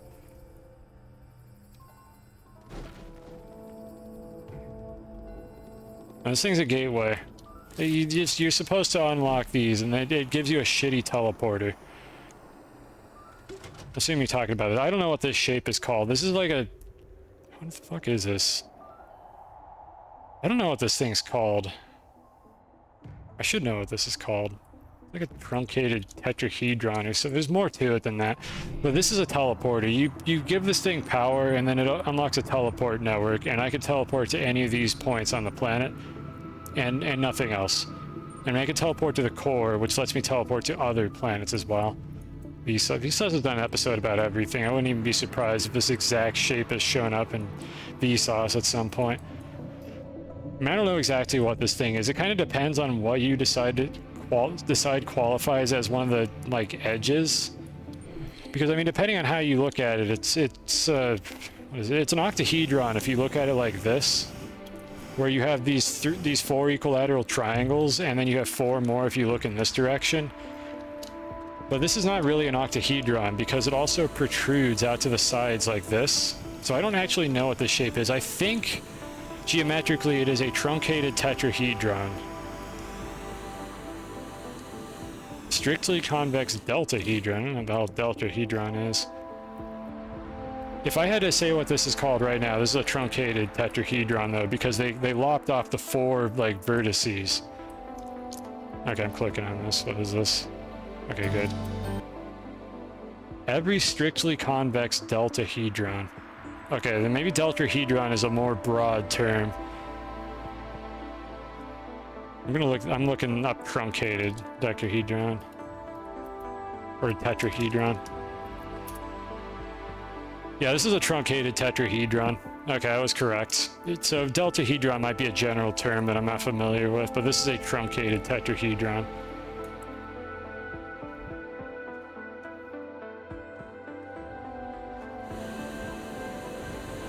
But you can see it here. There's a top face. Or is it? Wait, hold on now. Hold on a second. Yeah, if you take the shiny faces as the primary faces of the tetrahedron, so the top face and then these three on the side, and then you lop off the tips. So this vertex here that I'm looking at, then the one over there, the one on that side, and then the one on the bottom, you've truncated the tetrahedron. So the bottom would be another vertex. So this is a truncated tetrahedron. That's what this shape would be called. You add the tips back and you get a tetrahedron. It's inverted. So the point of the tetrahedron would be here. And then there would be three more of them on the top with a flat surface. So that's what it is. It's an inverted tetrahedron and it's truncated. That's our math class for the day. Any questions? We went from dividing 256 by 3 to talking about convex polyhedra. We cover all sorts of wacky things here on this stream. I need to get more hydrazine. I love shapes. I mean, I like geometry more than just raw mathematics anyways. So I'm more interested in the concept of like, what is that shape?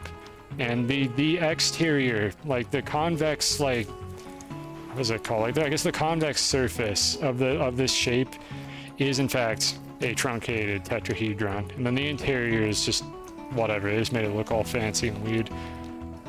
What were we doing here? So in the time it took me to deal with OBS freezing, and flying back and forth from the planet, we most likely finished the experiment, which was how much iron do those auto extractors make if I put two of them on the same deposit. So we probably have the answer to that. So I'm going to go back over to that planet in a moment here and find out. Let me just drop off the iron that we do have. Yes, that's good, auto arm. That's where I wanted you to put that. Oh, that's great. Oh, I'm sorry, did I attempt to interact with this while there was something else on the output? God, I love how bad auto arms are. Oh, I can't turn off the ability for them to just place shit and resource canisters. I don't want them to. I'm just whining at this point. How many are there? There's 8. Strictly convex deltahedron is a polyhedron whose faces are all equilateral triangles. Okay. I don't know where the word delta came into that, but sure. And there's 8 of them. Alright, I believe you. I believe him. He seems to know what he's talking about. But I've never heard that term before, so I've never really given that any thought. I mean, there's the regular ones. Not the regular ones. There's the pure... What is the word for that? Not polyhedron. What am I thinking here? The Euclidean solids, or what they're called? Oh, delta looking like a triangle. Whatever. There's like the basic ones, and then there's like variations of it that aren't like quite the same because they're not all the same like distance from the center. And his are strictly convex, so that might include a couple others. I don't know. I'm going to stop talking about this because I don't know what I'm talking about. I don't like pretending to understand things that I don't. This is interesting to me, but I'm going to have to look these up to make sure that I have a proper picture of what they are in my head. Conceptually, I think I understand what you're talking about, but I'm not confident and I don't want to spread misinformation. We have plenty of that on the internet already. So what we're going to do instead is we're going to bring an extra canister because I took one away from the planet while I was dicking around. And then we're going to fly, we're going to use Virgin Airlines here. We're just going to fly over to Glacial like normal people, and we're going to find out whether or not my experiment was a success. I stalled just long enough. It's a very good video. I haven't watched like any of those Ding videos. I need to do that. I need to binge those at some point. I've watched like the main channel, but not the other channel that he has. Should definitely give those a look. Even if half of it is probably him trying to sell loot boxes or something. I mean, there might be good loot boxes. Is this the real landing pad or the fake one? One of these is a jape. Yeah, that's the real one. That's where we want to be. They renamed it to Ding. Okay. I don't know why. He works in strange ways and does strange things. That's interesting. Okay, so it's not, these don't quite work the way that I thought they did. This is good information. This is why we do science. So this is what I was talking about. It fills up to, okay, not quite 28. It fills up about 3/4. So what are the implications of this then? If I'm trying to understand how these work in the game's memory, I thought that each auto extractor stores the resources around it when you place it, but it looks like they actually share that information with each other. Yeah, can you believe that this dumpster fire of a flying mission was actually just me stalling to do science? I'm playing like 4D chess right now, and I'm trying to understand what happened here. Because this produced the same amount of resources as one auto extractor would have. So how did they store this internally in order for it to do that? But at the same time, if I pick one up and place it again, it fills up again. If I can actually place the damn thing. But now it fills up again. Yeah, I'm not advanced enough for 5D chess.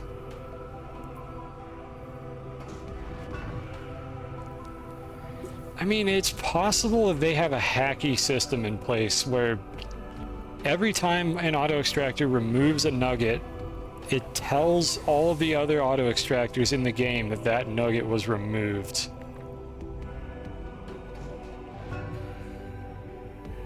Yeah, I don't know. There's all these like chess multiverse memes. I don't even play 2D chess. I don't really like chess. Like I'm like a person that you would expect to enjoy chess, but I don't want to play chess. I'm just like, I'm not good at this game, and I don't want to be good at this game. It's just not worth it to me. And I'm inevitably outclassed by like anybody else who's going to play it. It ain't for me. I play dumb video games like Astroneer, and I try to solve problems here, not figuring out like whether or not I accidentally played the Frenchman's cum sock and there's gonna be a mate in 5 moves, and there's nothing I could do about it because like the giga brain like lunatic that I'm fighting against is just like already 4 parallel universes ahead of me. I can't do it. It ain't for me. I would consider myself very mediocre at chess. I could think like 2 moves ahead and that's it. That's all I've got. So anyways, back to what I'm speculating here. This is not the most riveting thing you've ever seen anybody do, but I like to understand why things work in these video games, because that's how you discover really interesting bugs and exploits. And what we're seeing here is that apparently these auto extractors do share information about the extraction with other auto extractors, at least in some capacity. And my guess for how they did this is that each auto extractor is keeping track of what it hasn't mined yet, but it tells the auto extractors around it that it mined that particular nugget, and then those extractors can't remove it anymore. That would be my guess for how they implemented this. And unfortunately, that's not useful to us, but it does tell us that we can't just stack a bunch of these in the same spot to get more materials, so it tells us not to do something. I mean, yeah, of course my opponent is QPU aligned, otherwise it'd just be a pain in the ass for them to actually make a move. I mean, look, they may be smarter than me, but I know, like, roughly what they're doing when they're aligning their QPUs. Like, I'm not completely new to the concept. I'm just not very good at it. Yeah, that's the thing. The one I placed didn't do anything to the existing one, and that is telling me that the existing one has its own memory for which of these like nuggets that it's extracted from. The other way that I could look at this is that the nuggets, let's see, actually, okay, let's read what RPS says. I think he might be saying exactly what I'm about to. Let's see. The deposit has a counter that gets activated when an extractor is attached. Well, how would just a counter work? Or are you saying it's like this auto extractor has a counter attached to this? That's... If you mean like there's an intermediate object bridging them that says auto extractor 1 has extracted from resource nugget like 1,000 or something. And there's like a relation between them. You're saying it's storing a relation, is what you're telling me. I feel like that's conceptually the same thing as the auto extractor, just storing like a hash map of all the nodes that it has connections to. It could be that they stored it like that, but I think like functionally it would serve the same purpose. Machine only turns back on if you reset it. Clear one, it actually does clear both, but the other hasn't turned on.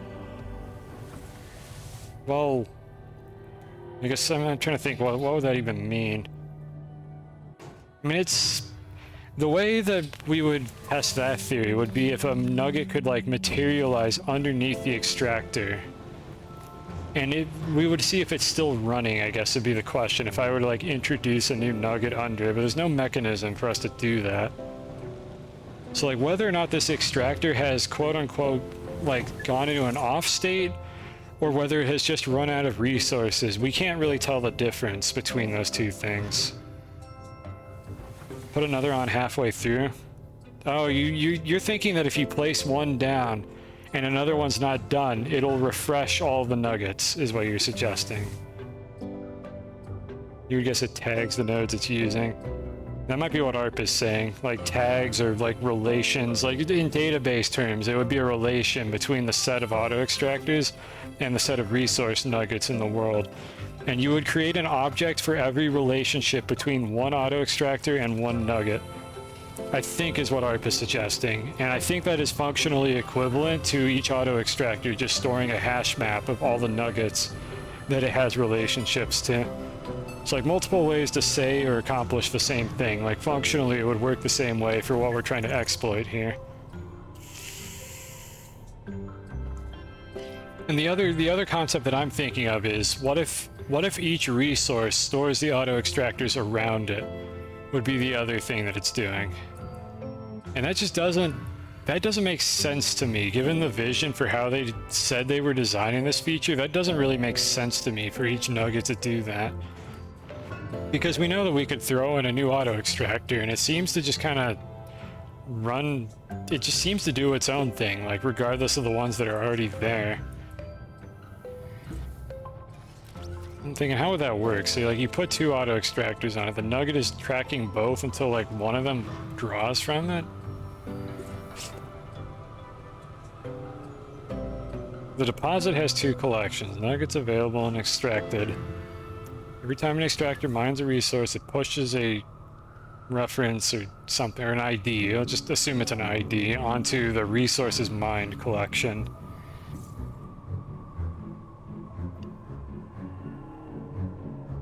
But, okay, so I guess the question here is then why does placing a new auto extractor cause the resources mined to reset for that nugget? I don't know how they store the deposits. Like, the deposits spawn in clumps, but I don't know if the game engine actually conceptually cares that it's a cluster, like it's a deposit as opposed to a single resource node in the ground. I'm inclined to believe that they're all independent entities once they generate into the world. I'm not sure, honestly. I don't know how these generate, like how these are stored in memory, whether manipulating them changes things, because obviously they know if you've dug them out of the ground. And they don't like reappear in terrain that you've modified, so I feel like once you provoke the terrain around them, they probably get persisted as entities. You know, that's an interesting thought. I wonder if they would behave differently if you persisted them by like mutating terrain around them, or if that only happens when you actually dig them up and just sets a flag saying that this node that would have existed here doesn't exist anymore, which might be what the game is doing. It's tough to say. I don't know what all gets stored in this game when you like manipulate terrain. So do you think, so what I've been doing, by the way, is I'm stalling again to wait for this bar to get low enough to see if anything happens when I place the other auto extractor next to it a second time.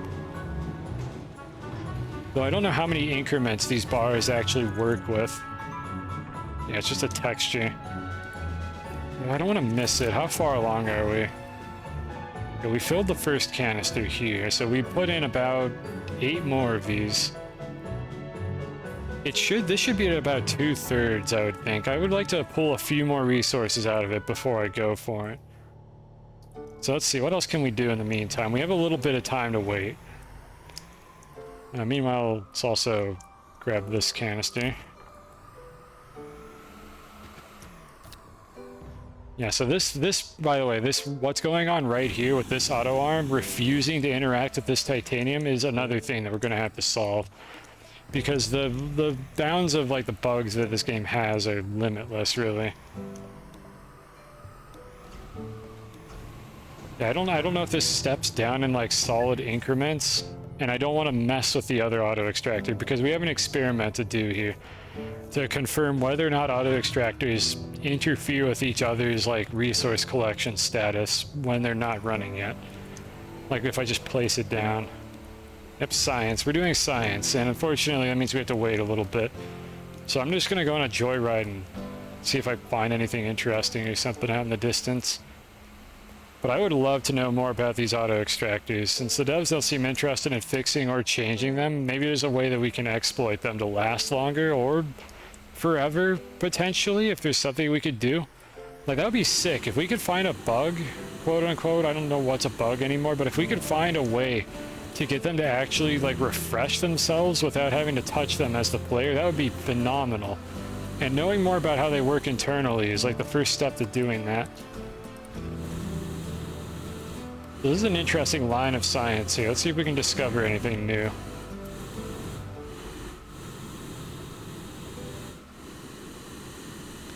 I don't need resources or research, but again, I'm just doing this because why not? So how far along is this? And has this bar visually dropped at all? I think the bar is, like, lowering.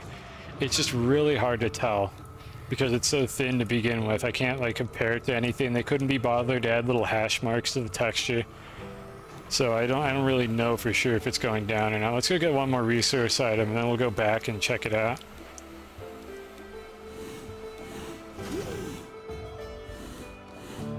The whole being true flats on 3-axis. Yeah, you could make a dirt house. So, I mean, not quite.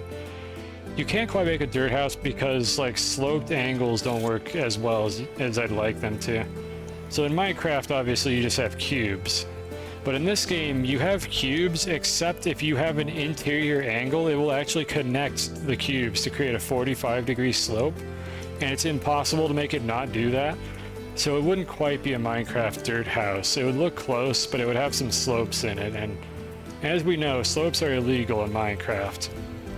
So it wouldn't quite, like, have the same essence to it. I'd probably have to scale it up a little bit to really, like, get it to look right. I'm just gonna jostle this one and reset it. This one's always about half. It's waiting for the train to come back and pick up more materials, though, which it can't do because it's broken. God, research is such a joke in this game. Where are all the research, like, pickups? I'm looking for, like, an item I could grab and put on the research chamber. I just can't find one. I've probably flown past a couple. I can't use these big ice chunks. I have to blow those up first. Yep, you got me, exploding plant. That was a close one. I almost didn't have my invulnerability snail. Giant dirt house does sound kind of funny. Building in this game isn't as fun as I'd like it to be, so I don't know if I want to actually do that on a stream because it's very slow. Like, just to make anything. Like, it might be kind of amusing if I just set aside a couple hours to do that, but it's very slow to build in this game. This is easier than it used to be. When I started, was it this playthrough? No, it was my solo playthrough. When I, like, originally started doing building, when I played this game solo, it wasn't even possible to use a leveling block in adventure mode, but there was still a way to get true flat, and that was proper agony. Like, trying to build things without the leveling block was possible, but horrible. And even now, it is still super slow to actually build anything in true flat. Like, making big empty spaces is really as far as I've bothered to go, but maybe someday we'll do a building stream where I try to make something that's more creative than just a hollowed out box. Could do it at some point. That's got to be lower, right? Like, there's no way that's not lower. You know what we could do here? Let's put the camera right up next to it and see if it depletes by, like, even a pixel. So I'm gonna just hydrate for a second while I look at this. think that hydrate background told me to do that. I think I didn't notice. Let's see if we can spot it go down at all. Okay, well, the thing jostled there. Hopefully it doesn't go down while it's vibrating.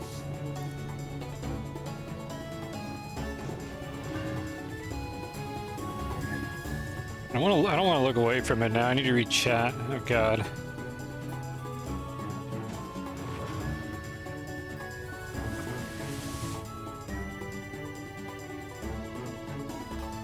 Okay, well, between cycles, I'm going to try to glance at chat.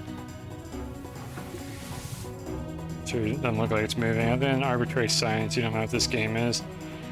I've said this before, this is not how you're supposed to play this video game. Nobody does this. No one does science on this game. Everybody just plays it like a normal person. I mean, it's a fun game. It's shallow, I would argue, is the biggest issue I have with this game. There really could be more to it that just isn't there. And I'm trying to, like, milk it. Oh, there we go. We just saw it go down. Okay, so we know that it goes down in increments. But yeah, it's still a fun game, but I made my own fun for this game. I would have stopped playing this long ago if I wasn't generating this kind of content from it. Alright, so here comes the moment of truth. Will this auto extractor, I'm going to make sure I place it behind. Will this auto extractor do anything to the bar when I drop it? Nope. You can actually see it here. They both have different bars. So one of them is like a little over halfway down, and the other one is at the setting it would normally be at. So what does this tell us? I feel like this confirms my original theory that these will kind of like fight each other over the resources. It's really hard to be certain with the tools that we have to work with here, but we know that placing one of these doesn't like tell all these resource nuggets to reset themselves. Which this really tells me that each auto extractor must have its own storage, or it must have like a tag system that is telling it like which resources has it mined out of the ground here. Or possibly each resource nugget knows which extractors have dug out resources from it. But all of this doesn't make any sense with the intentions that the developers said that they had, which was for these to deplete the resources permanently. Or at least that's the implication that they had when they like made the patch notes for these things. But maybe they also just decided not to do it like that, and it was never implemented that way. I'm trying to think, like, is there a bug that would cause this to happen? And I just don't know at this point. Well, maybe that's something to think on for a little while. We know for now that that's not going to do anything, so I think we're going to move on to Science Project B, which is why the fuck does this titanium not get grabbed by this auto arm? So here's our predicament. Auto arm, enabled, powered, titanite, sitting on a rail car. Auto arm refuses to do anything with it. It just will not touch it for some reason. I do not understand why. Like if I just like pick it up, move it around a little bit, drop it behind the track, it can reach one of those. It just will not grab that. Well, it's not too close. If I wanted to grab one of these, I could drop it on the ground, like right here, and the arm could grab it. It refuses to take it off of the rail car. Like, it's acting like it can't see the materials on the rail car. Like, you can see it wasn't sitting there, like, fixated on one of these. And now, suddenly, it could grab these. But, like, all I did was take the car off and put it back on. Like, I don't understand this, is the thing. So what I'm gonna do is get in the car and go pick up more titanite and see if we can, like, watch the problem happen. Like, all I did there was I took the car off, and then I gave the auto arm a resource nugget, and then I put the car back on the track, and then it was suddenly able to grab all of them again. And I don't understand why it's doing that. This is the only one I have that does this. Every single other one I've set up doesn't have this problem. So I'm going to stop it early, because what I want to do here is also grab a couple for myself, because these have never been on a rail car. And that might be useful to me. Alright, so I have 3 in my backpack that were never on a rail car.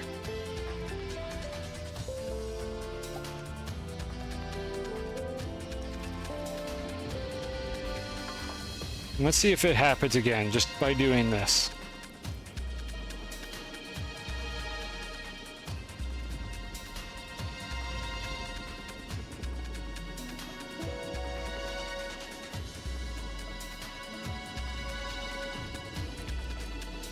Car. Whatever that is, it's not coming through on... Oh, there we go. That's a car. Okay, it works now, of course. That's bad, because that might mean that this bug only happens if you leave relevance. Which pretty much means this thing is going to work while I'm fucking staring at it, and then the second I leave, it's going to stop working again. Like, it's not fixed. Don't thumbs up that. This is not fixed. This has been happening. I have done this exact thing. To get it to, like, start working again, it will just break at some point while I'm not here. So it never fills up these canisters correctly. Give it a thumbs down. Like, give it 2 thumbs down to cancel out the first one you gave it. I'm trying to figure out, like, when does it break? What causes that? And how could I get it to not do that anymore? Also, I need to plant something here because I'm going to run out of snail food while I wait on this. So we're going to try a couple things while the system is running. Let me just plant these first. And this 4th one here that you never see me use is for a different snail that I'm just not interacting with at the moment. But it's for the snail that gives you like a really good drill. And I'm gonna plant them all over here, just in case I come back with that one for whatever reason. There we go. That's good. That's the correct number of thumbs down for this thing, because I do not understand what's wrong with it. Food for Gale the snail. I don't think any of them are called Gale. Let's see, what do we got here? Inoki, Stilgar, Usagi, Eva's not even a snail. Sylvie, Rogal. That's kind of like Gale. Rogal is the closest one to Gale, I think. We got Princess, and I don't remember what the other one... I think Bestafar is the last one. That's the one that's not here. Bestafar is the one that gives you like a better drill. Oh yeah, I suppose I haven't ever actually explained what these things are, have I? That's what's in these canisters that you only ever see from the top. They give you like buffs. That's what they are. It's just a feature.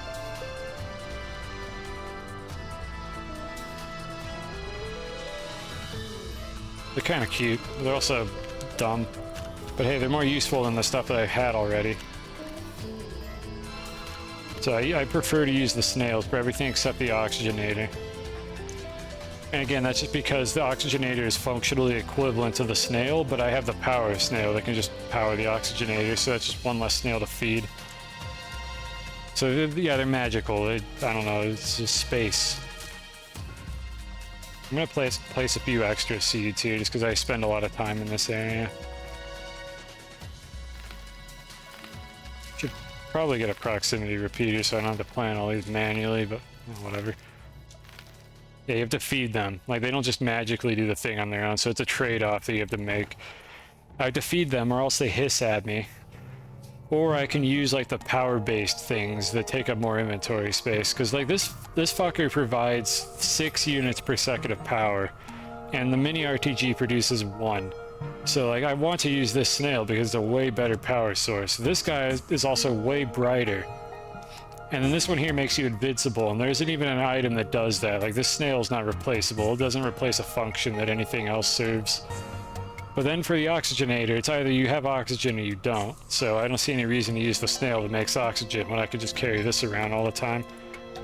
Like, the oxygen snail could also, like, power a tether network, but at that point, why don't you just bring the snail with you instead of using tethers? So it really doesn't serve much of a purpose. I like the snails. I think they're a good feature. I wish you didn't have to feed them as often, though, and I wish automating plants was less tedious, more so than not having to feed the snails. I'm okay with having to feed the snails every now and then. I don't want to have to dig the plants out the way that you do like this, which is tedious and just kind of not very fun or interesting. Like, they need to add planter pots to this game.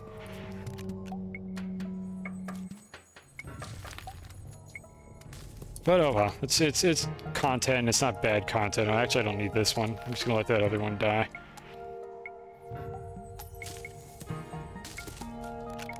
And it's a feature that seems to mostly work correctly. There we go. Alright, so now we're not gonna have to worry about the snails for a while. Actually, I need to put these on the rocket as well. I do need to dig all these up.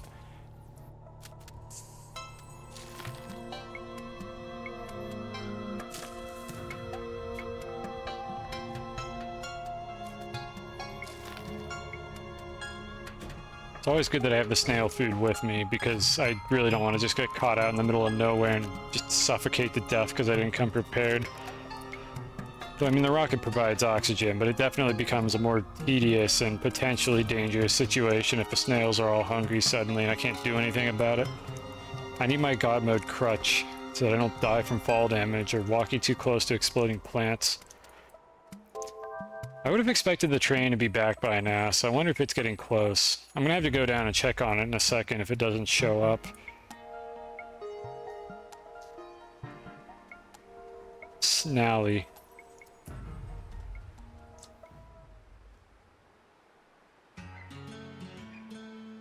Wish I had a way to see where it is. I don't think they show up on the map. I could have put a beacon on the trains, honestly. You did not mistype that. I don't know. I didn't know if you were like saying the word snail for some reason, or if the typo meant something. I was just gonna let that happen. Where's the train? There it is. Okay, it's coming back, so it's not jammed. Let's see what happens. We haven't like gone super far away from it this whole time. Let's see if it cooperates or not.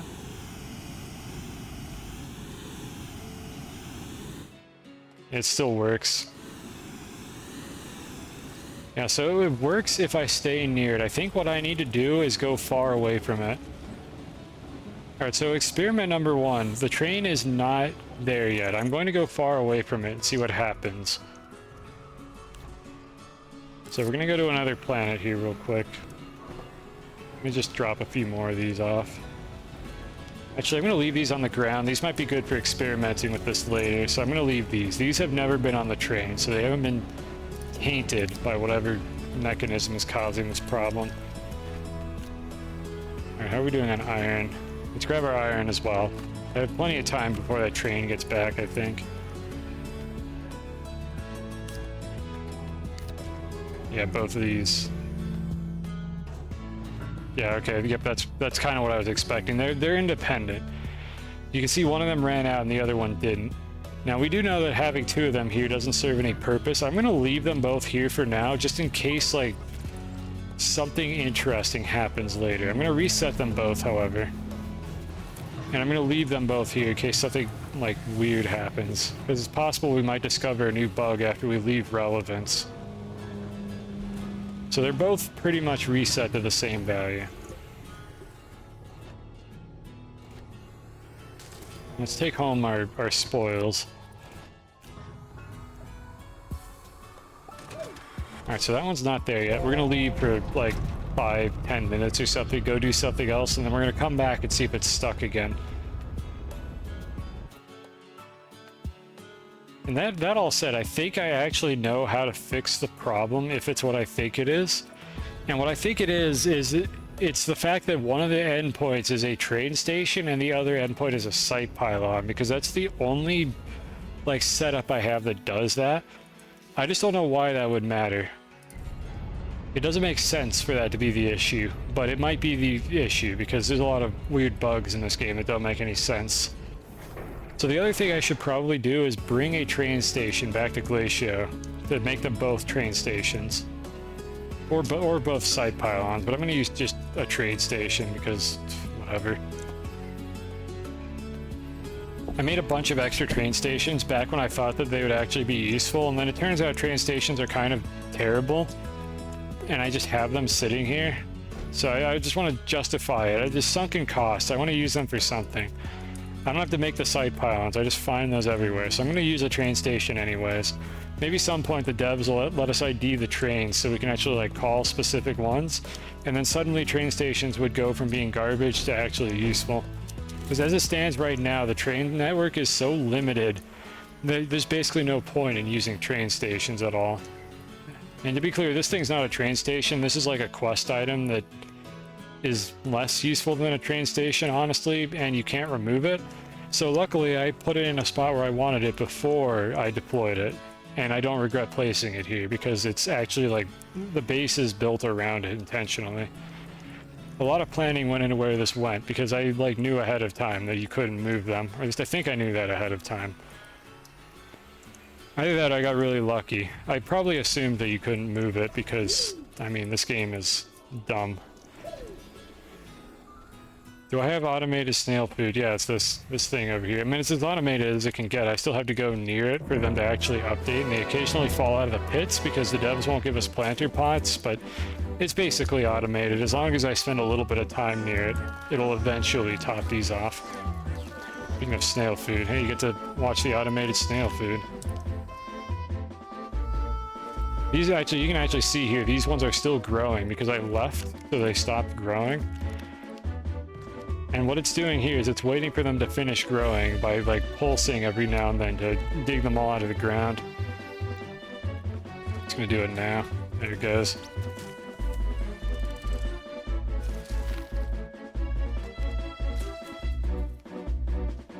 And you can see here actually the timing on this was bad. It's very hard to make this robust, and I occasionally have to babysit them to get them to plant properly. But I haven't had a situation where I like completely ran out of a particular seed and like had to go out and get more, because I have backup seeds over here if I like really run into issues.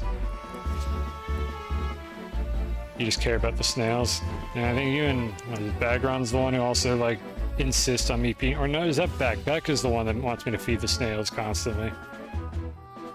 Which I mean is important, but at the same time these snails are horrible and greedy, and they just want food constantly because they're always hungry. Stupid snails. They should consider themselves luckier than these ones here that almost never get fed because they don't do anything useful. And this one here is like an AI, so this one probably doesn't actually need food. I'm sure it'll be fine. Canonically. How are we doing on hydrazine? Robo snail, well, it's a fox. They functionally, I would be astonished if in the game's code Eva here isn't just called a snail. Like whatever like class name they gave to these snails, like this one was added in a later update, and it's actually a fox is what that like animal is supposed to be. But it's probably just coded the exact same way as the snails because there's really no reason to do it differently. And Eva is useful, but again, Eva's food is a fucking pain in the ass to get. You know what we could do? We can show the fault finders for anybody who hasn't seen this yet to understand what you have to do to get rose seeds. And understand why I don't want to farm a ton of these and just fly all the time. Like, it's a good trade-off, but I really wish that there was an endgame solution to automating this. So here's what you have to do. You have to make these fault finders, which are made of, I think, like, scrap and astronium or some shit. So you have to get some materials to even make them. And then you use the fault finder. And there's a 1 in 5 chance that it does something that you don't want. So first you do this. You run it around like this. It'll do this like 3 or 4 times. I forget how many. Now it wants me to go up here. These are all random every time. Not feeding the snails counts as rude or mean. Yeah, well, I'm a bully. What can I tell you? I ain't feeding them all the time. They need food like every 30 minutes. For the ones I'm not even using, I ain't doing that. I don't got time for that. And then this happens, and there's a 1 in 3 chance that I have to reset it. Let's see which one we got. Okay, we got the good one. So you get 3 mini games to play. You can either get you have to either go like collect the MacGuffins and bring them back to the fault finder after you do that little game where you like follow it to a random spot. And this is probably the best one, except it spawned them all in the mountains, so it's a huge pain in the ass. But I just have to collect 5 of these things and take them back to the fault finder. And the last one's over there. Good thing we have lots of hydrazine because we are holding spacebar. There we go. I have no idea what just shot at me. Those asshole plants. And then you take them back over here. And then you press cancel. I don't know why. Oh wait, did they change it to use? Oh, they actually fixed it. When they do that, it actually changed to years. It used to be you press cancel to finish it. They actually fixed that at some point. Game's dumb. Then you have to watch this unskippable cutscene.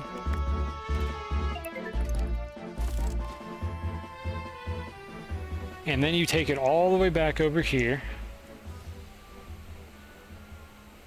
And the reason I did this outside of the base is because if I did it in the base, there's a very good chance that these would be like inside of objects in my base that I would not be able to see. So it's easier to do it out in the open. So you take your fault finder, you go back over to your trade platform. You accidentally drop it in the hole. You don't have to do that part. I just did that for spice. Okay, then you stick it over here. And then you trade it for 2 hybrid rose seeds.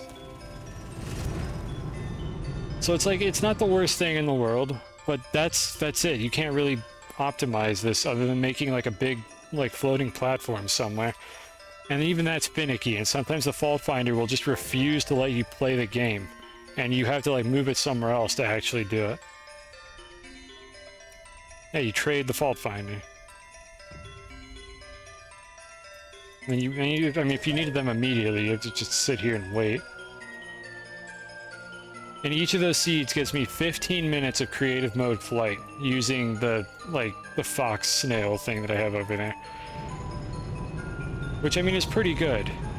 But at the same time, I have a jetpack. Like, this is just like kind of a better version of flight.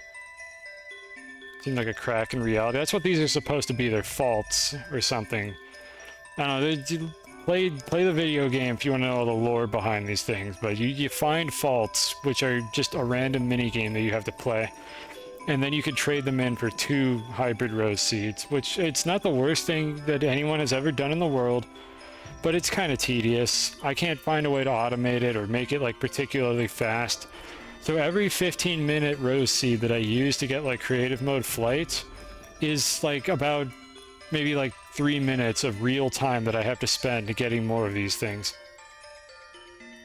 Why does somebody want to trade it? The lore explanation is that these are... It's all a simulation, alright? There you go, spoilers. It's all a simulation and somebody wants to know where the faults are. So you play this little fault-finding mini-game, and then your reward for this thing, which is the thing that wants you to play the fault-finding mini-game, is that you get creative mode flight in the simulation. That's the best way that I can describe it without like spoiling every aspect of this. I mean, you find out about that fairly early in the quest, so it's not like, this is not like super spoilery or anything. Hopefully whoever was here who didn't do it isn't on the stream, and the fact of the matter is we're spoiling everything in the stream anyways, because look at this fucking base. But just if you hadn't played the game and done the quest yet, don't worry. It's the story of it is there's more story to it than that, and the fact that everything is a simulation is already indicated if you've beaten this game anyways. And this is an extreme end game base, so there's going to be spoilers. Everything you see here is something that you will eventually encounter at some point in the game. And I don't like to play the game as though I need to hide spoilers from people, when the fact of the matter is I've been streaming this game for like a couple 100 hours at this point. Like, it's inevitable that that's going to happen anyways. It's still worth playing it. The story, the details of the story are still kind of interesting. Like, if you care about the story of this game, it's all in here. Like, when you do these quests, every single one of these has like a bunch of flavor text. And then I think there's even more flavor text if you go to the sunroom that you unlock when you start that particular like storyline mission. So I haven't ruined everything for people, or at least I desperately hope I haven't. Like, this is not a video game that you really play for the story. That's just kind of a bonus that I'm glad they finally started doing, because there was basically no story to this game beforehand. I'm out of titanium. I made too much titanium alloy, didn't I? As far as I'm concerned, this is a game about building, like, dumb factories.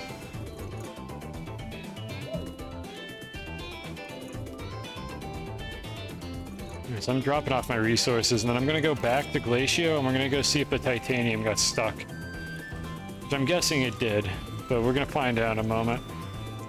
Okay, we need to stick this one here. I like to disable output on all these to keep them consistent. A couple more of these.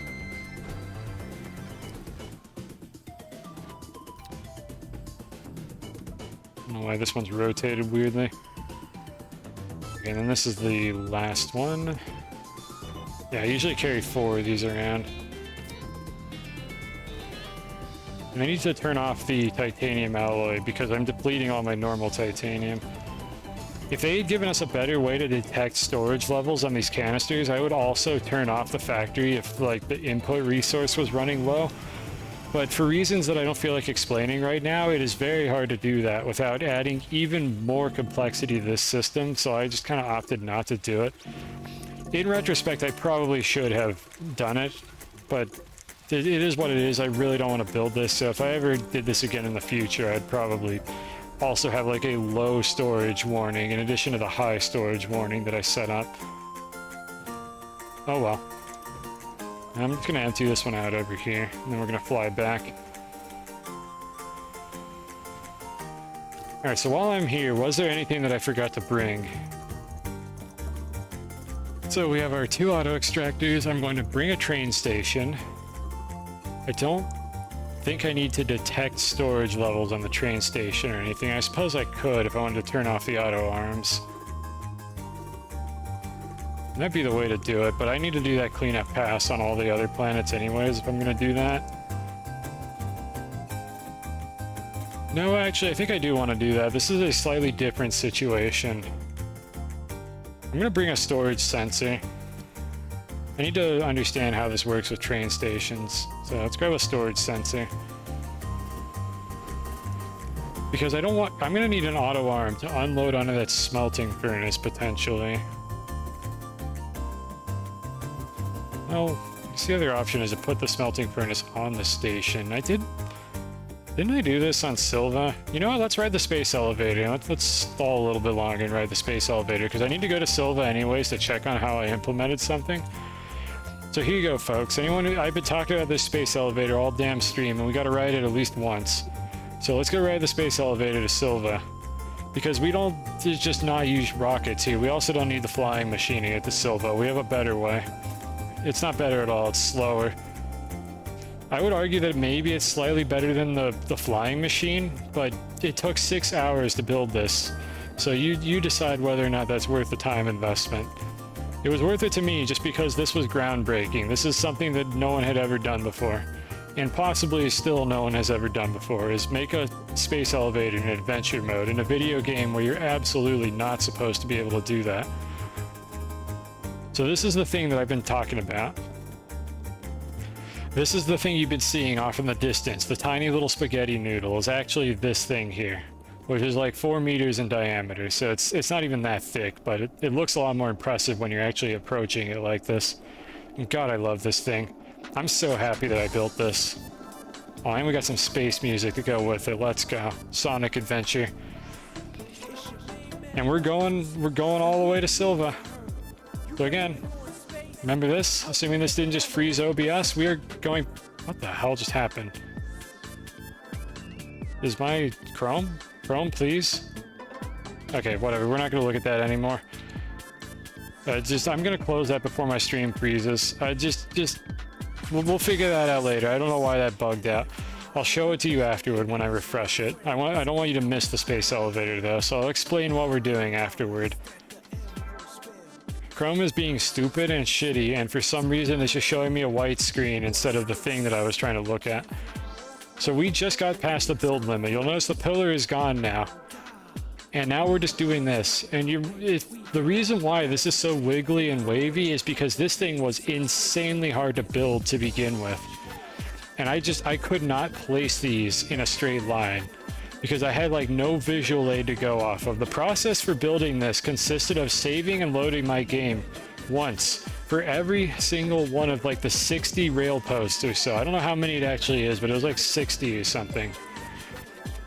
I had to save and load my game every single time I placed one of these rail posts. And I was like fatiguing by the end of the whole thing. And I was just like, I just want to place them and get them to connect to each other. But this is the space elevator. A little bit of a bumpy ride between the 2 pillars, but we built up as far as we could.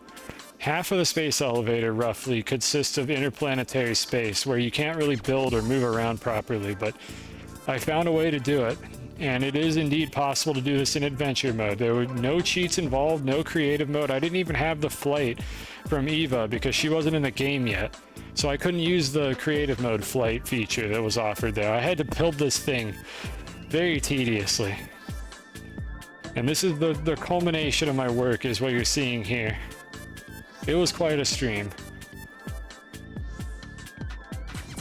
Alright, while this is going on, let me see if I can get this to work. This whole Chrome tab is frozen right now. Stop. What even is... What am I even looking at here? Don't worry about it. I'm just complaining to myself. What is this? Context underscore lost underscore WebGL. Lose context. Context lost. That is a very redundant error message, WebGL. Thank you for that. Very helpful. I'm assuming I just need to refresh this. I don't know why this happened. Just do that. Yeah, there we go. It's back. I don't know. Something about like OBS freezing up while it was reading the window, or just maybe it was, you know what happened? Chrome probably slept the tab because I didn't have it open for a really long time, which is annoying, but it's the only thing that gives me enough RAM. Path obstructed. All right, we're here.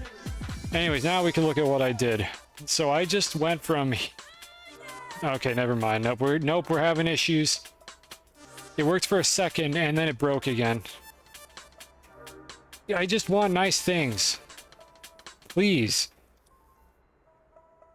Okay, I only have like a few seconds to tell you this. I went from here on Calidor to the bottom of Silva. That's it. That's what we did. All right, it's done. I need to hide it now before it freezes again. I'm pushing my luck. OBS is gonna like fucking freeze or something if I do this again. I can't.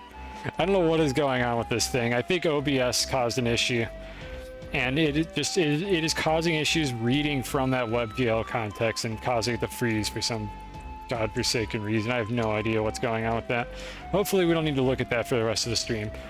So here's my gross Silva starter base. This is about what you would expect from a starter base in this game. This is what normal people do when they play this game. This is what their bases look like. Yeah, they just kind of slap stuff down, they sort of smooth it out a little bit, and it's just a total mess. And this is where we get the zinc from, because this was the most practical place to get it from. This is also where I get nitrogen. And unfortunately, we have another auto extractor here that I have to pick up and place down periodically because we don't have nice things.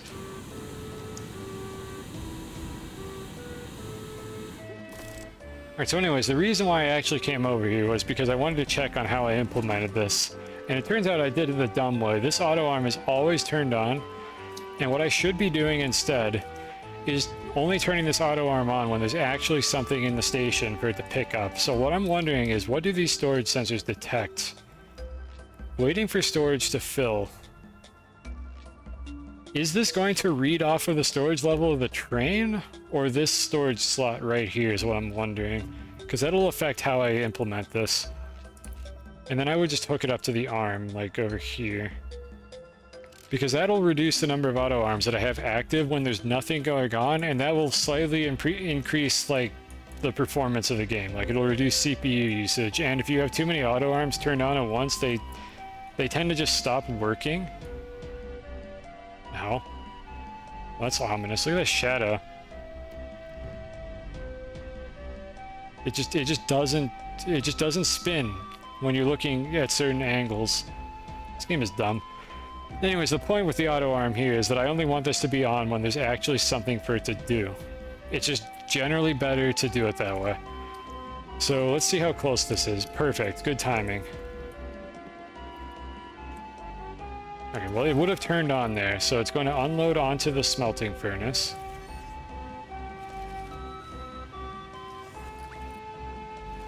And it should turn off when it grabs this one, which is fine. Okay, I believe that's going to work. Oh, it was that simple. The other implementation that I could potentially use for this is to put the smelting furnace here instead. Because what should happen is the train will automatically unload onto the furnace, which will then proceed to do its smelting, and then every time one of these is finished, this auto arm would grab off of it. The problem with that is I can't detect that. You can't put a storage sensor on the smelting furnace to check whether or not it has anything in its output. You should be able to do that, but you can't because the devs didn't think of it, or it was too hard, or something. So this arm would have to always be turned on in order to actually use the output, which is not really what I want. So I think this is the implementation we go with. We go with what we were doing here. Where we have this furnace set up like this, the auto arm unloads onto the furnace, and then the furnace will output into these canisters, and then these are what I grab when I want to like take them back to another planet. I think that's how we're going to go forward with this. And then the other thing that's different between this and Glacio is, again, we have a train station on both ends instead of just one end, which I think is probably the cause of the issue that we're having. So I'm going to go back over there and see if it's stuck now, because we've spent more than enough time doing that. What's wrong train? Not this one. This one. The one with the face on it. I hate this train. I despise the faces that it makes, but it's the fastest one. And if you know anything about like speedrunners and people that are sweaty tryhards at video games, you use the optimal setup at all costs, even if that cost is a train with a face on it. The face train moves faster, and this is just how we have to do it. We just have to live with it. You must have missed the space train. Yeah, I try not to look at it too much, but there it is. It's looking at you. Yeah, enjoy the space train. I'm gonna hydrate. I'm gonna let the camera just do what it wants. This is the camera, by the way. My hands are off the keyboard. I'm not doing anything right now. This is what the camera thinks we need to see right now. It's free range. I don't have it on a leash. This is why the camera in this game is horse shit, and they need to fucking fix it. Like, what is it even doing right now? What is the camera trying to accomplish? I don't understand. Lakitu did not do this. Yeah, Lakitu got stuck on walls occasionally, but it was never anything like this. It's nauseating. And like, you could argue that what I'm doing here is an edge case, but no, it does this when you're driving a rover too. Like, if you drive down like a steep slope or make a sharp turn in a tunnel, the camera just decides it wants to go look at something else, and all you can do is fight it. You can't stop it, you just have to like counteract it to get it to cooperate with you. I think the smile is the smile is nice. I mean, I guess. You saw it make that weird face at the end. I definitely don't like the weird face it was making.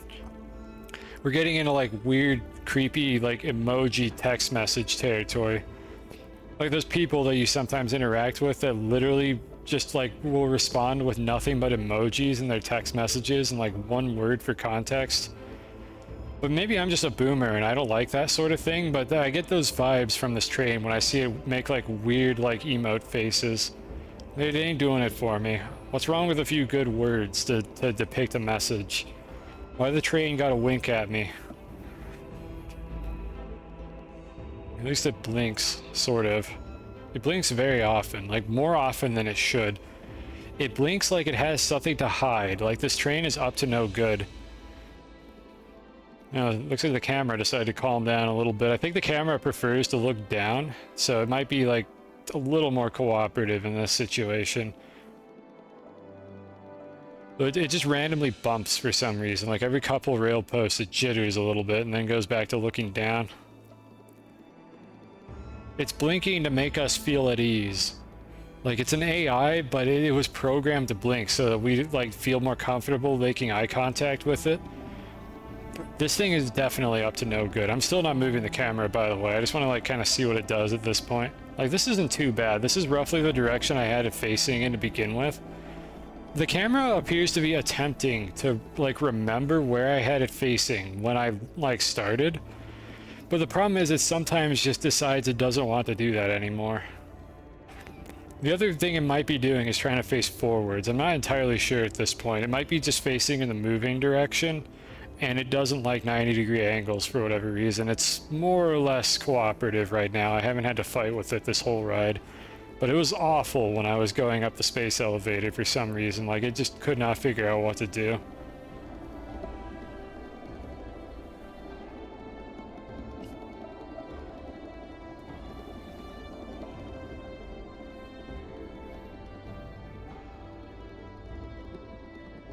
And we're home. Okay, we overshot the station a little bit. Let me fix it. These are like the shortest increments I can move that thing in. There we go. Alright, so we went all the way over there and wasted another 5 minutes for the sole purpose of checking if I needed a storage sensor. The answer is yes, we need a storage sensor. Let's go fly to Glacia now. What's the gigantic cylinder? That thing is part of a science project that is inconclusive at the moment. This is just a random piece of like space debris that generates around the game, but it's interesting to me because it's concave. And I've been wondering if you can like do any jank with a concave object like this involving the trade platform. It's old science that ultimately hasn't boiled down to anything useful, but the discovery that led to me bringing that to the base for maybe a future science project is the fact that the trade platform rocket is solid while you're holding it, which is an extremely unusual property for items in this game.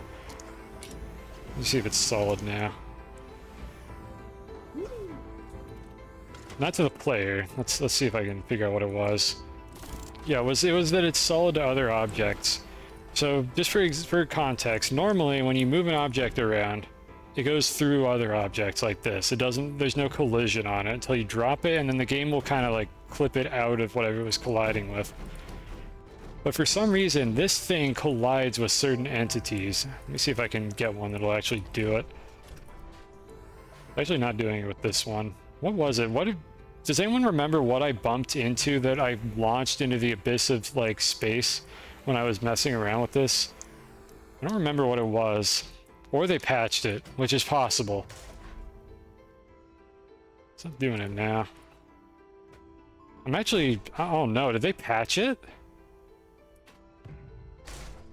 They might have patched it. Oh, that's not good. No, that was like our only chance of like a perpetual like flying machine that you could hold in your hands. I think they fixed it. Oh no. No, devs, why? Why would you patch this? Let me try the other rocket just in case that one does it. This is an incredibly disappointing development if they patch this bug. Let's see if this one does it. It might be this one. I need something I could bump with it. Like something that's not anchored to the ground. I don't want to move that thing because I'd use a winch to shift that thing around.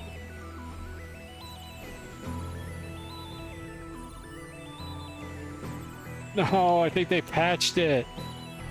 Devs, why? Well, I'm sad now. I don't know when they patched it, but I guess that science project is not going to go anywhere now. It used to be that the collision on the rocket half of these request platforms was always solid. So you could like bump objects in your base and like yeet them around. Let me try it with this thing just to see for sure that they patched it. Yeah, it's not looking good. It used to be that it would not go through this. I could actually pick it up and move this thing around by shoving this object into it. That is very disappointing. I was hoping I could actually show this, even if it's not terribly useful. Yeah, they fixed it. Yep, good job, devs. You fixed this, and you still didn't make the particle emitters non-solid. It's one step backwards as far as I'm concerned. I could probably learn how to use like Unreal Engine, figure out what flag they set on this object, like physics collider, and turn it off faster than they could actually patch this. But nope, they're still solid by the look of things. I was kind of optimistic, like, oh, maybe they patched it. Nah, it looks like they're still solid. I am out of jetpack fuel.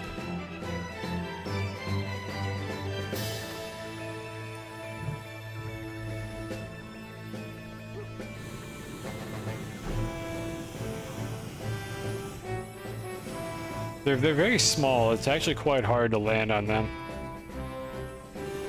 I need to make sure I'm not on the packager's collision specifically.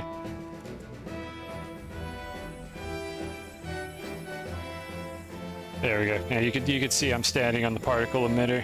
It's not emitting particles. The one down there is. These are still solid. Unpatchable. Can't flip a single Boolean value on whatever this entity is to make it not solid, or better yet, just allow us to destroy it like stalactites and other crap that you find underground. I love complaining. Let's go to Glacia. I'm done complaining here. Let's go complain on Glacia. Surely we didn't forget anything.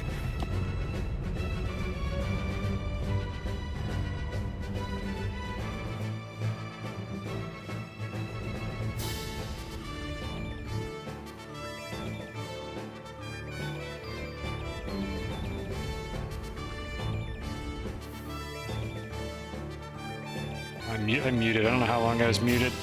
Alright, we're going to Glacio now. Space elevator's looking very lumpy here, but I clicked on the wrong planet. So let's go check in on our titanium and see if it's stuck again.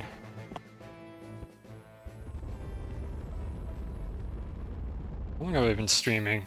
Oh, fuck, the stream resets, so I don't actually know. I want to target around 6 hours, so let's see what we got. We had 3.5. Okay, it was about 4 hours for the last stream before the incident with OBS, so we're probably gonna wrap things up pretty soon here. Maybe do a couple more things. That'll be a good time to cut it off.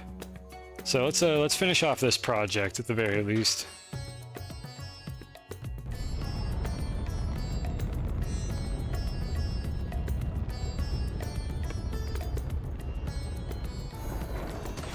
It doesn't look like it's stuck. That's interesting. I wonder if this is a save and load bug. Because I refreshed the titanium that was down there. It looks like it's been running this entire time. So I wonder if this is a save and load bug that causes this to happen. Now let me think about the best way to test that theory. Alright, how's this going? Yeah, it still takes a second, and again, that's a CPU bottleneck. That's not even like my hard drive, because this is on an SSD. I can't speed it up. It's not the time it takes to write the disk, it's the time it takes the game to make the binary, like, data for the file. That's what the bottleneck is. Yeah, he's both emptied out again. Also, fun fact, if you're playing in a cooperative game, and you're the host, this happens every single fucking time one of the clients gets in a vehicle. Have fun being the host. Probably should just get a dedicated server at that point, and then the dedicated server will hitch for a split second every time it saves.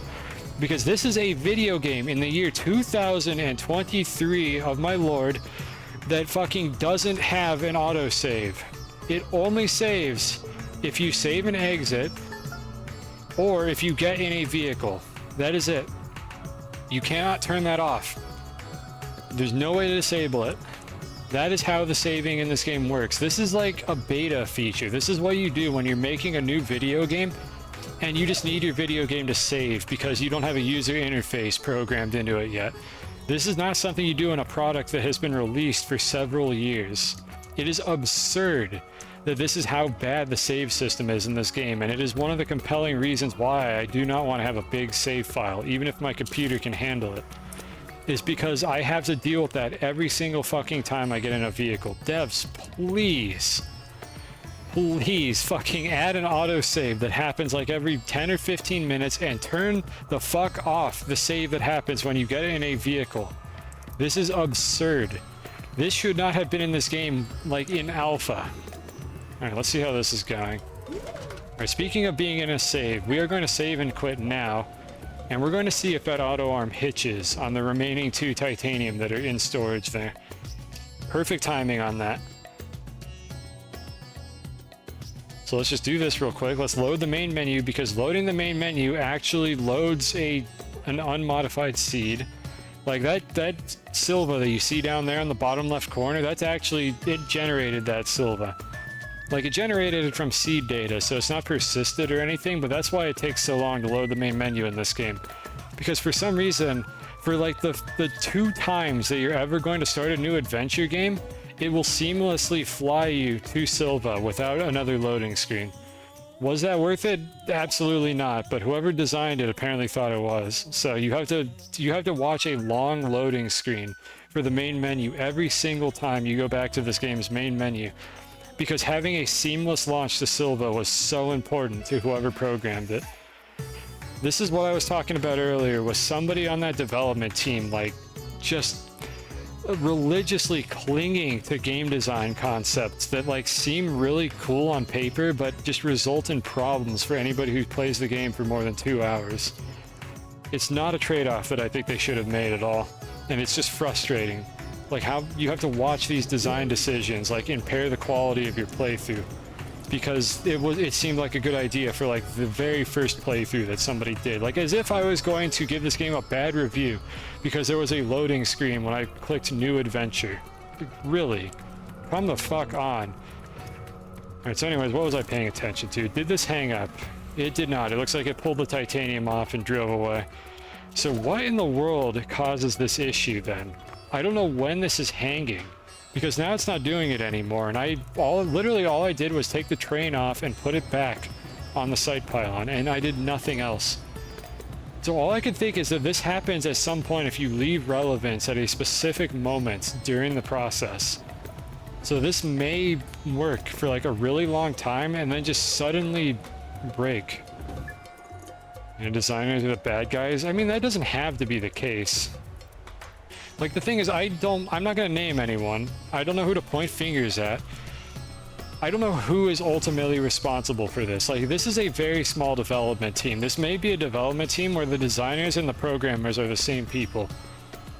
But this, I get the impression, like, that there's maybe, like, one person that has this philosophy that is, like, in charge of a lot of things, that, like, doesn't want us to have nice things, and they design the experience around, like, what feels like a good idea without taking any feedback from players on what's actually a good idea.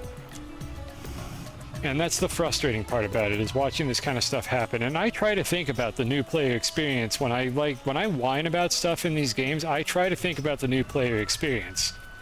And, like, how would this game feel if there was a loading screen when you click New Adventure?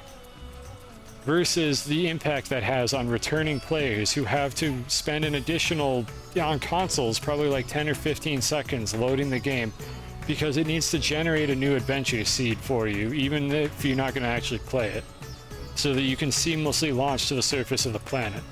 Because if that's not what it's doing, then I have no idea why that main menu takes 10 or 15 seconds to load. It shouldn't. There's no good reason for it to. I think we want to do this. I think I know how I'm going to do this. So, like, it doesn't make sense to me, unless there's some, like, other technical problem I'm just not comprehending here. Why would this game's main menu take so long to load? It's a main menu. There doesn't need to be anything there. You load one satellite model and nothing else. Did I just... Okay, no, I thought I saw the rail car. I'm trying to leave relevance at a very specific time, so I need the rocket down here to test something.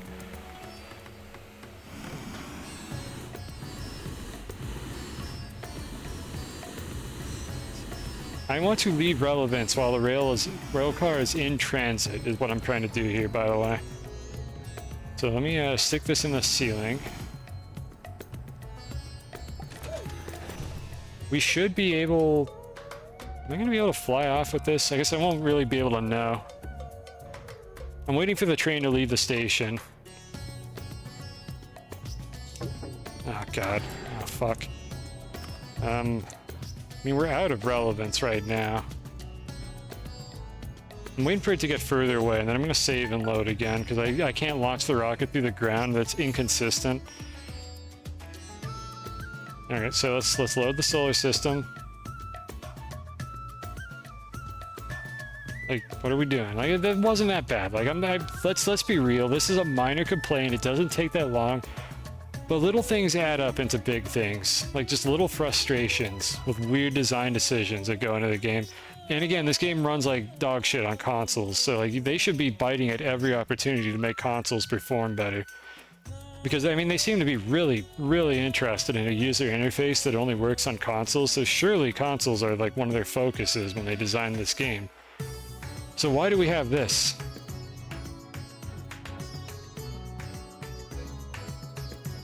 I shudder to imagine the agony of playing this on Switch. I don't even know what's going on right here. I hope my game's not frozen.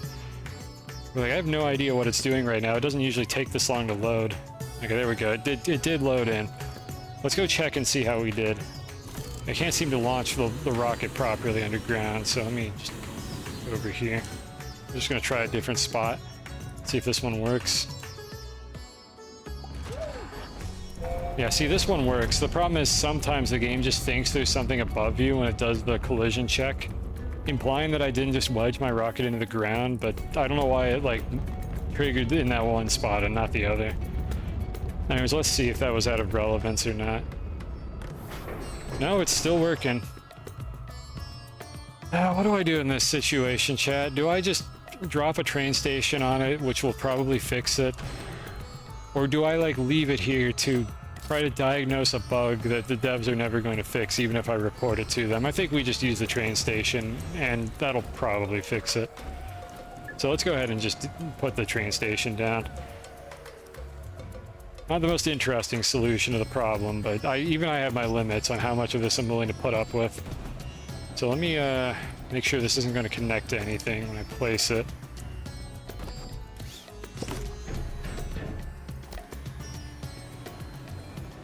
So I'm going to continue that train of thought with the designers in a moment here. I just want to get this to work properly. I'm going to stick it like maybe over here. Okay, I carved a little bit of terrain, but not too bad. And then we just need this to be able to grab from, honestly, the train or the output here would be fine. Either of those will work. Okay, the system is powered. And then we just need the storage sensor connected to the auto arm, which I'm just gonna drop over here. I don't really have a convention for where I like to put these. We need full or not. We need empty or not empty. There we go. This should be turned off until the train shows up, and then let's like kind of simulate how this would play out.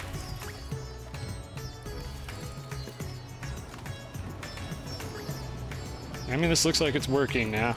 The last thing to do here really is to wait for the train to show up. So let's see if I can continue rambling about game designers. Being a game designer doesn't have to be a bad thing. I think if you also play your game and know what you're doing, but it's usually pretty evident when the person designing the game isn't in touch with like at least what a subset of the player base wants. I can't pretend that I'm the player base for this game because I'm absolutely not. Like look at this shit. This is not a good example. Look at my base on Calidor. Like, this is not how normal people play this video game, and I'm fully aware of that. But it's just bad decisions overall. Like, you go to Reddit for this game. First of all, don't go to the Reddit for this game. But if you do go to the Reddit for this game, it is full of people complaining about, like, the camera, and their rovers falling through the ground, and their save files not loading. Because these are common problems with this game that everybody suffers from. And as much as I enjoy some of the new content the devs have added, like the snails were great, the sunroom missions were great, fucking spend an update fixing your game. There are so many problems that this game has right now that the devs just haven't been doing anything about for some reason. So many little quality of life changes you can make to the saves, to the camera, to the multiplayer experience. So your shuttles don't get deleted if your client crashes while you're in orbit, and they just don't do it. And then on top of that, you have game designers, which again, I think there is a designer, possibly also a developer, who really thinks that the minimal user interface and third-person camera of this video game is a selling point for it, which, at least in my opinion, it absolutely isn't. So that's not a selling point of the game at all. It's a downside. I hate this game's user interface. It's tedious. I don't want to have to mouse over individual objects to do anything. The only interface you get is these menus here. Which, I mean, they kind of work. You still have to, you can't click through them or anything. Like, they're only, like, analog, or they're only, like, not analog, what is it? Just, like, directional controls. I mean, they work. They have a user interface system in this game. But for some reason, they wanted this, like, in-universe mechanism where every single thing consists of you having to use directional controls and press hotkeys to make buttons do stuff. I'm not seeing it. I don't understand the benefit of that. That just makes the game harder to play. I would, like, who is going to be upset if you just allow me to use my mouse that I have on my keyboard, like next to my keyboard, to click on buttons? And then for console, just give them console controls like you have now. I mean, that's inevitable. That's how consoles work. And people that play console games are used to that, so nothing would seem out of the ordinary here. But your PC players are going to be confused by why your interface is so bulky and why E can only do one thing when you click on an object because you refuse to add more key bindings for anything. It's just, weird design decisions that don't make sense to somebody who has hundreds of hours. I think I have over 1,000 hours in this game. And things that I don't think would reduce the, like, positive experience that a new player would have. Oh, here we are. Uh-oh. Okay, what the fuck is going on here? Did I not configure it correctly? I might not have unloaded it. That might be what it is. Okay, there we go. I think this was user error. I think it actually works, but I didn't unload the stopped car. Let's see. We want to... I should have checked on this while I was on Silva. So we don't want to stop the car, because the car will stop on its own when it reaches the station. And then we want the storage sensor on the train to send it in the other direction. And then we want to unload stopped cars. Maybe I do want to stop them.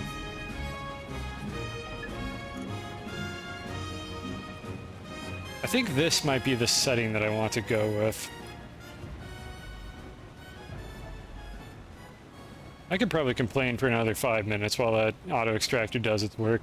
I think this is the setting that we want to go with here. We're going to stop cars when they reach it, which it would do anyways. I don't know if it counts as stopped or not. But then we want to unload the car, and then the storage sensor on the car will send it. I believe that's what we want. I don't know why that functionality can't just be built into the station itself, but I don't know how to send the car once it unloads. Maybe there's some way to do it I haven't thought of, but these are so finicky that I don't know what you could do with these. There's so many features here that just don't really work correctly.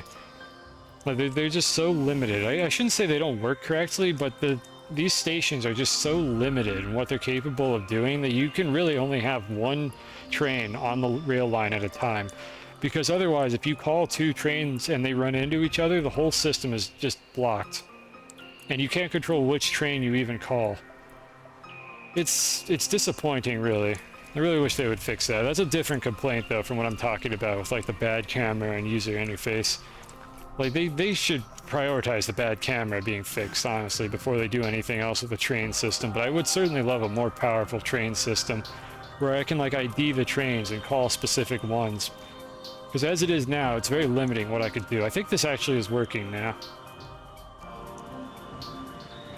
Alright, so on the subject of the trains, it looks like we have fixed that problem. Let me make sure this auto arm can't reach the canisters. Remove this just a smidge. There we go. So it definitely can't reach these canisters now, but it can reach the furnace. Okay, I believe I've got everything where I want here. What was I ranting about? You know, the trains being limited, like, I would like the trains to have a better system that works, but I want them to fix the camera first. Like, that's the top priority. Admittedly, complicated rail systems are more of an end-user goal, and for a limited number of people like myself that would actually get value out of something like that. When most people are probably content to just have one rail car that goes from the core of the planet to the surface, and maybe a second one that circles it just for funsies. You build a vertical loop or make it look cool. I should build a vertical loop somewhere. I kind of want to build a vertical loop now. I think maybe we'll do that and then we'll end the stream. But anyways, I do want them to add a more powerful rail system where you can actually, like, call trains to specific locations and not have to worry about them just getting stuck on each other. Because I don't want to have to build semaphores with a wired, like, network system to make the trains not do that. That might be a problem that I do in the future, or that I deal with in the future. Probably to be able to use the space elevator to transport zinc from Silva, but I don't really want to deal with that right now. So I think we're going to build a vertical loop just for shits and giggles and then call it on the stream. Ending stream? Yeah, sometimes you have to do that, Kristen. Sometimes I stream for like 6 hours and then my throat starts to hurt and I have to decide whether or not I'm going to stream until like the middle of the night or actually like do something healthy for myself and end the stream early. And I'm contemplating ending the stream earlier than an 11-hour, middle of the night, like 3 a.m. stream, like I sometimes used to do. Because the fact of the matter is, I don't like doing those streams. They're kind of stressful. I prefer to do shorter streams more often. I just need to work on the more often part. I've got the shorter streams thing kind of figured out, but the more often part could use some more work. We're getting there. I need to get back into a flow of things. Now that I'm not working on Task Wizard anymore, though, which for those of you who don't know what I'm talking about, it's for Spelunky 2, but now that I'm not working on that, like, nearly as much anymore, I will probably be able to have a better stream schedule than I did.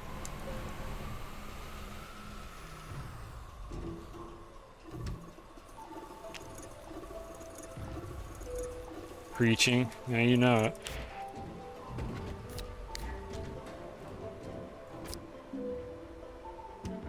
Okay, there we go. I'm just trying to get as many resources from this planet as I can before I take off here. And we don't need any gases, so I'm just gonna leave them here. I think we kind of hit everything I wanted to do here. We're not gonna know if this, like, titanium thing works until next time because it just randomly breaks, like, off stream. Take off? I mean, yeah, that's... There's not a joke in there. That's what we do as a rocket. Rockets take off from planets and go to space. That is exactly what we were doing right now. And then I'm gonna take off, like, from my stream. That's when we do that bad joke. Is like I take off. I'm gonna take off, everyone. See you later. And then I end my stream. And then it's like a bad space joke, and it's funny, and everybody follows in the chat.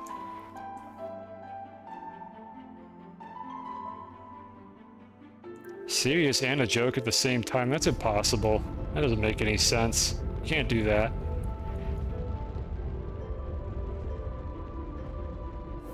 Everything has to be comedy. It's the only way.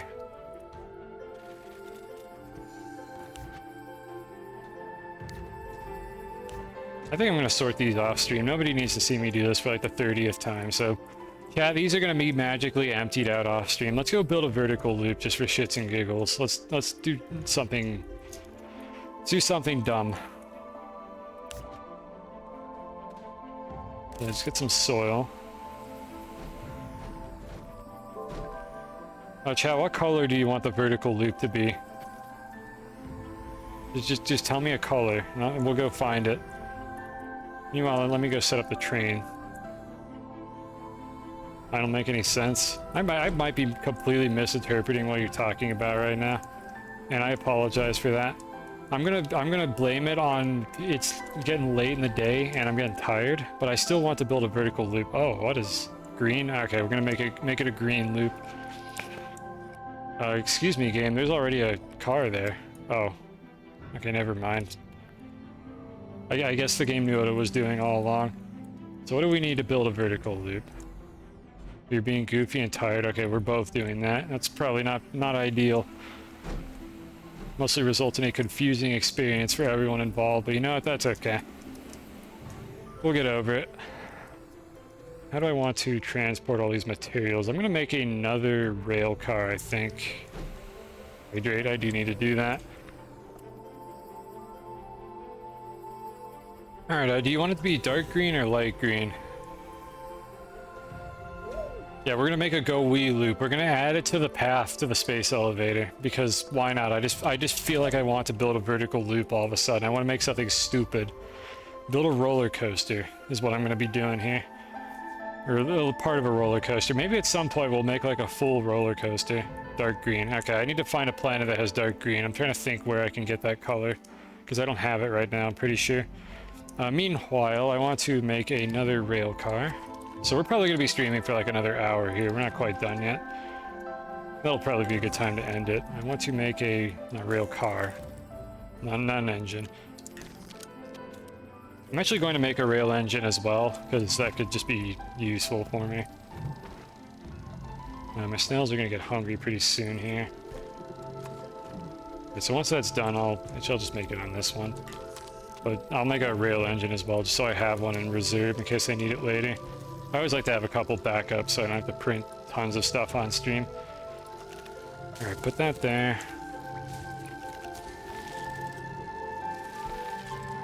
Yeah, this is your warning. We're probably going to be streaming for another hour here, so if you gotta go to bed, I mean, do what you gotta do. But I want to make a vertical loop, and then I'm going to call it on the stream. So I'm glad you enjoyed the stream. And I always save the VODs of this if you really want to see it, but what'll probably happen is you'll just see the vertical loop next stream because I'll come up with an excuse to go on the space elevator. So I mean, unless you want to see me build the vertical loop, it'll be here next stream. I need to go find the color dark green, though. I need to try to think which planet has that color. Silva has light green. The way this game works for colors, by the way, is you have to go, like, get the color from terrain that already has it. So, we'll have to see what my choices are for that. I probably just need to check the undergrounds on each planet. It won't take too long. It'll be interesting to kind of visit the underground areas for a lot of these planets, because I never show this stuff otherwise. Like, nobody ever gets to see these because there's usually no reason to go down there. And then this mess of train cars here is just because I want to be able to store, like, all these contraptions on it. Alright, so let's see. I want these to be in a particular order.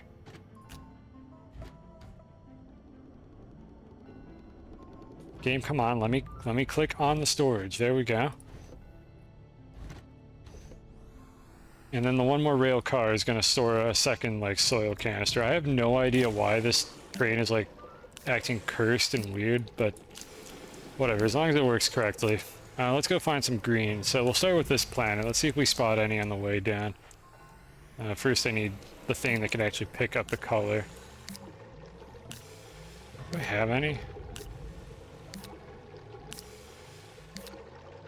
There we are. Now let's just grab a couple terrain analyzers. Alright, so these are the things, these are like clean slates. I haven't like programmed the color into these things. So this is what I'm going to be using. This is how you sample colors in this video game to make beautiful art later. But first I need to find a dark green shade of some sort. We're on the desert planet, so I don't know if we're going to find that here. So I'm just checking to see like what colors you get as you fly down to the mantle.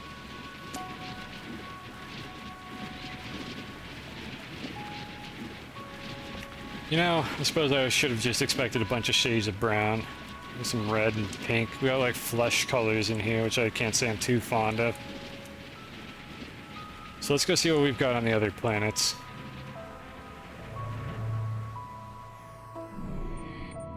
Alright, so here's the teleport network that I said is really shitty earlier on the stream. It works, it's just not terribly useful. It's a convenience if you just need to like go to a planet and like get a specific item or something, but the amount of stuff you can transfer with it is very limited.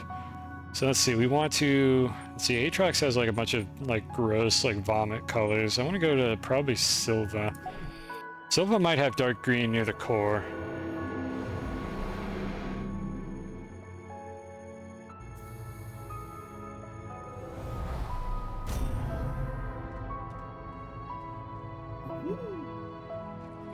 The easiest way to do this is probably to climb up to the core. Let's see, how did I do this on Silva, actually? No, we want to do this on the surface. Let's go up to the surface.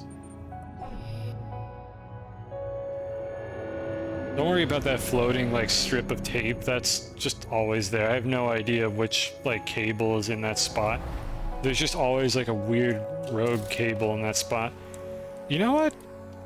I guess there's two shades of green. I could use this. This is dark green. That'll work. I think we use this. Let me go to a spot where I've already dug a hole so it doesn't hit my save file size as hard. I would consider this to be a dark green, so that's what I'm going to use, unless Kristen really doesn't like this particular shade of dark green. But let me go back over to the base where I have some like quarries already built so I can sample it. So let's see, it's usually adjacent to the dirt. It works excellent, that's good, because I did not want to have to go find more green. There's some dynamite craters. I don't even remember what I was doing over here. Yeah, so this right here is I think what we're going to sample. This color right here is the dark green. Build a nice, pretty dark green loop. So what do we want to do? I need to make sure I actually get the correct color when I start the sample. And then I need to switch to a larger brush. And then we just dig a bunch of that specific color. There we go. Alright, I made a tanking noise. And now this terrain analyzer only gives me the ability to dig that particular color, but more importantly, we can paint with it. And the color that it shows here is always way lighter than it actually is. I don't know why they use a different shader for that.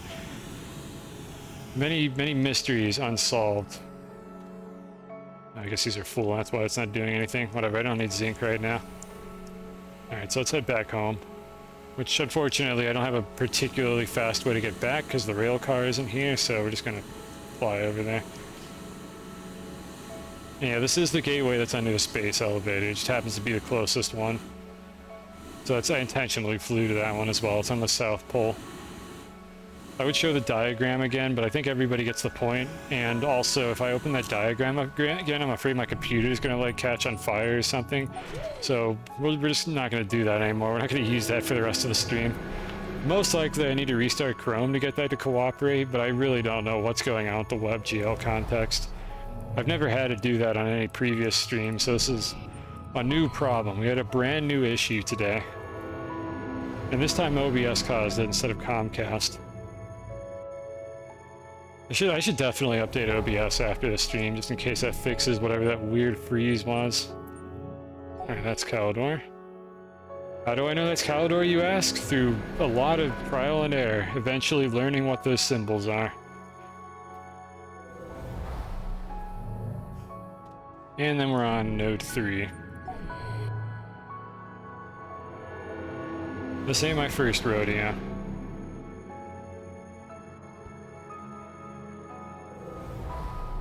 We're here, and we have a cool green color.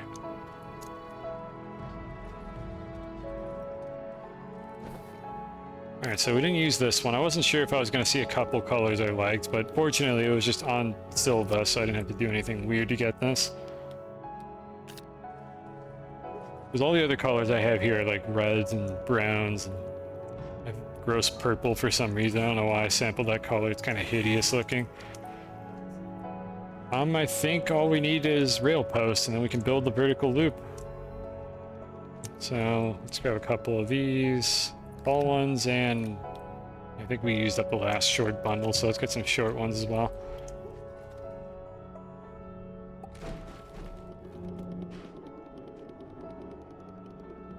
Alright, where do I want to build this? I kind of want this to be near the base, so maybe in this area, or like right over here.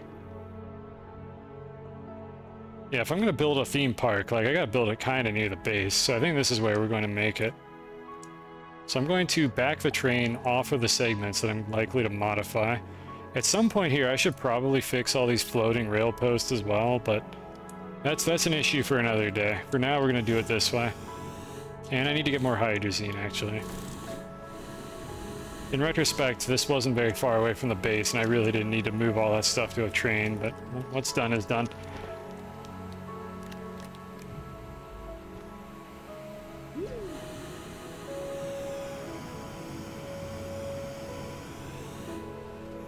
Right over here, I think it'd be a good spot for the loop.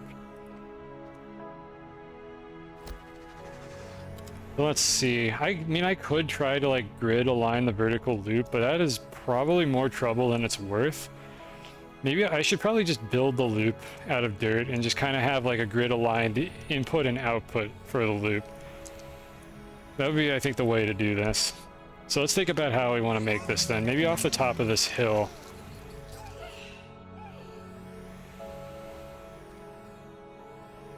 Yeah, we would ramp up like over here, and then I would have have the loop exit to the right, and then we would cut across this rail line and continue onto the space elevator.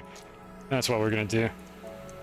That's what our completely idiotic, pointless task is going to be. And I can always come back and touch it up a little bit later.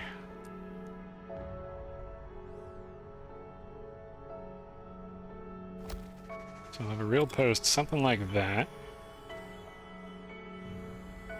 Rotate it a little bit better. Luckily, you can kind of see the terrain grid like on the ground, just because we're still close enough to one of the poles that they're fairly easy to spot. Why is it so hard to swap these things out? I think I mostly want to use short rail posts for the loop. It should look better. Alright, so the first part, let's put it like right here-ish. Actually, I should probably build the loop first and then put the rails on it. So let's see here. Not the narrow mod. We do want the boost mod, however, and I'm probably going to need more soil, so that's why I have some on the train. Pull the train over.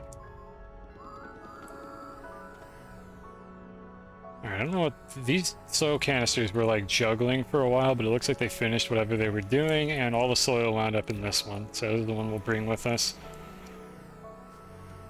This is kind of like what crude building is going to look like in this game, as opposed to like grid-aligned structures. I'm just going to make a thing and see how it looks. You know, I should make it. I'm gonna get the wide mod. Let's make it bigger. Everybody loves bigger loops. No, we don't need the narrow mod anymore. Let's get the big one. Get this chonker. There we go. Oh, that's the stuff. That's what I'm looking for. That's the size I'm looking for. All right, so we're just gonna eyeball this and see how it turns out.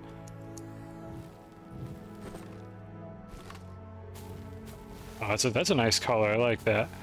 Gonna be a pretty loop.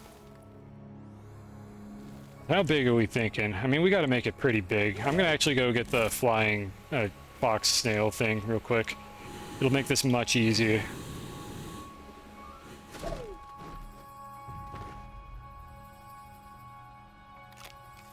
I'm just gonna put the jetpack over here. Save me some trouble. I can put you here. Let's get a couple of hybrid rose seeds, and then we're gonna use creative mode flight for this. I spent a few minutes on stream earlier getting these. Might as well just use them now. Oh yeah, and I need to also take off the hoverboard because it's annoying. In fact, I'm gonna put the jetpack there. There we go. So we can build it basically like we're playing creative mode for half an hour. And I have more of those seeds if I need them. So I mean, I want to go pretty big. These rails are generally quite large. So I'm going to make a very crude like design for the loop. And then I'm going to try to refine it later. And we are going to need a lot of soil canisters in order to do this.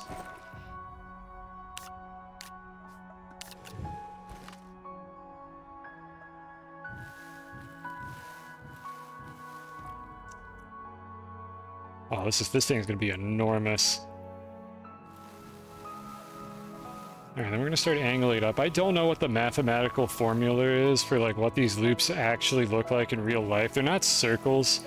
There's a different shape they use that's like, I don't know, works better with gravity or something. It is leaning to the left. And what I'm going to probably do is smooth this out like afterward. Maybe not this particular stream, but I'll probably smooth out the sides of it a little bit once I'm done building like the general layout.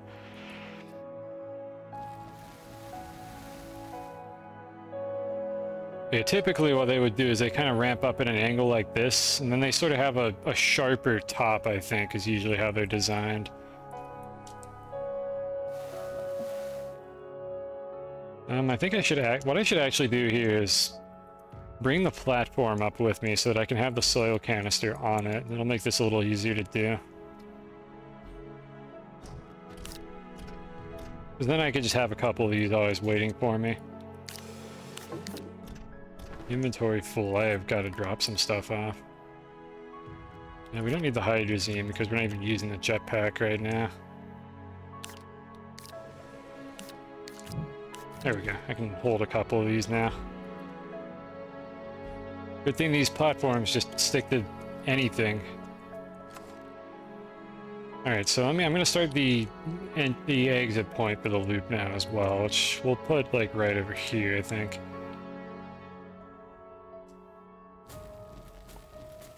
We're going to get roughly the same 45-degree angle going this way. Did I see that granite is on sale? I did not see that. What's it on sale for? I guess I mean, that might vary based on region. Let me check.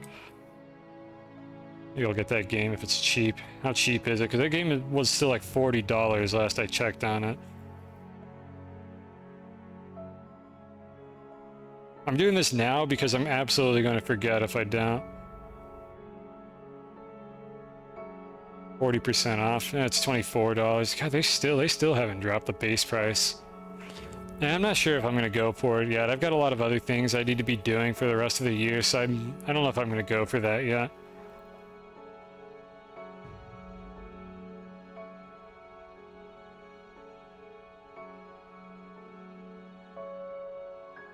And they're coming out. Oh, well, I guess I'm curious. And what's in the update?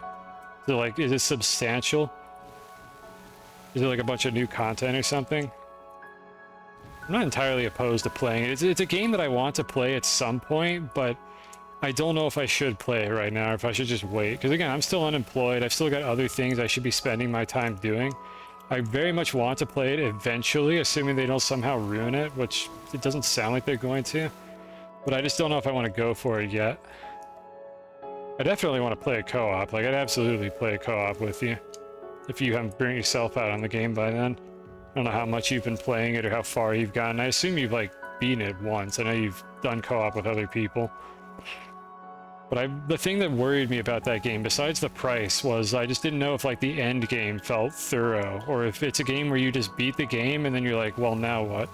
Because that was the problem I had with, like, Subnautica, as the best example I could think of.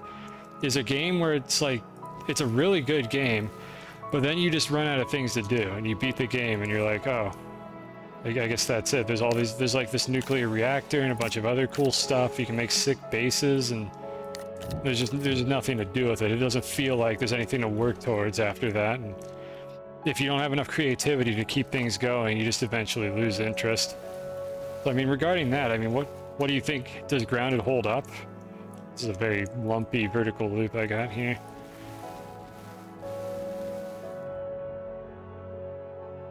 This is such a shitty loop. I'm gonna want to come back and like measure this out better and like smooth it a bit. Maybe we'll do that during a stream. That'll be the building stream. I make the vertical loop like not. Yep, that's good. Yeah, we're definitely nailing it there. I gotta redo that. This is awful. We can do better than this. What I'll probably do if I come back to this is I'll like measure out the actual height of the loop.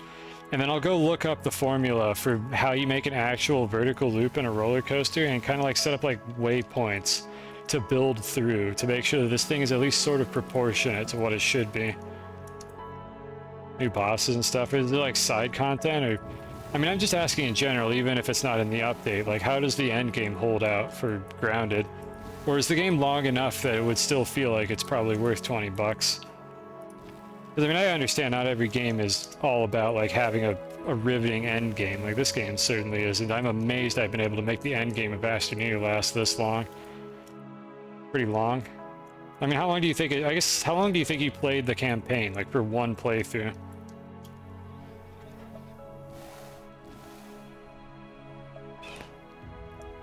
Yep, this is a vertical loop, folks. It is definitely a loop. Alright, so let's see here. The next thing I want to do is this. I want to like smooth the interior of the loop so it looks a little bit less scummy.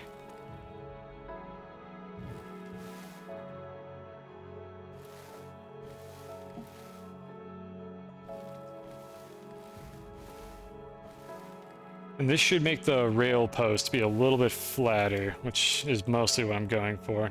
It'll also look nicer. They're gonna be a little lopsided, and that's not much I can do about that. What are we pootising? Did I say pootis or something? Why are you pootising in my chat? What happened?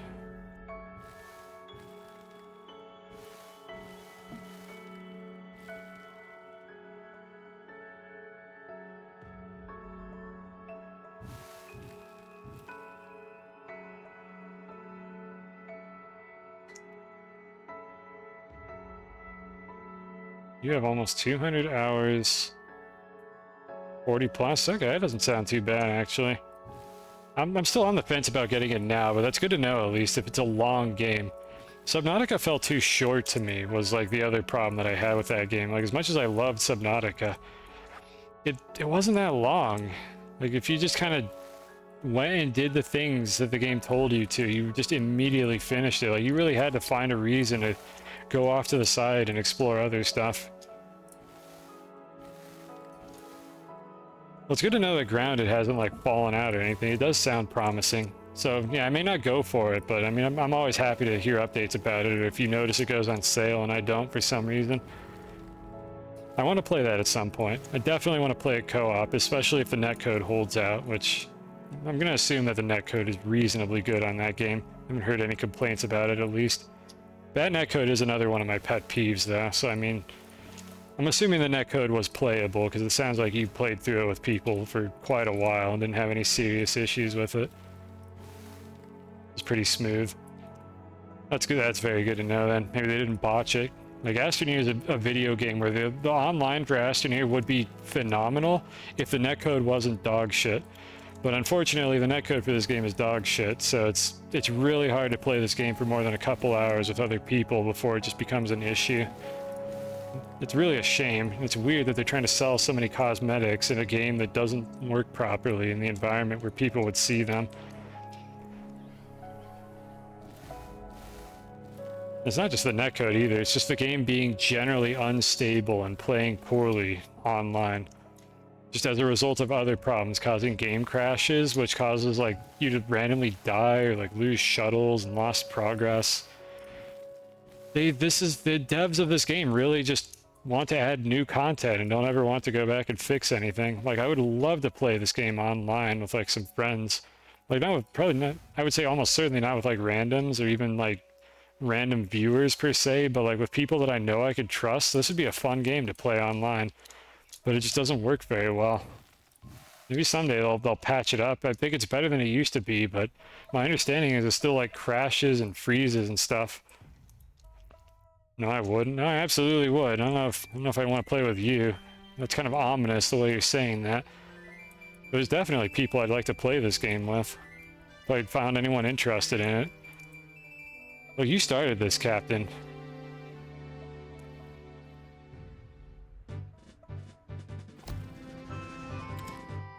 Okay, good. It's not carving. I got the distance right. Where's the email? Oh, did you send that to me? You never told me, or if you did, I didn't notice it. Oh, there it is. Yep, once again, I don't know what this is from. I'm gonna add it now, just so we have it at the end of the stream here.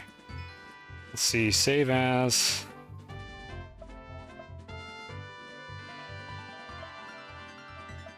It's a Fumo. Okay. Alright, I was like, this looks familiar. Is this like... This is that Fumo meme, that's what it is. I don't know who Oku is, however. Windows, can you please remember the directory I want you to put something in, just for once?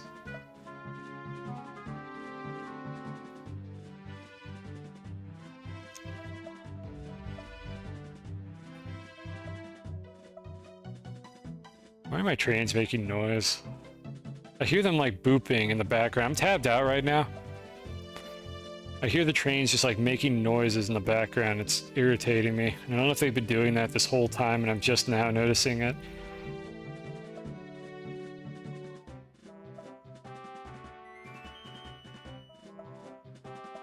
Why are they beeping so much? Is that coming through on the stream or is that just me?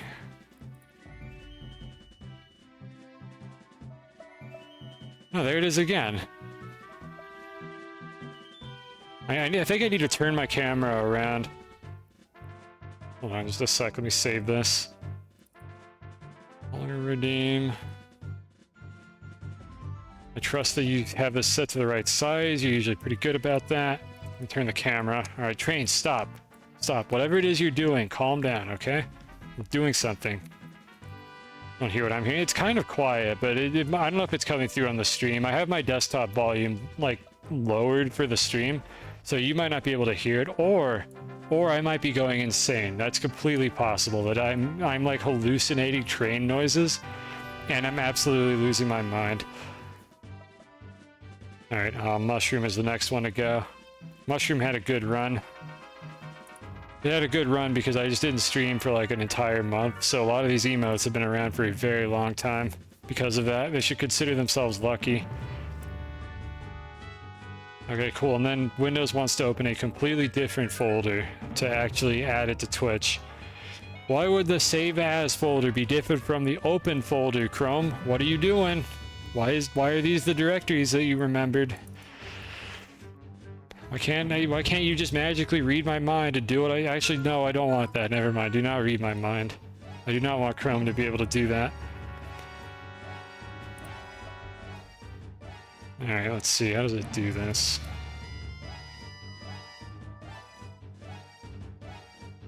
Fumo.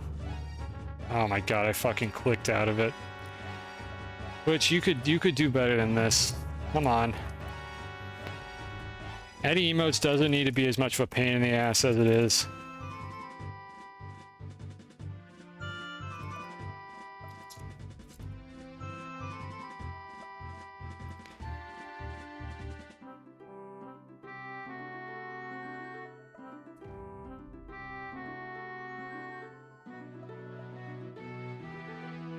Here we go, and upload. There you go, Oku Fumo. Once again, I have to ask, who's Oku?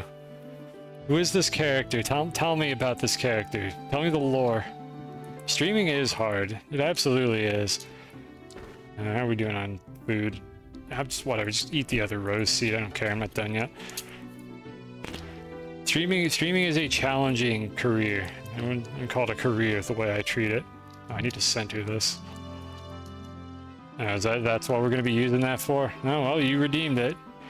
Enjoy. It'll be around for the rest of the year, probably, based on how often I've been streaming.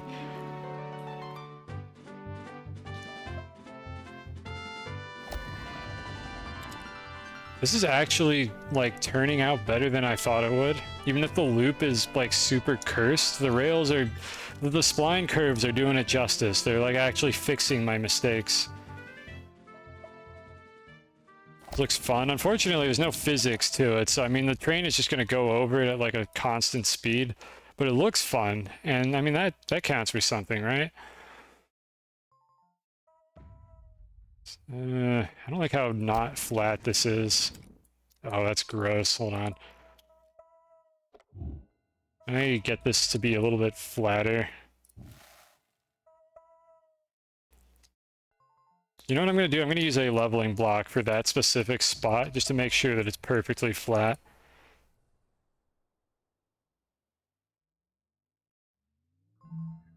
Well, good thing we have all these funny leveling blocks that I got as a reward for that quest. Something like right there. Something tells me that, like, I'm going to eventually build this out into, like, a full roller coaster, like, just over the course of streams. I don't know why I didn't think to do this earlier. In retrospect, this is kind of an obvious thing to do. Like, of course I should build a roller coaster with the rail system. Why wouldn't I?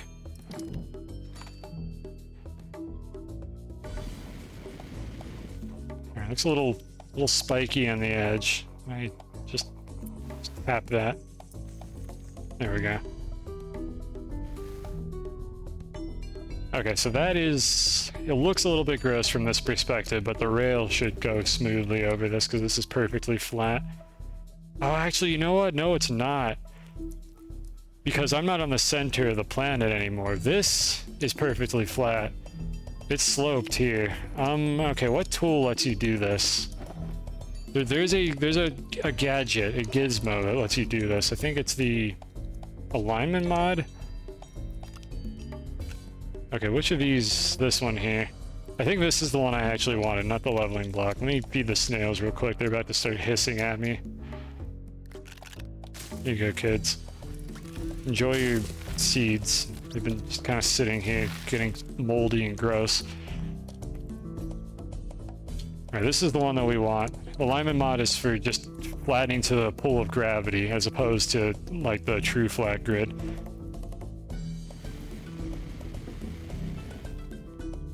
There we go, it looks a lot better. I need to clean up the edges though, these little spikes are bothering me.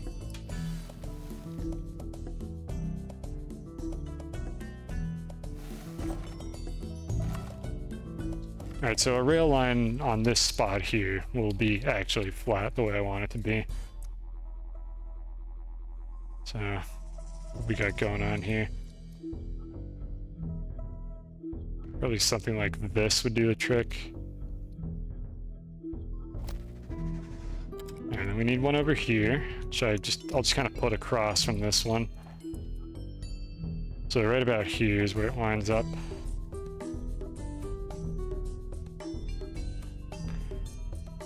It's gonna connect to the one down here. I hate this shit. Just go away. Go over there. I don't want that one to connect.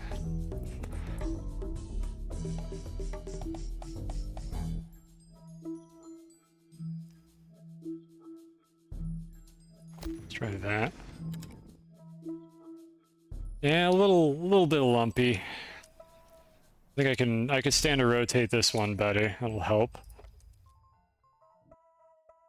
Something like that. I'll smooth it out a bit. And then we need one more kind of right at the base of the ramp.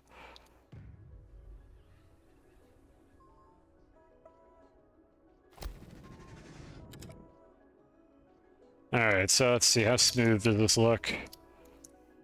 God, what a waste of time this was.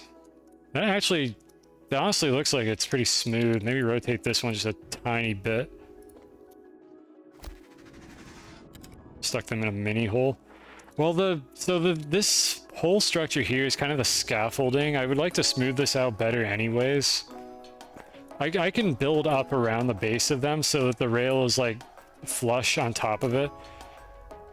But I mean, this is kind of the size I had in mind for the loop anyways. I guess I could make it a little bigger if I did sink them into little mini holes, but at that point I would have just needed to make the loop bigger overall. Like, I know what you mean. I assume it would look better if I build up the loop onto the bottom of these rail posts rather than having them just like elevated above it. But this is kind of the size that I had in mind for the vertical loop. So it would be a matter of me changing this to be smaller and build it up underneath it. And that's kind of something I don't know how to do efficiently. And I don't know if it's honestly worth the time or not, because I'm more or less just kind of shitposting by building this loop anyways. It serves no purpose whatsoever. We might spend a stream where I try to do a better job. Speaking of, oh fucking hell. Why are there packages all over the ground? No. No, I built a rail next to the packages and it knocked them all off again. I wonder if anyone remembers the clip of when that happened to me and I lost like 30 packages. Well, at least there were only like 12 on this thing.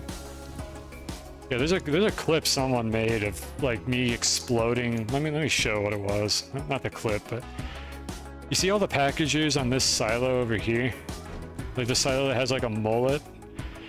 All of these exploded off of this silo because I built a rail post next to them, and this game's physics engine just decided to detach them all, and they just fucking flew everywhere.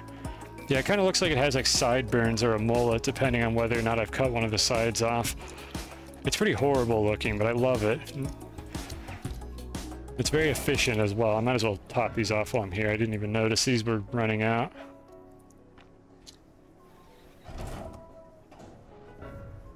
But yeah, packages are dumb, and if you like run a rail post next to packages that are attached to something, they just detach because the game thinks it needs to deform terrain around them, and it results in, well, this. They just kind of drop off, and it's annoying and stupid, and if they had taken a few seconds to program this correctly, it wouldn't do that, but it is what it is. Let me go ahead and put them back on. It doesn't even check if they're attached to like terrain. Like if terrain is deformed around them, or if the game attempts to deform terrain around them for any reason, they detach. That's just how they work. Okay, there we go. Kai got, or not Kai, Audrey got the clip. Kai made the clip, and Audrey has it. Thank you for opening up that wound again. Backpack full. Is it? Is it really? Yeah, it is.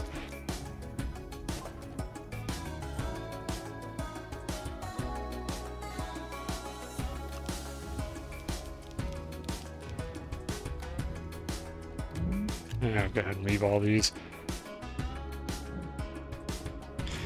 Yeah, but it stings.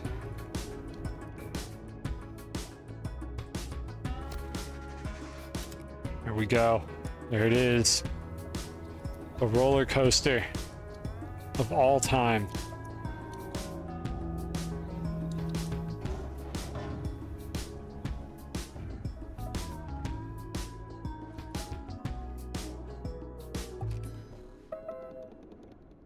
Now, if only I could ride it in first-person mode. Alright, chat, this is it. This is the camera angle that we get. I hope you enjoy the ride. This fucking game. Nope, no first-person camera. Don't need it. Nobody would want that. Why would anybody want a first-person camera in this video game? How could that even be necessary? Our game design philosophy is flawless.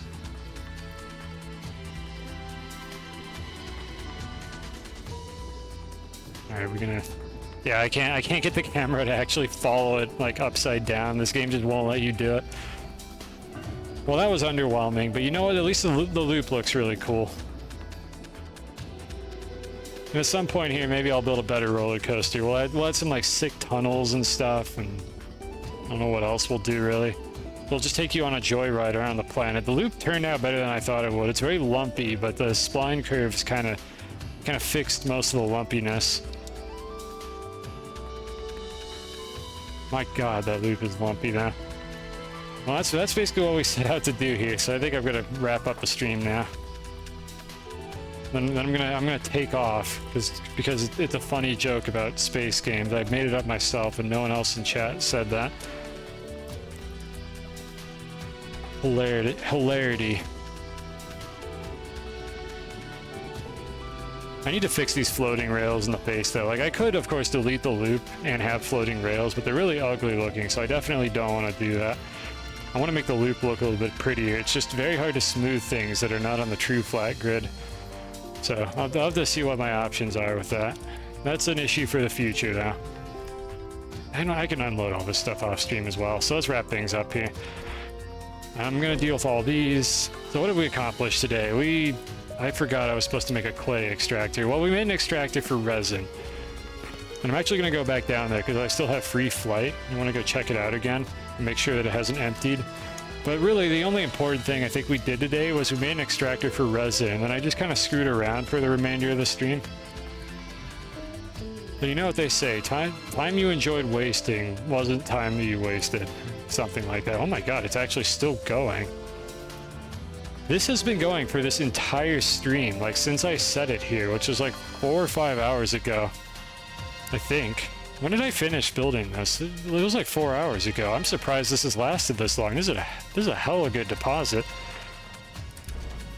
Like this is how full it was when I started it. I mean, let me move it just a little bit. There we go. Alright, well I'm very glad that I picked this deposit and didn't settle for the shittier one that was up there.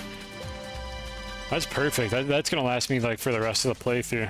I mean, not like it'll run out eventually, but it's more the fact that I'm not gonna have to like find a better deposit. That is gonna be more than enough resin throughput for me to be okay with just going down and resetting it every now and then. Like this canister is already half full or half empty, and it was almost completely empty when we started the stream. So I consider that to be a success. Oh yeah, and we added a third rail car to the system, which as far as I'm aware, these haven't jammed yet. Let me go see if I can spot where they all are. Okay, there's one here. The second one is over here. I need to smooth out this hole a little bit. It's kind of hacky looking. The third one is the third one. Be still in my frame rate. Ah, here's the third one all the way down here. Yeah, it looks like they're all working correctly. Everything went according to plan. Beautiful. And we didn't even finish our large resource canister of aluminum. I could make more research chambers for this, but maybe our project for like a future stream, maybe next stream or something after I set up the clay extractor will be to just get bytes. Just make number go up, because right now this is how many bytes we have in this game to research things, and we have unlocked everything that we need in the game. I've deliberately not unlocked some things because they're useless and they just make the crafting grid harder to use. But we've unlocked everything we need. The question is, how big can this number get? Can big number go wee? Can it go burr? There's only one way to find out, and we got to do it during a stream. So I think one of these streams is going to be focused on making the byte count go up just for the hell of it. And that should be fun, because that's really nothing I've ever dicked around with before. See what automated options are available to us and which one reduces my frame rate by the lowest amount. But yeah, I think that's it. So I'm just going to go stand over here or something. I'm going to go stand on this ball of floating packages. Actually, I can just fly. How much time do I have left on this? I don't know. If I take it off, I have 0. You know, devs, I'd really like to be able to see how much time I have left. Okay, it's like 3 minutes, so it's basically out anyways. So we'll stand on the ball of packages.